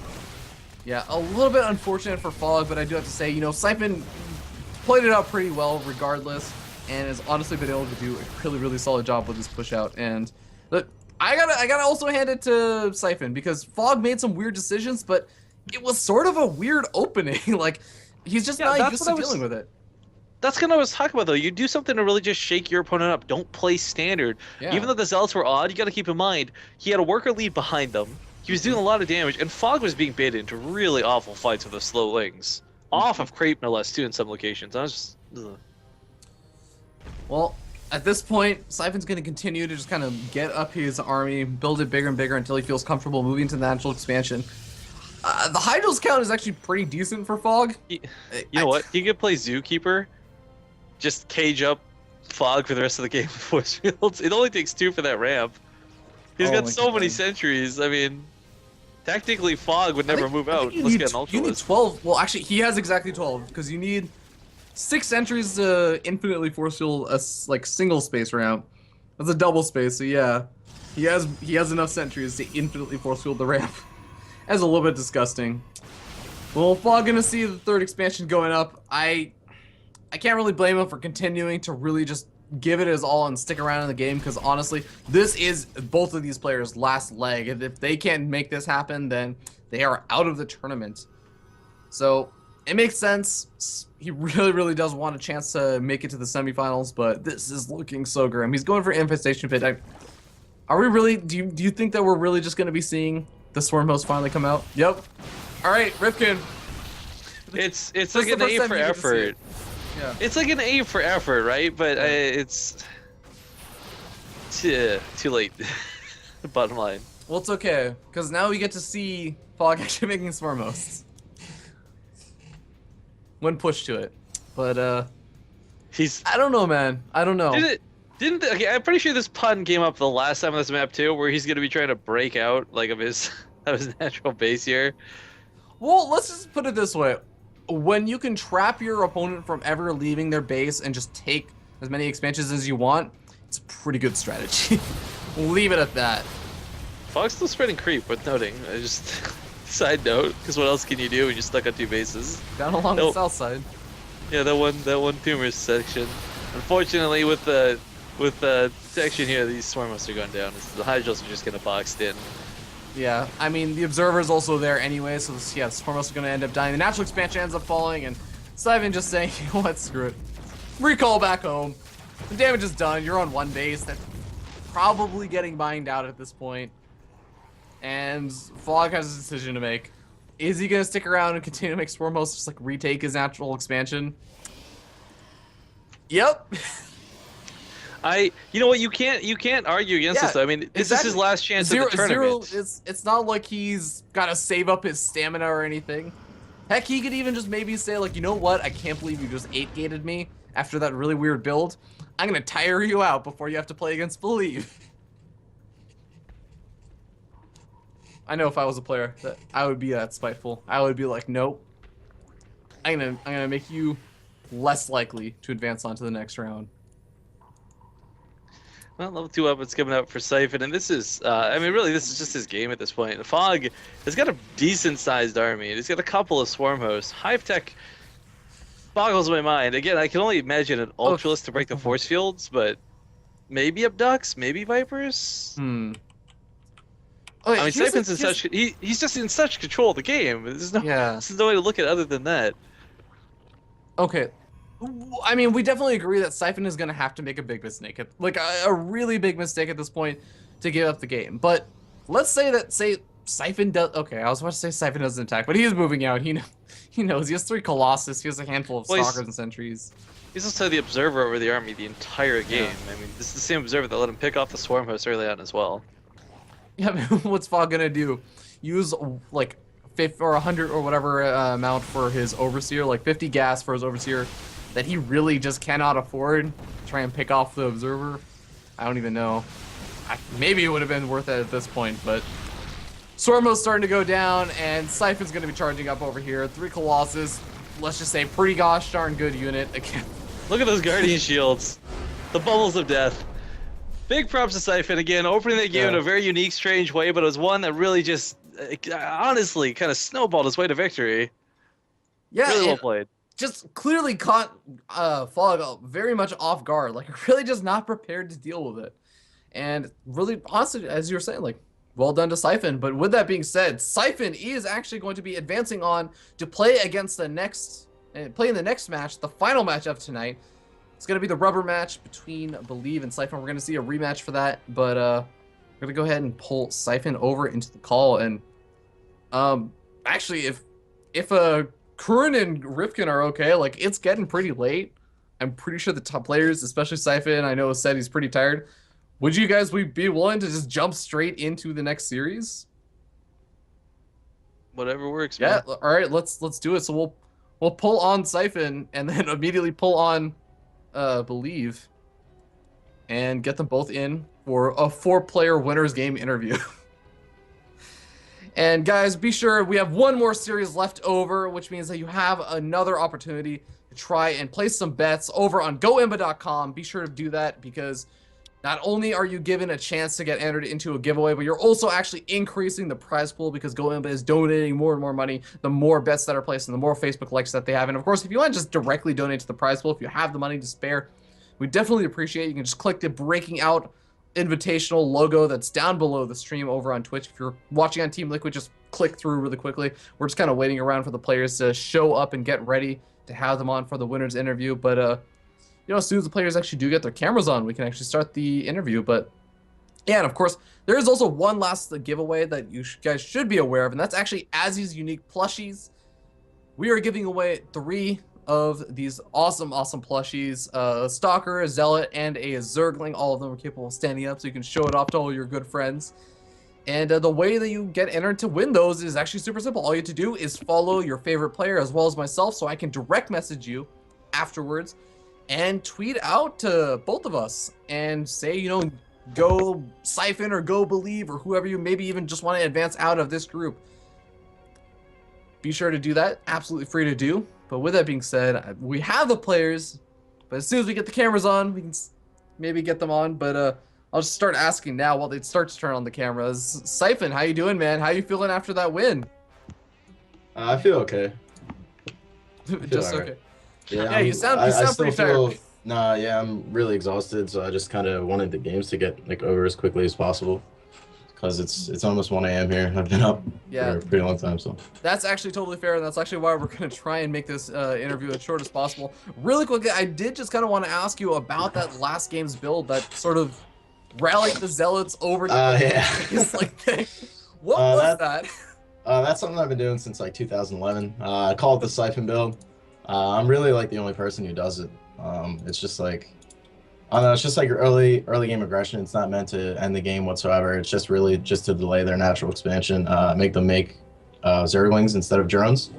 And usually even if like they do defend without, and he took a lot of damage. He actually lost a lot of lings. Like you're not supposed to fight the Zealots. Yeah. Like they're just there to like bait out units, stuff like that. And if he just waited for a little bit more lings and then like another round and then just surrounded my Zealots, it would have been like his map control from there, and then the game would have went a lot differently. But yeah, that's the Siphon build. All right, awesome. Well, let's kind of jump it more into the interview itself with, of course, with Naya. How you doing, man? Tired, but I can imagine. Yeah, that last game was pretty fun to watch, though. Yeah. I was definitely entertained by it. But guys, again, in the interest of keeping this short and letting you guys finish up your series, because I am, of course, after watching your first series, I'm expecting this to be one base all-ins that eventually lead into 40-minute games, just because apparently that's what we're doing today. That's the trend, yeah. That's the trend with you guys. Do you guys have any final words for your opponent before we get this next series started? No. Yes, I do. What do you have to say? Really tired right now, so I won't give you a game this set. Just want to tell you that. Wait, what? But you're coming in a little bit iffy with thinking like a fan or something. Oh, I'm tired right now, so I won't give him a game this set. So It's Siphon, you got like a fan on your mic or something, dude? We can't hear anything. No. I'm not try talking. mine. I have a fan in the background. No, it's definitely it is Siphon's Siphon, making the noise. Yeah. I'll mute it real quick. Yeah. All right, Liv, say your piece, and then we'll get this series started. Well, actually, oh shoot, we still need. Okay, say your piece and Siphon, call heads or tails. You guys get to see the map picks this time because we're doing this live. Siphon's muted, right? Naya, or Believe, heads or tails? All right, heads. Let's do this. Oh my god, it is actually heads. Oh, sweet. Congratulations. First ban or second ban? Wait. Oh, man. First ban gets first map choice, right? Yep. Okay, first ban. Alrighty. What would you like to ban, sir? Way station. Way station. All right, Siphon. I'll do Cottage Hills again. Cottage Hills. Eh. All right, and the map for game number 1 is going to be, believe. Let's go Frost. All on a Frost. Frost. Alright. Game 2. Let's do King Sejong. Yes, I suppose. Alrighty. Well, the maps are decided. We're gonna go ahead and get that game started. But believe, what were you trying to say? Oh, just that I'm tired, so I'm gonna 2-0 him. I'm not gonna get. Oh, of course, Yeah. of course. Yeah. I'm The sure. smack talk's getting better. It's getting there. It's Yeah. Slowly progressing. well, I'm sure Siphon will appreciate It this. was kind of hard to live up to my hype after the first match, you know, or our first match. So I mean, oh well. Yeah. I doubt that'll happen, but you could dream. So, quick question: are both of you guys actually going to MLG Anaheim? Is that both of your guys' plans? Yeah, I am. That's my vacation this year. Leave. So. Nope, not me. You don't know? No, I said no. Not me. Oh, okay.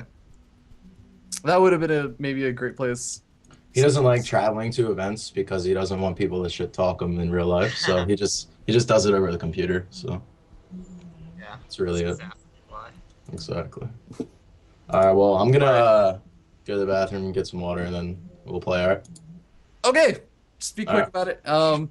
Yeah, actually, at this point, we will hop to a quick, like maybe 2 or so minute break. Guys, don't go anywhere. Place your bets on goimba.com, and we will be back in just a second. Shout out to the Goat Lords.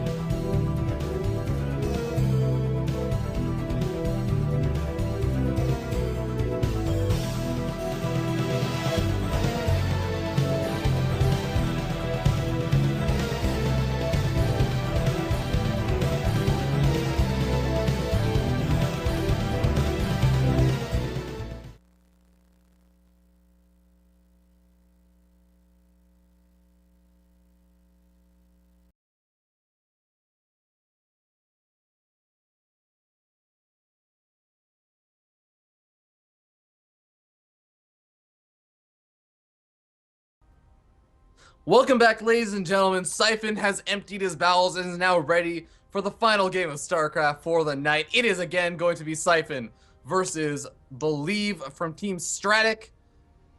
And this is going to be pretty awesome. It's going to be a pretty awesome series, but now Believe is going to go get a drink of water, so we have a little bit more time to kill. Rifkin, we're going to be seeing a PvP. The map is going to be Frost. I'm trying to remember the exact way that the first time these two players face off against, like how that went and what the maps they picked. Siphon had some good moves. He was really aggressive, but Believe had pretty good defenses. Was kind of I'd say that'd be the TLDR of that first best of 3. Yeah, that's actually probably a pretty good way of putting it. But yeah, like I don't think that we actually saw a game on Frost, which may be kind of cool. We may be seeing a bit of different styles of play or anything.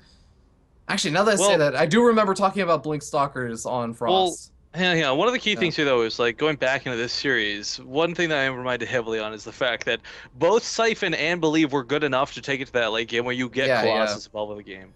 Again, in PvP, everyone calls it coin flippy. It's kind of a joke, and it usually ends at the Stargate or at the Twilight Council. Rarely does it make it to that Robotech. So, again, these guys are both well-suited enough to fight one another. I mean, they're both Grandmasters, for God's sake. Like, these aren't random, like, diamond players who are about to break out in North America.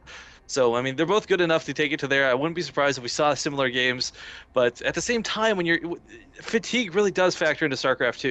You can't factor that out, and the temptation to go for something like a little bit cheesier becomes a lot more appealing when you're this late into the tournaments. Yeah, I mean, we even saw maybe like some of that fatigue. I mean, Fog himself has also been doing a lot of StarCraft today with the whole Home Story Cup and everything, and I think also MLG, but. Yeah, it really does factor in, and at this point, these two players have got to be really, really tired. We may be seeing extra mistakes out of them, but it may even just be a question of who makes less mistakes this game, who's going to be able to play a more perfect game. Let's go ahead and jump in and introduce the players as we spawn down here in the bottom left-hand corner of the map. Frost on top of the green Protoss player representing Team Stratic. It is Stratic's Believe. And his opponent in the top left.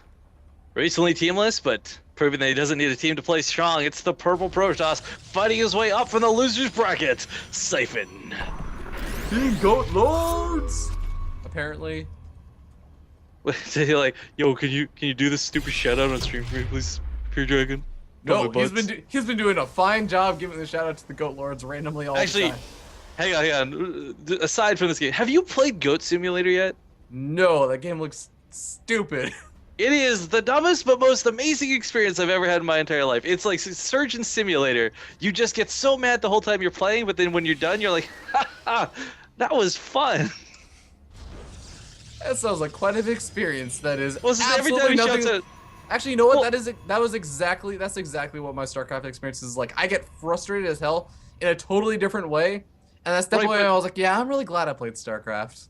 Here's the context I have, though. Like, every time he shouts out to the Goat Lords, there's like this demon goat you can unlock in the game with like 7 horns. It looks all evil. And that's the only thing I can think of when he's like, hail the Goat Lords, or whatever. It's just like big, demonic, scary-ass goat from like Goat Simulator.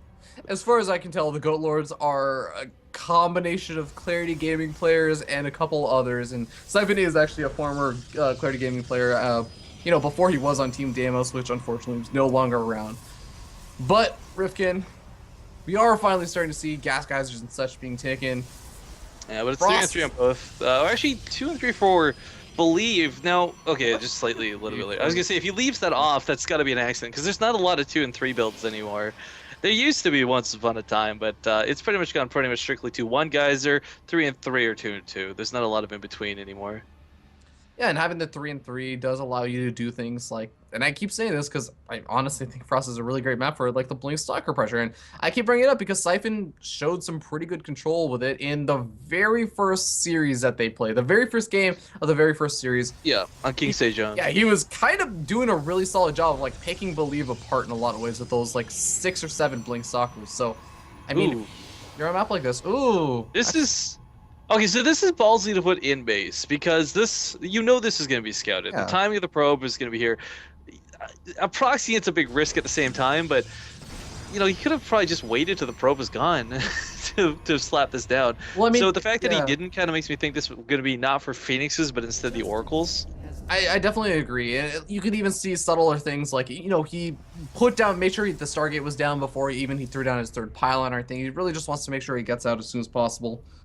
And I don't know, Believe he obviously seen it. Is he going to be prepared for it? He has a Mothership core out, so it's worth noting. This is like the one tech path neither of them delved down during the first games. Yeah, We had like right, that there was panic that- Stargate. Like yeah, that there was was like the the late Stargate that Stargate. went up, but then it got canceled or something, and then he just hallucinated an oracle. I think that what. Alright, Yeah. well, right now for Believe, what's unfortunate is he's not gonna have the stalker count to deal with this initially. But the mothership core will have enough energy by the time it gets over here. Then overcharge will drive it off the first time. And if the oracle's really greedy, the oracle will actually die to the overcharge, which is probably the best case scenario. Yeah, but I will say that, Siphon, he does actually have the robotic facility also going down behind this, adding on a couple of gateways. No indications that he wants to go for a Nexus just yet, and that's kind of contrary to what Believe wants to do. Believe has already thrown down that Nexus. He's now kind of throwing down his own robotic facility, getting that tech up a little bit later, but Oracle picks off a single probe. You get the sentry too, Sentries, just bonus yeah. damage. This was a mistake for Believe to lift these exposed like this. This should have been in the mineral lines first off. These are so expensive to lose. Oh my this God. is rather unfortunate. Is he gonna get? There's still 6 energy left, or he gets the second sentry. That's 200 gas that he literally lost for nothing. He knew this was coming. Oh man, that is actually really, really painful. That was honestly just like a mistake by Believe. Not realizing that the sentries wouldn't be able to handle the Oracle. That was a really nice move with the Oracle. I was a little bit worried, quite frankly, for Siphon too. Like, when he dived for that second sentry, you saw the hesitance. And that's because he didn't want to lose it at the photon overcharge. But Believe never popped it. Now, well, that did cost him 2 sentries. That means he's going to have a lot more energy for the upcoming fight, regardless of what the fight ends up being. But down here we got Siphon making some pylons. He's getting ready to dial on the aggression. As you pointed out, the Nexus is on the way, but it was delayed for so very long in the favor of getting more army value. Yeah, so I kind of feel like, Siphon, he's done some nice damage, but he didn't really kill off a lot of probes. He basically killed off, I think, that 1 probe. And really what he's got to be trying to do now is trying to equalize somehow in other ways. Because, again, his opponent got his Nexus up way, way earlier, and he managed to kill off 2 sentries. That's awesome. But he needs to do this kind of pressure that he's doing over here. But, oh, whoa, those are some good force fields. And recall going down to transfer 5 feet, but you know what? That is what's saving that Immortal. Right, but the problem is now he doesn't have the energy for the overcharge, so it's one of those hard choices to make. We'll see if it ends up being worth it as he starts chasing this back. Again, trapped within the time warp means he couldn't die for that stalker that was low, but Believe keeps his army alive. Like, here's the thing, like, the Mothership Core is actually, again, as we were saying before, he saved up energy for that Mothership Core by not using the Photon Overcharge. He's gonna have Photon Overcharge in a couple of seconds. These force fields out of out of Siphon are pretty good, so I gotta give credit for that. Like, those first 2 that forced a recall, that other one that choked these units back behind the mineral line, they had to walk all the way around. I mean, this is the subtle things, but he just doesn't have the army here to fight this. He's got the overcharge going for, which is helping out a lot, but these Immortals, it's 2 to 1. Just turn around and fight. Kill the 1 Immortal Siphon has on your side of the field. Focuses it with the overcharge even, and a recall gonna go down.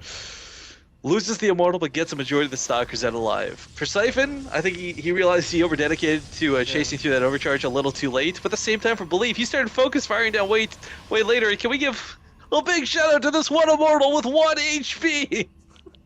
Oh my God, that is actually the first Immortal that actually lives up to its name. Right? The Oracle does go back home too. It was unfortunately didn't get a lot done while this was going on. 2 stalkers have been left in the main mineral line the entire fight. So for Believe, I mean, he could have maybe brought this forward and had a more decisive victory in the front lines, but it would have compromised his mineral line at the same time. So complacing her on purpose either way works out perfectly for him. Yeah, and either way, I think that Siphon's going to be okay overall at the very end of the day. Like, it wasn't like the worst trades in the world and everything. He did manage to do some nice things. He managed to waste a lot of that energy on the Photon Overcharge, the recall, etc.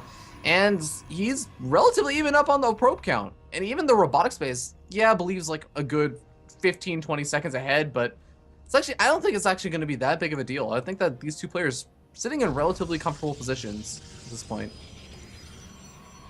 Well, we see the Robobay coming down for Siphon once again. It's not easy for players to get to this place, and I think it was the same the same trend for the first series too between these 2 players, where he was always a little bit behind in his Colossus count. Yeah, every single game, but. I don't know, man. Immortals, they're still pretty damn good against Colossus, so you really can't blame them too much for wanting to get out those couple extra Immortals. But regardless, this is once again following the other motif, which is early game aggression transition out into Colossus late game every single time. And again, like it sounds so silly, and this Yeah. looks so easy watching these two players do it. But I need to remind you, both Siphon and Believe have to play at that high level caliber of play to make this happen. You're never going to go to the ladder as a Protoss player new to the game and get to this situation. First off, you can't just straight tech to it, and secondly, as we saw, defenses have to be perfect to be able to force this out. Now, the Oracle's making a great use of one of its utility spells, the Revelation. So what this does is give Siphon full vision of the army, which, quite frankly, Yeah. for a minute's time, is huge.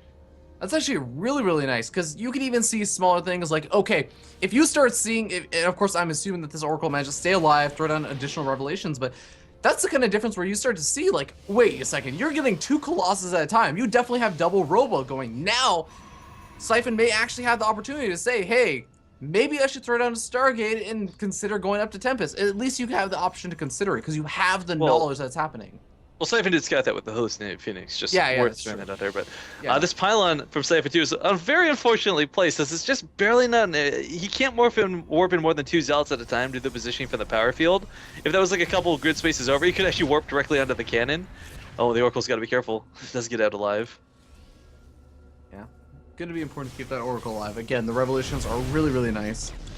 But, I mean, at this point, 2 players are basically just going into pure Colossus production, and Siphon's still actually only producing 1 at a time right now, because I swear he had a second Robo. Yeah, he did have a second Robo. He was a supply block for a little bit, but that does, even those small little supply blocks, they really do set you pretty far behind. He was already down sort of 2 to 3, originally 1 to 3, but now it's pretty soon going to be 5 to 2. All right, well, he takes out the pylon. Again, this was something Siphon had really nicely set up for him, where if Believe was so focused on the left side of the map, Siphon could have warped in a ton of Zealots, could have warped in on top of the mineral lines, whatever the case may have been. But that's not going to be the situation, sadly. Now, again, this Immortal 1 health is really funny to look at in the army, but the layering for Believe is looking really nice. The downside is neither player's really heading towards the Colossus count, or sorry, the Archon count like we saw before. We do have charge lots for both players, and 2-2 on the way. It's insane with the Table Archive time, just how similar this is. Yeah, I think these players honestly just have a pretty good feel of like where they should be going in this game. But again, I really do feel like that the big difference is just going to be like Siphon has less Colossus. In fact, he actually has less Stalkers as well. It looks like almost his army supplies maybe eaten up in the sentries, Ooh. plus losing more. He just lost the Oracle too, so that Revelation advantage is gone. Yeah. Well, oops. Yeah, he kind of flew that right into the army. I think he was not paying attention to it, but you know, it's I kind of feel like on Frost again. We talked a little bit about this before with the whole cross spawn locations, not as vertical spawns. Positioning is going to be difficult because let's say you approach through the left side, regardless of which player chooses to be aggressive, you're funneling into this awful choke with that bridge. Same kind of goes for the middle of the map. You get through the middle of the map, no problem, but then there's these weird crevasses around the third that again, it's not going to be force fields that keep you out, but it's just simple positioning for the Colossus. Yeah, I mean, the engagement, especially on like I say the left-hand side, doesn't even have to happen at the bridge for you to be funneled. When you start getting up to the number of Colossus that they're getting up to, 7, 8, 9 Colossus, you actually, like, those Colossus are really fat. Let's be honest. They need to go on a weight diet because they will actually take up the entirety of that, like, giant ridge over by the third. Look at the top right corner of the map right now. Siphon's doing something really cool. If there's one thing Believe has never really been doing in the entirety that we've seen him today, it's not diligent scouting, but also he's always been kind of bulked up and really again, like we talked before about how in the first series Siphon was aggressive, Believe held, and they would counterattack, and that's fantastic and whatnot. But this is again a situation where you look at his vision. He's not even scouted anywhere on the right half of the map at all. Not even in the slightest. Not even the watchtowers. Why would you need to? There's no reason why you would expect those expansions to go down there. Nobody ever does this anymore, or barely ever does it at least. No, this is cool. I like this a lot because what's going to be problematic for Siphon is like maybe he risks losing his third. Maybe Believe finds that perfect engagement, but he won't be out of the game because he'll have these 2 other hidden bases to fall back on. And this isn't like 1 ninja expansion, guys. This is 2. And here's the even cooler thing is that you have like these giant Colossus-based armies and everything. And guess what? They do not do so well when you're really, really out of position. So even for Believe, even if Believe figures out that those exist, he has to go all the way up to the top right-hand side of the map. And guess what? That for him to go to the top right-hand side of the map, the cross spawn position, it's actually faster for Siphon to move over and deny Believe's own expansion, while Believe is actually trying to move to that top right-hand side. That was kind of funny. I don't know if you guys were watching Believe's Army at the time. He's been killing a lot of his own units right now, guys, and it's not by accident. It's very much intentional. He wants to clear it up for better supply. You don't need a lot of Zealots. Those are units you can warp in later for the buffer. Quick, easy reinforcements. Having them Archons, having Immortals, having these Colossus is going to be way better for your army supply. But I kind of wish rather than killing the Zealots, he'd thin out some of the probes because, quite frankly, you can't give away all of your Zealots. Charging is always going to be really nice to have. Yeah, I mean, we still have like 4 or 5 Zealots, which is just kind of nice. It eats up that first volley. And after that, honestly, when you're sitting with eight Colossus for 8 Colossus, having more than like 5 to like 7 Zealots really doesn't help you out that much. Because they all just kind of like die after that first volley or two. But the fight begins. Unfortunately, Believe walks into Siphon, so Siphon's going to take this fight very nicely at the start. As we see, Believe's lines are broken immediately, and Siphon still has a lot of Colossus in the back. Those double time warps will hold these units in place, and he's coming in from behind with that War Prism. Really good War Prism positioning. This is going to be Siphon's fight, as long as he can just keep pushing forward here.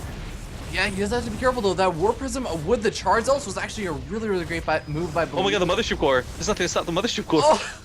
I love this. Oh my god, this is actually so smart. I believe he lifts up the Colossus. But he only saves one. Look at the charge lots connected. That's not even Colossus damage. That was charge lots. And Siphon takes a big upper hand in that fight. Now, the biggest thing those Zealots did, aside from their actual damage in the Colossus, look, if you guys noticed the way they made them shoot all haywire, they couldn't focus. They couldn't splash. That's why Siphon got away with so many of his Colossus still alive. And it's going to be working out really, really well. Siphon has, of course, 2 hidden expansions on top of this, but now he also has this enormous Colossus lead. And yeah, in the later stages, you don't want to go past 8, but guess what?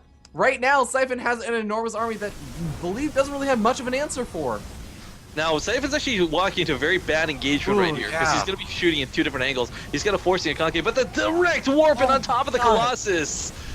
He tries lifting them up with a War Prism, but this isn't like juking out Stalker hits. This is Zealots connecting through melee, and that should have been a fight that, without that War Prism, Believe would have walked into suicide, Siphon would have walked into suicide, but Believe holds, or gets destroyed, rather, on that hold.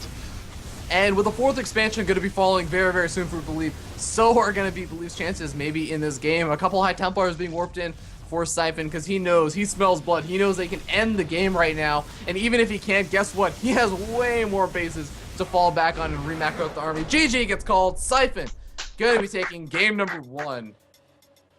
Gotta give it to Siphon. That was immensely more impressive than the first time we saw him today in the best of 3. I mean, he impressed us a little bit with his Blink Stalker control, and that's cool. I don't want to take anything away from that, but it wasn't even the double bases. It was the using of the Warp Prism. Like, that alone, won me over. And that's what won him the fight. That was such good tactical play out of him.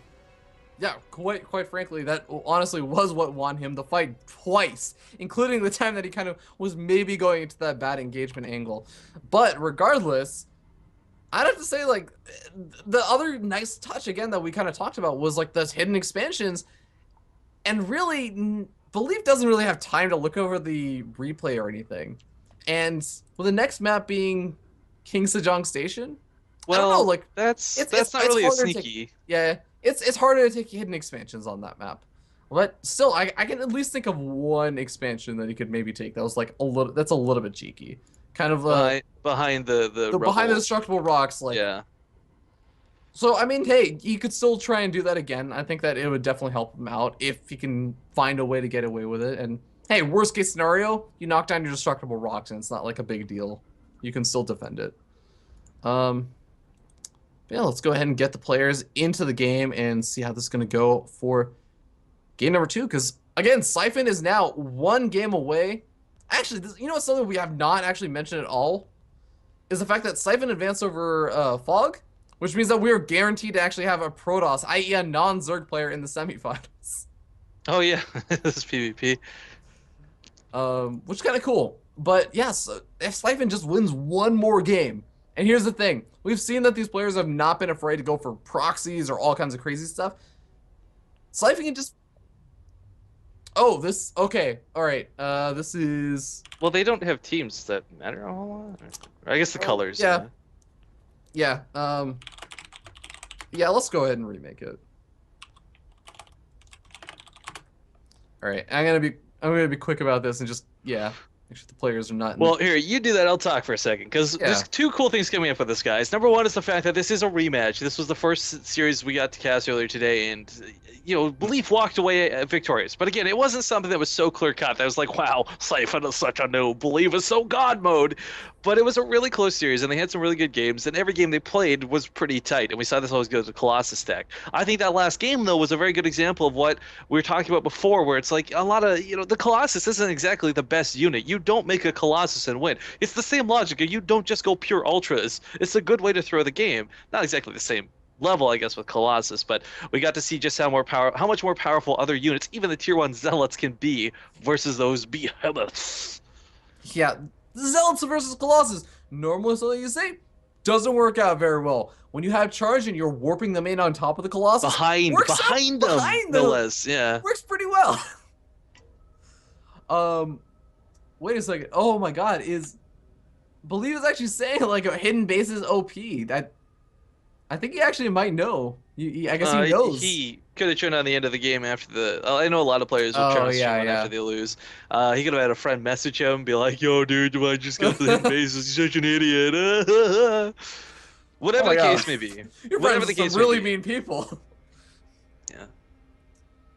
All right. Yeah. We should be jumping into the next game, and again, the map is going to be King Sejong Station. As you were saying, probably going to be a little bit more difficult to do hidden bases. Maybe you could do it behind the structural rocks, but a lot less likely than a giant map like Frost, where you have like 4 players, spawn positions, and everything. And part of the reason why I really liked it on Frost was because even if the bases got scouted out, it still would have been hard for Believe to really move out with a substantial force and put pressure on that. And that's one of the like really cool things about it, is that it doesn't matter if it really gets scouted. It matters a little bit, but it's still very difficult to have a response to.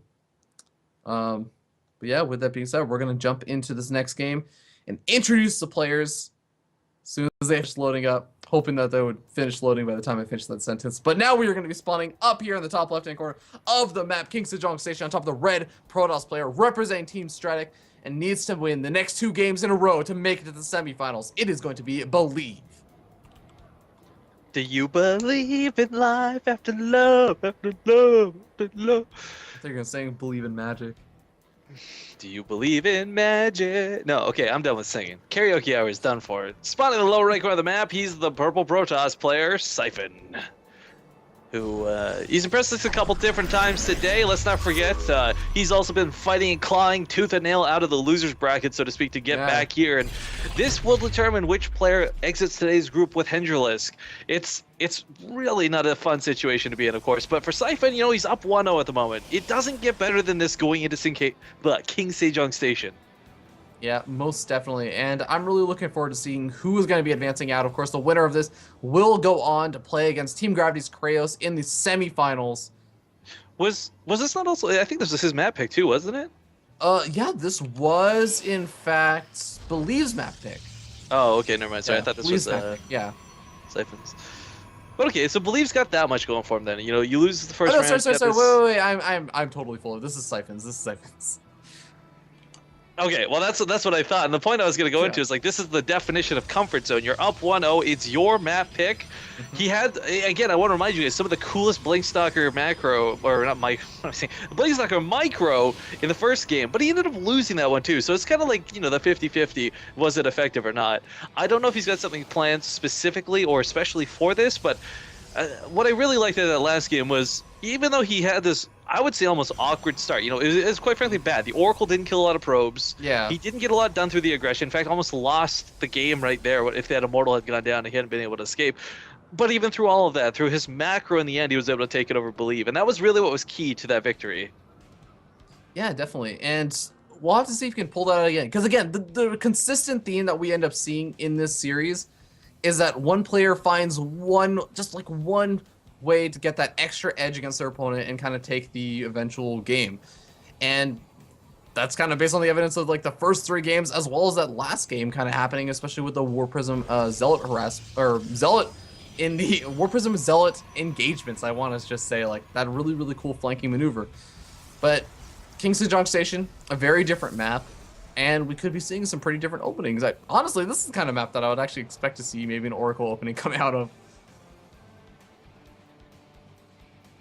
Nope. What? Oh, sorry. I thought Oh, Skype call dropped. That was just like an awkward Oh, end of no. the sentence. I was like, Yeah, I was just saying, this is kind of the map that I was expecting maybe see an Oracle like build come out of, just because, I mean, the air distances are pretty nice and like fast. There's a lot of airspace to kind of run in a lot of different angles that your Oracles can run, especially for the natural expansion, to just kind of retreat to safety. But we are going to be seeing a Twilight Council coming out, I believe. And, I mean, this could either be Dark Templars or Blink. What do you think this could be? I like Blink. It's the safe opening. DTs are a possibility, but typically if you do DTs, you tend to try and hide it a little bit. There's not a lot of players who will be so brazen as to put the Dark Shrine right in their base, but I think Blink is kind of a nice catch-all build as well. Okay, just Yeah. Blink. Because, again, like, let's say your opponent opens with additional Stalkers. Well, Blink Stalkers actually beat out normal Stalkers. Let's say your opponent opens with a Stargate. Well, Blink catches both Phoenixes as well as the Oracle. Let's say they open Robo. You blink on top of the Immortals before there's a lot of them, and you're good to go. So, I mean, Blink's not an automatic win build by any means, and it really comes down to how you use it. But I do feel it's the stronger one and the safer one. I think safer is one of the key words that I end up hearing a lot of Protoss players kind of refer to it as. But at the same time, we take a look at what Siphon's doing. I mean, he's been making just a lot of gateway units, and honestly, he has a lot of gateways back at home, going up to 3 gateways, and he's putting on a little bit of pressure over here. And it doesn't matter whether you have Blink on the way. If it's not finished up, you can't really utilize it. No, he's trying to walk away from this too. Really good move from Blink, for Believe to disengage on this though, because he just simply doesn't have the count. He doesn't have the numbers. 3 Stalkers now to 2, looking a little bit better, but one of these Stalkers is incredibly injured, forcing out the overcharge, looking to buy himself a little more time. But I don't know if time is going to be what saves him in this game. Oh, one more shot would have finished off that pylon. Does cancel it. He's going to have to be careful. I mean, it is still 3 Stalkers to 2 Stalkers over here. Siphon has to be careful. Ooh. He's going to lose the Mothership Core. He's not careful. Like, it's a time warp down. Hit, turn around, just hit the Mothership Core. Oh man, let the Nexus shoot it. He's really losing control of this game. Siphon is so close to winning. He loses to no Mothership Core, but he's already done enough damage with it. Blink is coming out, 3 Stalkers are coming out, but again, for Believe, this is all just moments away, and he's got no overcharge to fall back on. So right now, this is where it gets really desperate. Because for Siphon, if he gets too greedy here, he could throw everything he's put on the front lines. For Believe, he just has to hold. It's not going to be easy, but it's doable, especially with Blink in your pocket. I've seen players come back from horror situations with this, with Blink, but not backed into a corner like this. Not already. Probes aren't even being pulled into the fight. Like, pull the probes on top of the Stalkers! Well, he's actually still doing a pretty good job with his Blink Micro, keeping a lot of those Stalkers alive for quite a bit of time, but the Zealots are absorbing quite a few shots as well, and now we end up having another reinforcing warp. Now the probes are finally pulled. Now the probes are finally pulled, but more Stalkers warping, as you pointed out. This is looking pretty desperate. It's 6 Stalkers to 4, and again, Blink is going to be fantastic, but as long as Siphon micros the weak Stalkers he has back, it's going to be, you know, what you blink away from it, that's not going to work. You have to go for the kill. Yeah, and Siphon's actually doing just that, keeping a lot of these Stalkers alive. A really, really good job on that. And actually continue to warp in a couple of these Zealots just to absorb a couple more of these hits.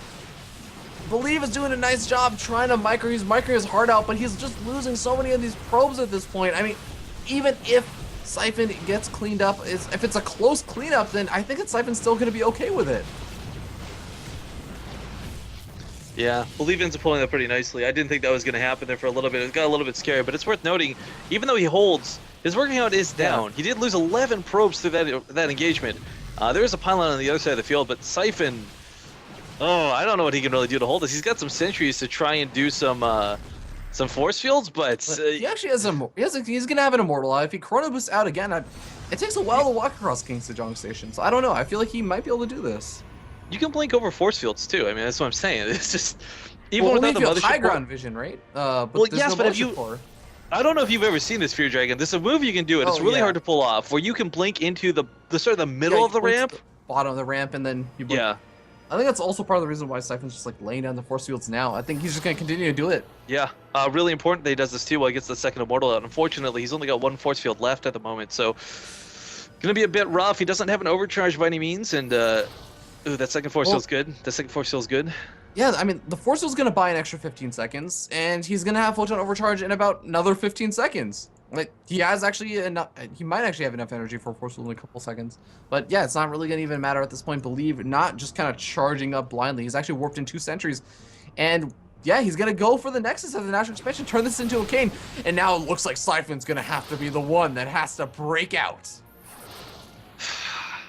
It's worse because you said it. It's worse because you said it. Like, that's All right, so 2 Immortals right now, honestly, not that scary. But there's not enough Stalkers to really focus fire these down and get through that Hardened Shield very quickly. If there was like double the Stalker count, these Immortals are a joke. Unfortunately, though, he's going to focus on top of this and blink backwards once again. A free kill, but Immortals don't have projectiles, and you can't juke their attacks. Yeah, it's pretty difficult to blink against Immortals, but at the same time, I mean, Believe is just trying to buy time. And he's going to get the Force Field down. Actually, Zealots are able to squeeze on through. They actually managed to take out the Sentry, and I actually think that somebody's going to be able to break out of here. Yeah, this isn't going to be too difficult for him. Again, the Immortal DPS is what really pushes this forward, but for Siphon, he's in a rough spot. You can try and expand, or you can try to go for the counterattack, and I think in this particular scenario, expanding is going to be much safer. Now, he's seen the pylon. Leaving this up is so dangerous. You can't leave the base and leave this pylon alive. Like, how is he not killing this? He's seen it. I mean, either he doesn't notice it, or he's somehow doing some sort of crazy mind game. He's like, look, you see my expansion. You see that I'm not about to come attack you right now. I don't know, man. There's no other explanation. I'm convinced. Yeah, he must just have not noticed it right now. I mean, he's mentioned before he's really tired. He's been playing StarCraft or like a working for past like 15, 16 hours. But nice the force fields are kind of a cute move, but honestly, a waste of energy. Yeah, you know he's got Blink. Well, at the same time, you know that your opponent has Blink. As long as you have enough energy for like a Guardian Shield, what else are you going to use the Sentries for right now? I'm sitting here like watching this pylon, and I'm just waiting for like 4 Zealots to warp in, you know? Focus on the Nexus or the probes when they get mining. I think maybe Siphon's trying to bait him into warping in, knowing they can clean it up by not moving out. I can't theorize why he would leave this intentionally here. Because, again, this isn't like an unpowered gateway. This is a pylon. Yeah, I mean, you can warp in units, and God, if Siphon does not notice this by the time he decides to do any kind of move out or anything, or even just by the time that Believe decides to do a move out, I mean, talk about an easy flanking position. You have a pylon in your opponent's natural expansion. You just warp in there and send them over to the middle line or to the actual army. Well, there goes the Robo-Bay coming out of Believe, so he's looking to go towards that Colossus tech. Both players playing off of 2 bases. I still stand by the theory that hallucinations should be able to deal damage to other hallucinations. So, like, when you see 2 Phoenixes pass each other, they should totally hurt each other. It's like an alternate dimension thing. Damage? Will they do double damage to each other? No, because hallucinations have to do half damage to start, of course. Have you never played Dota? Gosh. I think... I hate to correct you, but I'm pretty sure illusions do 1/4 the damage in Dota. Whatever, my point is it's not full damage, so it wouldn't be double. But you know what's really scary, though, is while we've got the Twilight Council going to get caught up here... Actually, wait, why does he have a second Twilight Council coming down? Believe. Okay, cancel it. Okay. That was a mistake. Now that I've researched one of those. Blink, I'm going to research Charge twice. Yeah, it's like, I hope the casters didn't see that one. That's the whoo. Although God. Nothing will be bad is Scarlet. Siphon's moving out and the pylon's still there. Oh my God. This is painful to watch. I don't like. The worst part is I don't think Believes realize he can utilize this more so than Siphon. Like, have they both just? Is this a benign pylon? I mean, what would be the point in warping in if you knew that your opponent's army was there? You might as well wait until 4 Zealots, 3 Zealots. Here we go. Oh, okay. One to test the waters. 2 Zealots. Well, he actually traps his own Zealot in there. It's all good. He didn't really want to reveal until the last second, but ooh, Siphon actually hallucinated Colossus. Maybe trying to scare Believe, but he's losing workers in his natural expansion. Okay, he does warp in 3 Zealots over his There we go. Now he cancels off on his opponent's third. Actually, that actually did work out okay for Siphon. Oh God, I wish that was the Dark Shrine. I wish those were DTs. That would have been devastating for poor Siphon. Especially since Believe just sniped off Siphon's Observer over there. That's actually kind of really annoying for Siphon to have to try and reproduce at some point. But actually, do we actually have a robotics bay down for Siphon? We don't, and he's not building one still. He's gonna be falling. I know we've been talking about Siphon being behind in the Colossus count in this series, but he's gonna be really, like much further behind than I think he's ever been in any of the games that he's played against Believe. The thing is, though, with Colossus, it's like watching a Terran player throw a bunch of Marines into a siege tank. Like, you can get a positional engagement and take a victory, although it's not nearly as easy to pull off. Because do keep in mind, Siphon, he doesn't exactly have any Colossus out. It's a lot of Immortals, but no Colossus. I think the problem is, though, Believe's going to go with the Protoss mantra of waiting to max out, 200, 200 before going. And this is, I mean, it gives Siphon time on one hand, but on the other, the Colossus aren't exactly the end-all be-all. Yeah. But he can't fight without his own. And this is a situation where, again, I kind of harken back to, like, maybe Tempest might be the answer, because he's just so far behind. I honestly think. Wait, is he making? Tries to go for Colossus. That's gonna be a mistake. He's going for the second Robo, and he's always been behind the Colossus and just barely able to make up the difference. But this is too far behind. I mean, I've kind of said this before. Like, it sucks that he was behind in some of the previous games. This time he's literally going to be 5 Colossus down. I mean, Believe is making the push out with 4 Colossus right now, and actually a handful of Immortals. And that alone is actually kind of a really scary thought for Siphon to deal with. These Siphon's now hallucinating 2 Phoenix, gonna send them out. Is he actually gonna spot this army having moved out? No, he's not. All right, well, Siphon's gotta count on the few things that he does have kind of going in his favor right now. He has a lot of Zealots with charge. Those definitely help out against Colossus, and Believe actually doesn't have that big of a gateway army. So you know what? This is definitely not over by any means. If the Immortals can connect, that's gonna look so good. He's trying to come in from the backside with the Immortals. Oh, he loses the base. Kill the Mothership Core, stop the recall. Oh, too late. Oh, that was such a good move out of Believe. That recall, that base snipe. Looking at it, literally Siphon's. Oh my god, I'm gonna stop saying literally so much. Siphon's entire anti-air. You literally need to calm down on saying literally. I literally plan to, but there are 3 Stalkers and 4 Sentries. That was Siphon's opportunity to kill off the Mothership Core in time, and it just was not gonna happen. If you know what's actually funny, if Siphon had his own blink as well, that may have not been the case. I think there's been so many situations where we've seen these 2 players where one goes blink and the other completely forgoes it. Not that that's bad, because blink becomes a little bit useless when it comes to the Colossus Wars later on. Yeah. But what's worth noting is even though he did lose that base, it's kind of the time, like, he's getting Colossus out now. If Believe had gone for the full-on army engagement, he may or may not have won. It's really hard to say, but it's funny to consider that this was a situation where 20 minutes in a game in a PvP, force fields would have been incredibly effective for one player. That is actually something you do not see every day. As well as the fact that we've seen this game kind of go into these later stages. But Siphon is taking a 4th expansion. And, okay, so Rifkin, we have Believe up to 9 Colossus at this point, and I'm pretty sure he just needs to fill up the remainder of his, like, 20 available supply, or 30 available supply, I should say, with Archons and Zealots and Stalkers, just other gateway units.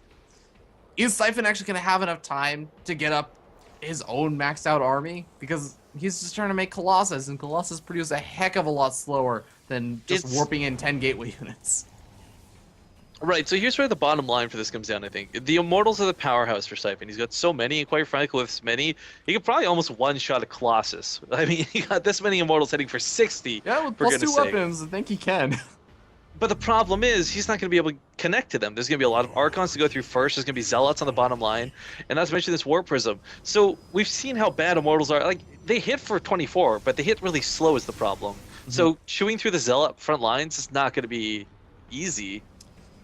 And oh god, Siphon is donating a Colossus. This is not the time to be doing that, but he is setting up for an interesting flanking position. He's screwed. That Time Warp eats up his Zealot, eats up everything. Siphon. Well, I don't know. Look at this army trying to charge through. Yes, Siphon's army is coming in from so many different angles. The Colossus are trying to do the splash damage, and the Immortals are able to survive for quite a while. They're starting to damage those Colossus, but no, doesn't look like it's going to be enough for the reinforcement warp, and Believe takes game number 2. GG. And all right, we so are tied up 1-1. Yeah, Once this again. Goes to the last possible match between these two. I wouldn't have expected this to be a 2-0, honestly. I know we had a bit of the smack talk, like, I'm tired, so let's make it a 2-0 and all this stuff, but again, these guys are way too well matched for one another. You're not going to find 2 Protoss players who match up better than these guys, I think. It's just ridiculous. Yeah, and honestly, like, it's Believe's map choice right now. But these 2 players have basically been kind of trading blow for blow on whatever map ends up coming out. That I honestly don't think the map choice is really going to favor one player or another as we go into game 3. But I do have to say, guys, you literally have... Shit. What? Guys, you have one opportunity to vote over at goimba.com. You have a little bit of time left over to go ahead and follow your favorite player as well as myself so I can direct message you and tweet out about who you want to win, maybe the series, maybe the tournament, maybe from Group A or Group B, and get a chance to be entered in to win one of Azzy's unique plushies, as well as just get a chance to be entered into the Steam gift card giveaways that goimba.com is doing, as well as also help contribute to the Breakout Invitational prize pool, although you can continue to do that again tomorrow, but every single bet counts. And, Believe is asking if we can repick maps. No, we cannot repick maps. Oh, wait, hold on, wait. Siphon, yes, Siphon just lost. Wait, what am I doing?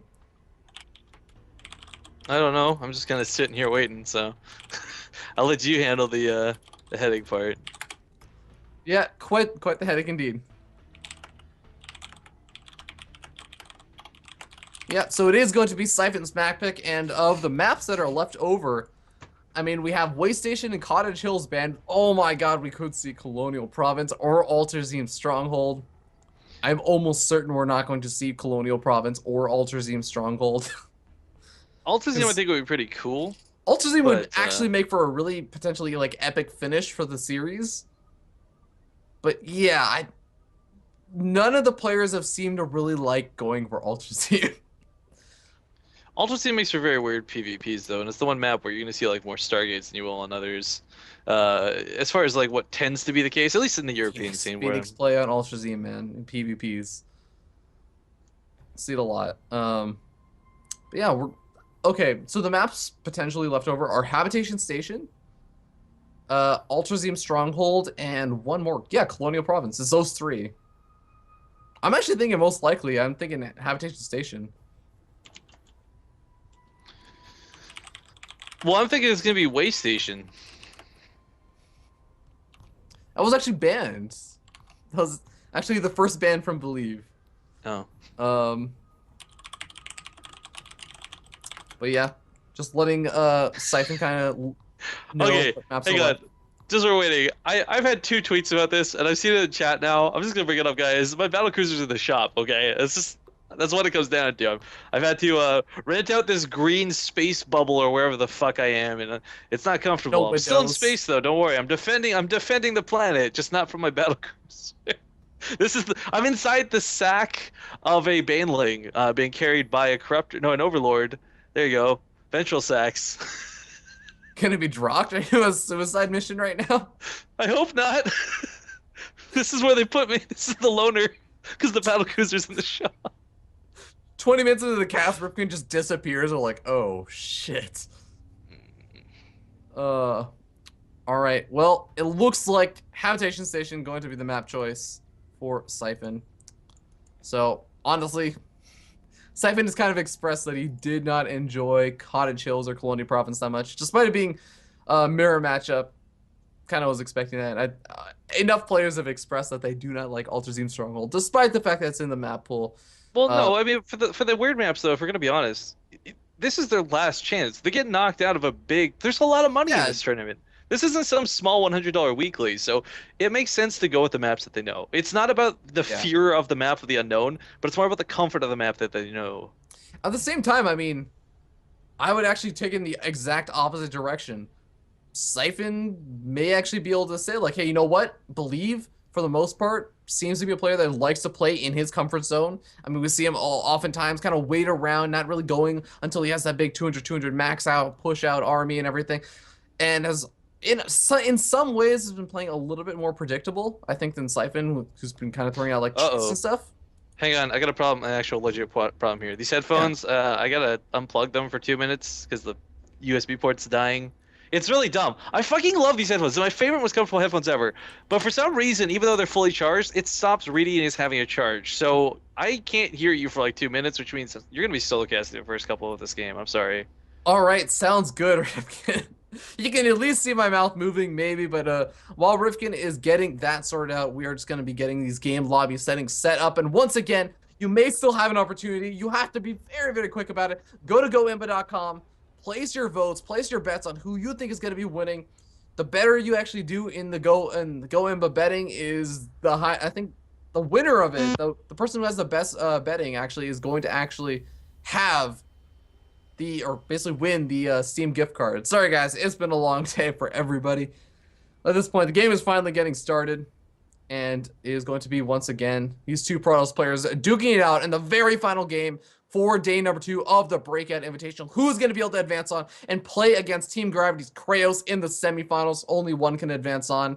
It's going to be a Protoss player, and the map is going to be Habitation Station. Let's go ahead and jump in and introduce the players as we spawn up here in the top left-hand corner of the map. Habitation Station on top of the purple Protoss player representing no team.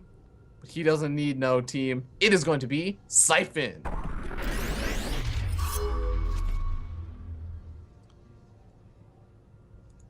And up in the top right-hand corner of the map, we have the green Protoss player representing his new team, Team Stratic. It is going to be Stratic's Believe.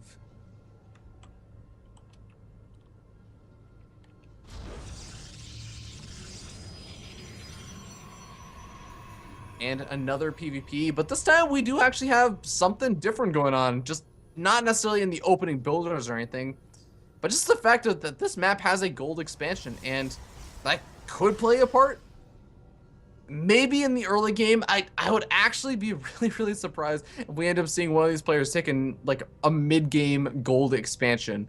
Just because if you take a gold expansion, they go into Colossus Wars as they've been doing in every single one of the games that they've been playing.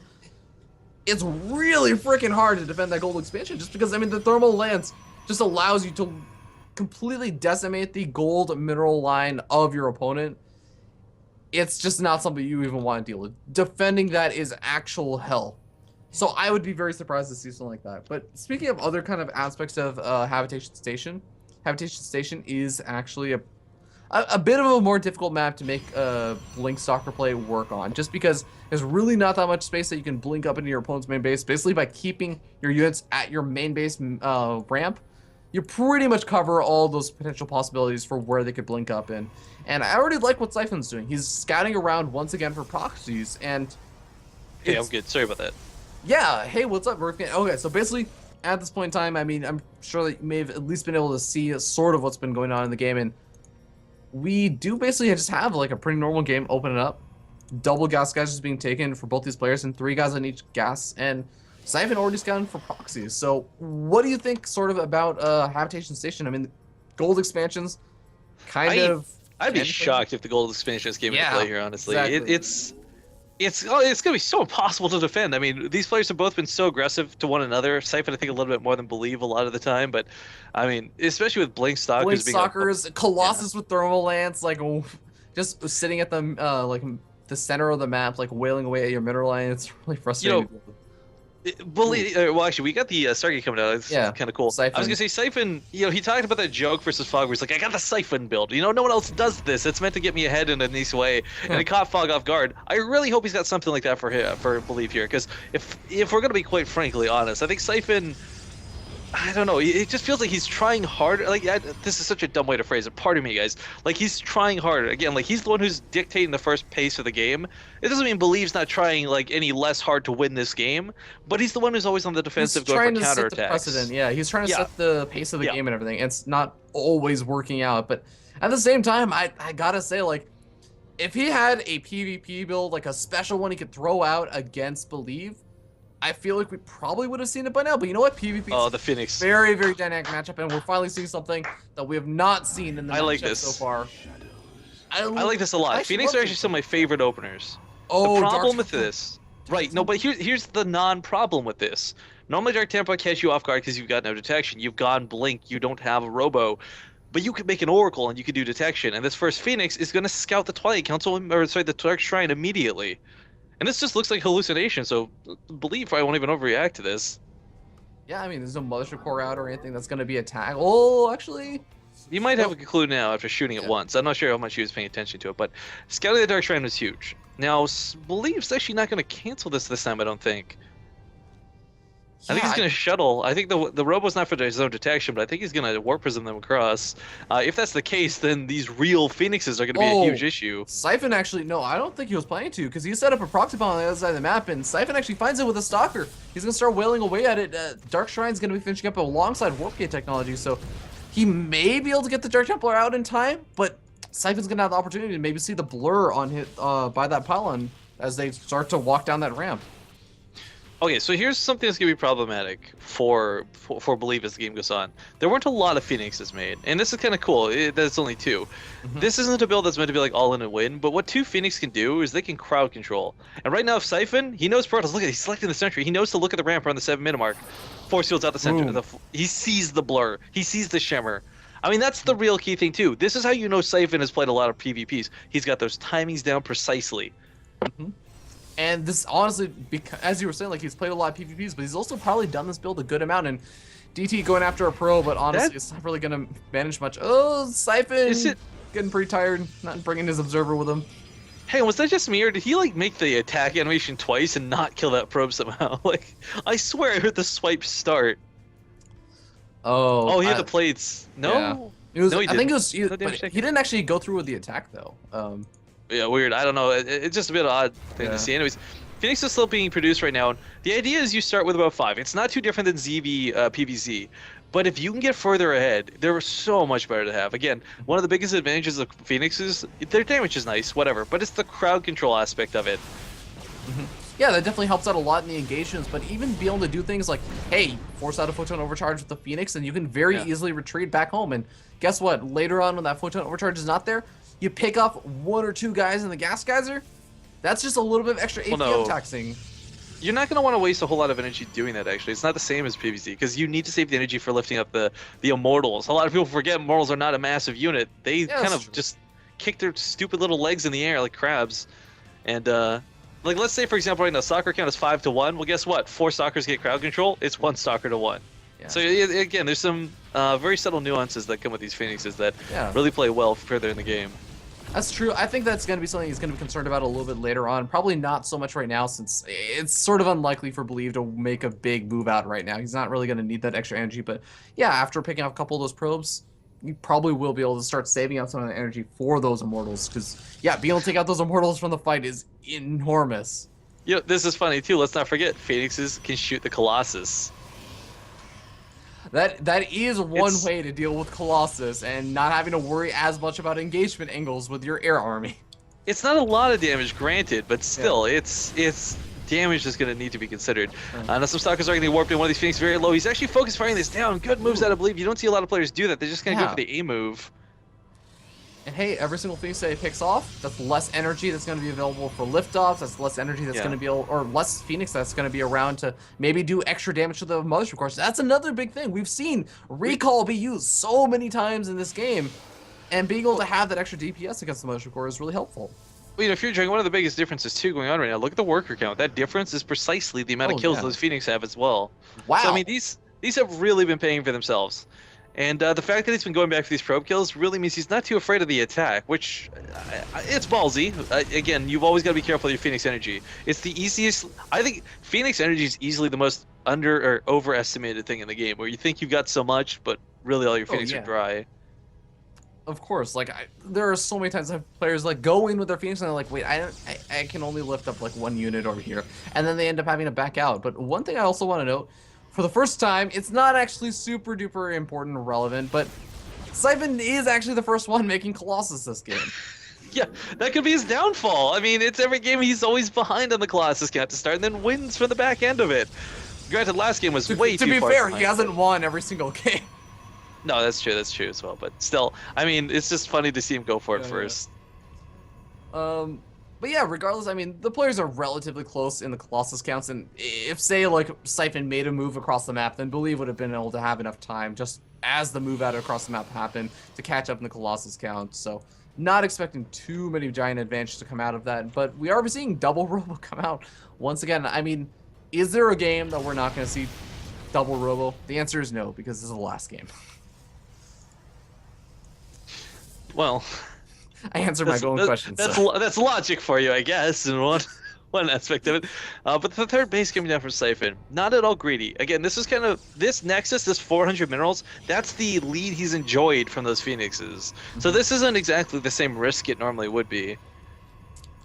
Yeah, at the same time, I honestly feel like both these players have pretty small armies right now. Like, they're starting to build up that Colossus count and everything, but their armies are pretty gosh darn small. Like, one of the big differences between this game and the last game is the immortal counts are actually just so much lower before both these players started Colossus production. So I don't think either of them are expecting any aggression for a while. Yeah, and that really does make the third expansion a bit safer. That's the whole Protoss thing again coming in with. It sounds like a joke, but you just wait to max out. You wait for the 200 if you're given the opportunity. But I don't really. I kind of want to see more Phoenix, if I'm going to be quite honest here. Not because they're going to get a whole lot done innately, but the harass he's been pulling off this whole game has been really nice, and I kind of feel like he should have kept that on. Yeah, losing another Phoenix makes it less likely.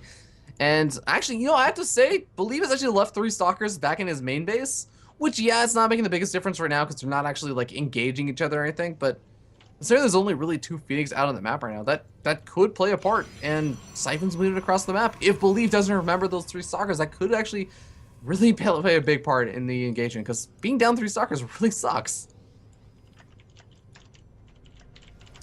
Alright, Siphon is setting up the proxy pylons. He has his 2 Phoenix to scout ahead, and he's going to see exactly what his opponent's unit composition is. Honestly, it's not that much anti-air over here for Believe to really do much about those Phoenix, but this Colossus, the start, he gets about like 5-6 shots off before anyone engages, but he forces to waste them on the overcharged Nexus, which he needs to disengage from.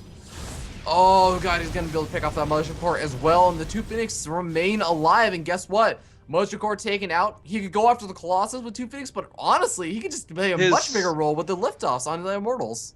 His own Mothership Core is so far across the map. This needed to be with the army to abuse Time Warps right now.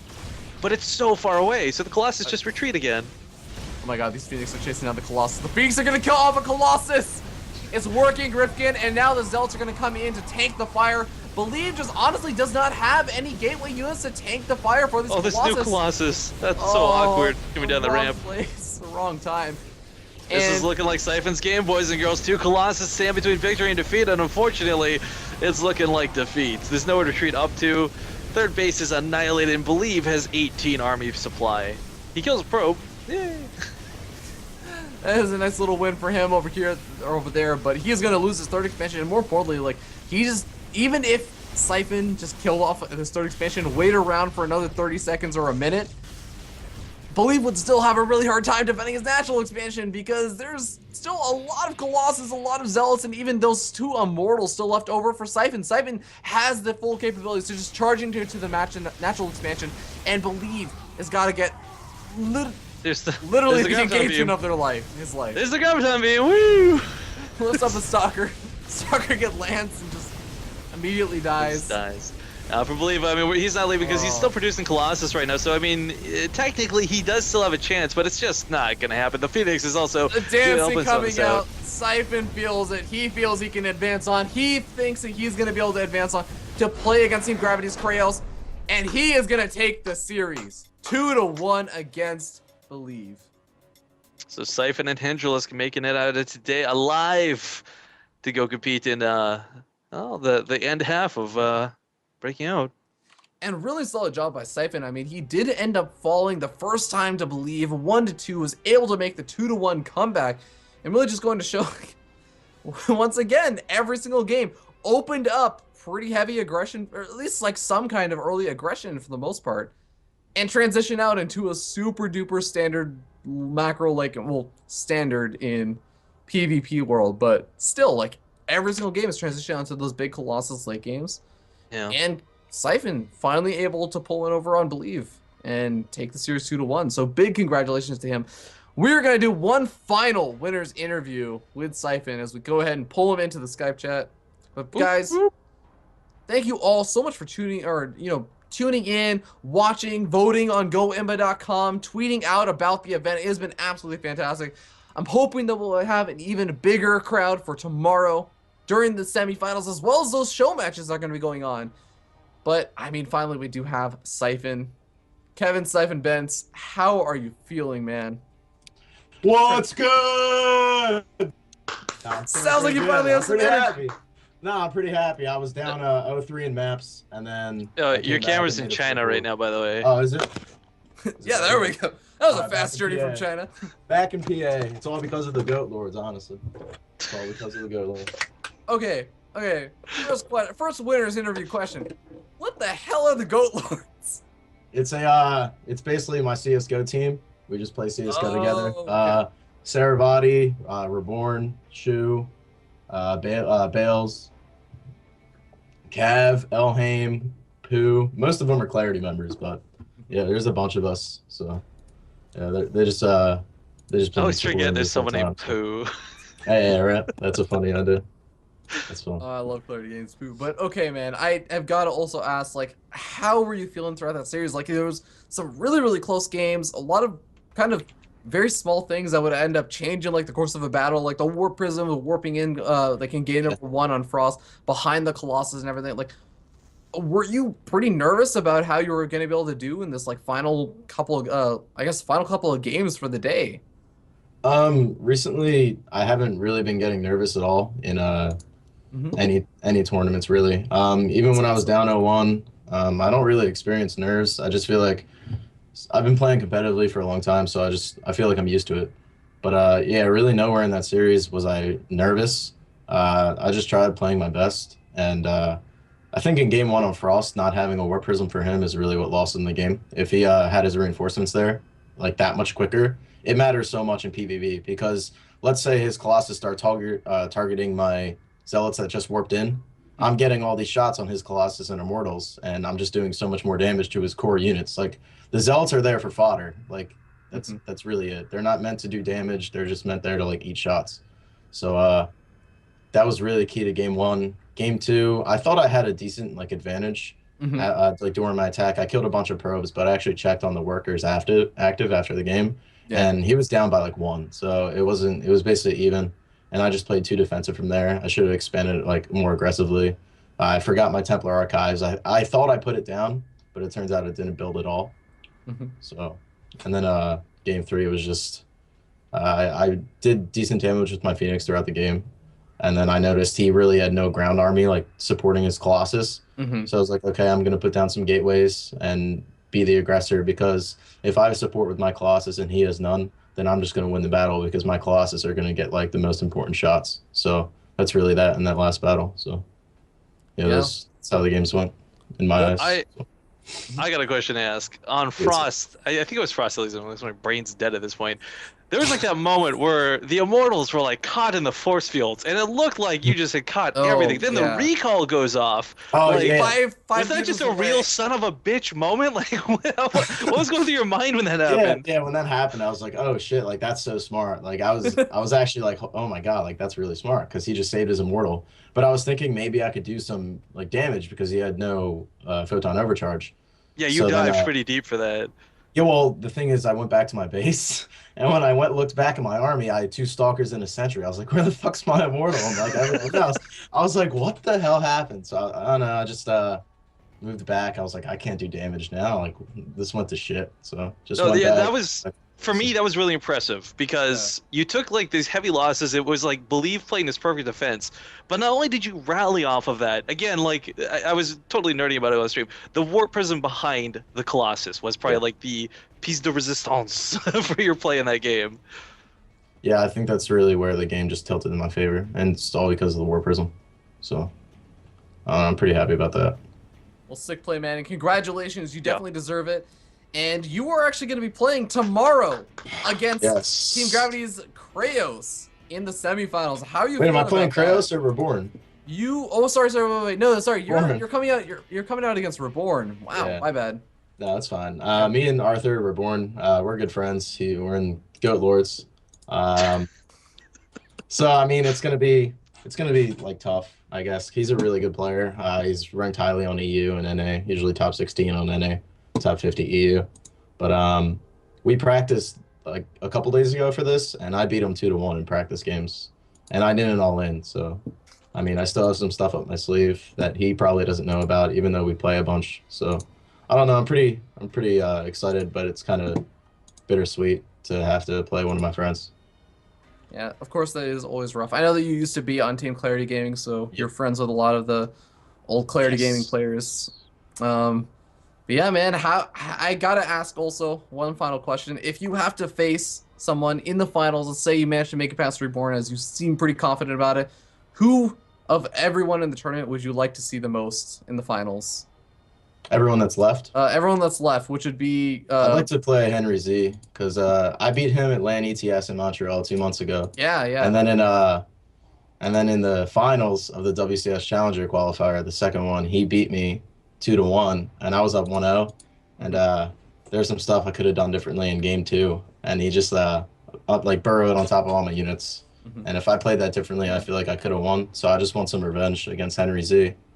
So that would be pretty nice. All right. He's a friend of mine too, so it sucks to have to play anyone. Yeah, he's in the chat. He's been saying Yeah. like, well, I'm not on the CS:GO team, and I don't play CS:GO anymore. So I guess he's not on Team Goat Lord. It's not a true friend. No, he's not. a true Yeah, friend. so yeah, you can say that.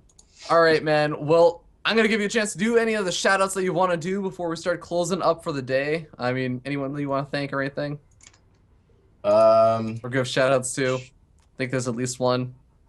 Oh, Goat Lords for sure. Yeah. Yeah, fuck yeah, Goat Lords. Anyway, just a shout out to everyone that supports me, I guess. I was feeling pretty down. I even tweeted after I lost game 1 the Fog. I was like, let me read it. Extremely exhausted, won't surprise me if I lose this next game and don't win a map. So I was feeling pretty down. But I guess I just rallied back. So I'm pretty happy I was able to actually like pull it back. Not in so much how I played, but yeah. So Yeah. it's really Cool. Well, be sure, guys, to follow over here Siphon over on Twitter, and of course you can check out his stream. I believe that his Twitter should be readily available somewhere on the screen. It's Siphon SC2. Yeah. It's I know it it used used to phased be- out. It used to be Davo Siphon, but now I know it's not. Yeah, rest in peace. Rest in Damos, peace. Yeah. All right. True Dragon has that effect on people. Yeah. Zoning. Yeah, I sometimes start talking and I zone myself out. But regardless, thank you so much, Siphon, for participating in all the games and everything today. And best of luck tomorrow in the semifinals. I'm going to exert my last little bit of control as I kick you out of Skype call. Problem. Later, All guys. right. Have a good Congrats, night, man. Congrats. All right, guys. We are going to be closing up for the day. But I want to thank everyone that decided to tune in today. It's actually been super duper awesome to see everyone being super active in the chat. I know I wish that I could be interacting with the chat more, but I'm actually sitting on a 1 monitor setup, which means that anytime I want to see what's going on in the chat, I have to like alt tab out of the game and I'm going to miss something because I'm already missing enough. But thank you guys so much for being active in the chat and betting on Go Imba. And I'm actually going to see exactly where we are at on the whole Go Imba donations just through people betting, because I know people have been super active. Go Imba has already donated, last time we checked, like a couple hours ago, $70 to the prize pool, which is really, really awesome. On top of that, I'm also going to go ahead and see where exactly the prize pool is at right now. But yeah, also I do also want to announce the winner for the Azzy's plushies thing. So I have a ton of stuff to go through still if you're still sticking around. Make sure that, by the way, guys, for the Azzy's plushies thing, that you were actually also following me and the player that you want to actually win on Twitter.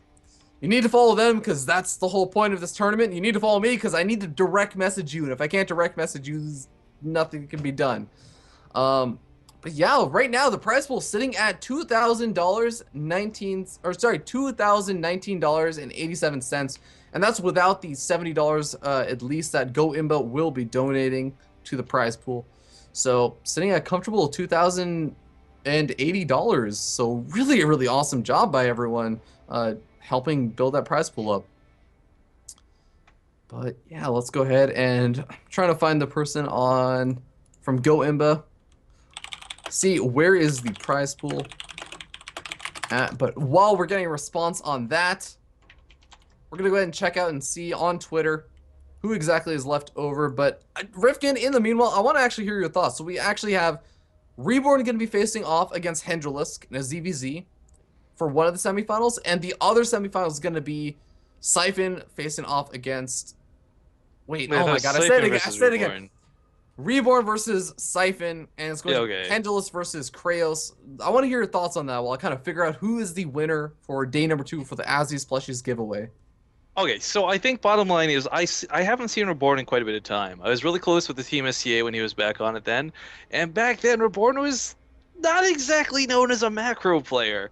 That being said, it's been about, I'd say, gosh, like a year since then, so I don't know if he's changed his playstyle much, but the same could have been said about his teammate No Regret. So we saw like a lot of all-ins once upon a time. I don't know if that's still the style in which he plays. If that's going to be the case, as long as Siphon can hold that off, I think Siphon will take that series. Really impressed with the way he played today. Unfortunately, we mostly saw, of course, PvPs, but his CVP series versus Fog was pretty solid, and I like that Siphon build, the Zealot Chrono. Again, that's like something you see versus Terrans commonly, not so much versus Zerg. So I think between Siphon's own special tactics and assuming Reborn plays somewhat of a similar style to what I recall, I gotta give that series to Siphon. As far as the other one, Hindulisk, I don't know, man. Kratos, I've seen good things out of him. I've had the pleasure of casting him for a couple of the North American qualifiers. He's never been a player to make me go like, wow. He's good, but he's not like amazing. Hindulisk has on multitudes of occasions, and this isn't me just saying because I'm a fanboy. Like he has honestly impressed me. Like, taking down Pult, taking down Joxi, like moments of like these where you're just gonna go like, whoa, Hindulisk is way better than I realized. Now, granted, I know Kratos isn't gonna be the same Terran level of or Terran type of opponent, but. I don't know. I gotta give the series to Hindulisk, but I think that's one that's gonna be close. I think it'll be closer than the Siphon Reborn series at least. Yeah, I'm really looking forward to those series, and I do actually want to announce NYK SC2. You almost got picked, but you weren't following me on Twitter, so I can't direct message you. I'm sorry, dude. But of course, the next person in line was actually Clarity Gaming's Pooh, rooting, of course, for Siphon SC2, his old teammate. Again, goat, using the hashtag I am Goat Lord, following a Siphon SC2, and I'd like a plushie entry. So Clarity Gaming's Pooh, gonna go ahead and be direct messaging you after the broadcast, and we will get you one of those plushies, whichever one is not actually picked by the other person. Actually, at this point, if they still have not responded to my direct message, so gonna probably just go ahead and give you the first choice if you responded before. So congratulations, of course, to Clarity Gaming's Pooh, and again, congratulations to the 2 players that made out today, Complexity Gaming's Hendrillus, and of course Siphon. With that being said, we are pretty much closing up for today, guys. So thank you all so much for tuning in. I am still waiting on the response to see where the Go Imba donation stuff is at and how many points we've actually managed to accumulate. I guess we'll kind of stick around for that, but just in my own kind of thoughts about tomorrow, we actually have more than just the semifinals and finals going on. In fact, if you've been tuning in for the past 2 days of Breaking Out, you'll notice that we've been starting around 5:30 Pacific, 8:30 Eastern. Tomorrow is going to be the big day, so we're going to be doing semifinals and finals, but we're also doing a bunch of show matches before that. We're doing 4 best-of-3 show matches. We're going to be featuring a ton of the really awesome North American talent that's already kind of broken out of the scene. We have players like Complexity's QXC, actually a teammate of Hendrillus. We also have Root Gaming's Masa getting involved, Root Gaming's Patreus, as well as IVD's Puck. So a lot of really well-known and great players, 2 Terrans. So if you haven't been getting your Terran fix in Breaking Out through just pure EJK being the only player, tomorrow is going to be a nice time for you to kind of tune in and watch Complexity, QXC, and Masa. And of course, the players get a chance to play against those guys. But yeah, I was still just kind of waiting on seeing where the Go Imba stuff is at. And in fact, I think we'll probably just kind of announce that tomorrow, see where it's at. So guys, thank you so much for tuning in. Rifkin, do you have any shouts that you want to give? No, man, just good luck with the thing. I hope that tonight I was able to help you out enough, man, and I hope Breaking Out ends up being a success here towards the end of the tournament. It's been an absolute blast to have you on, man, especially during some of those games with especially the ZVZs, man. I sometimes get lost in those ZVZs. I know you're tired, but I seriously appreciate you coming on. It's been absolutely awesome to have you. So guys, if you're not already following him, you're making a mistake if you're not following Rifkin. Go ahead and follow him over at RifKings over on Twitter. And check him out at Base Trade TV. But also be sure to check out our amazing observer, best observer in North America, at Curran TV. Curran TV has been sitting around being very patient and is sitting around for all 3 days of the broadcast, being very diligent, handling all the production, everything production-wise that you guys are seeing and complimenting in the TL threads and in the chat and everything. That's all thanks to Current TV, honestly, as well as a couple others who've done things like made those player intros that you've been seeing, the video trailers and everything. That's all thanks to Cyber Graphics. Thank you so much to Minnie Mouse GG. And yeah, if you guys enjoy the show, hopefully you guys decide to follow the channel and follow those players, especially. This has been Fear Dragon. We're going to be signing out for day number 2. I hope to see you guys tomorrow at noon Pacific and 3 p.m. Eastern for the semifinals, the show matches, and of course, that grand finals, who's going to crown whoever's going to be the most likely player to break out of the North American scene. Woo!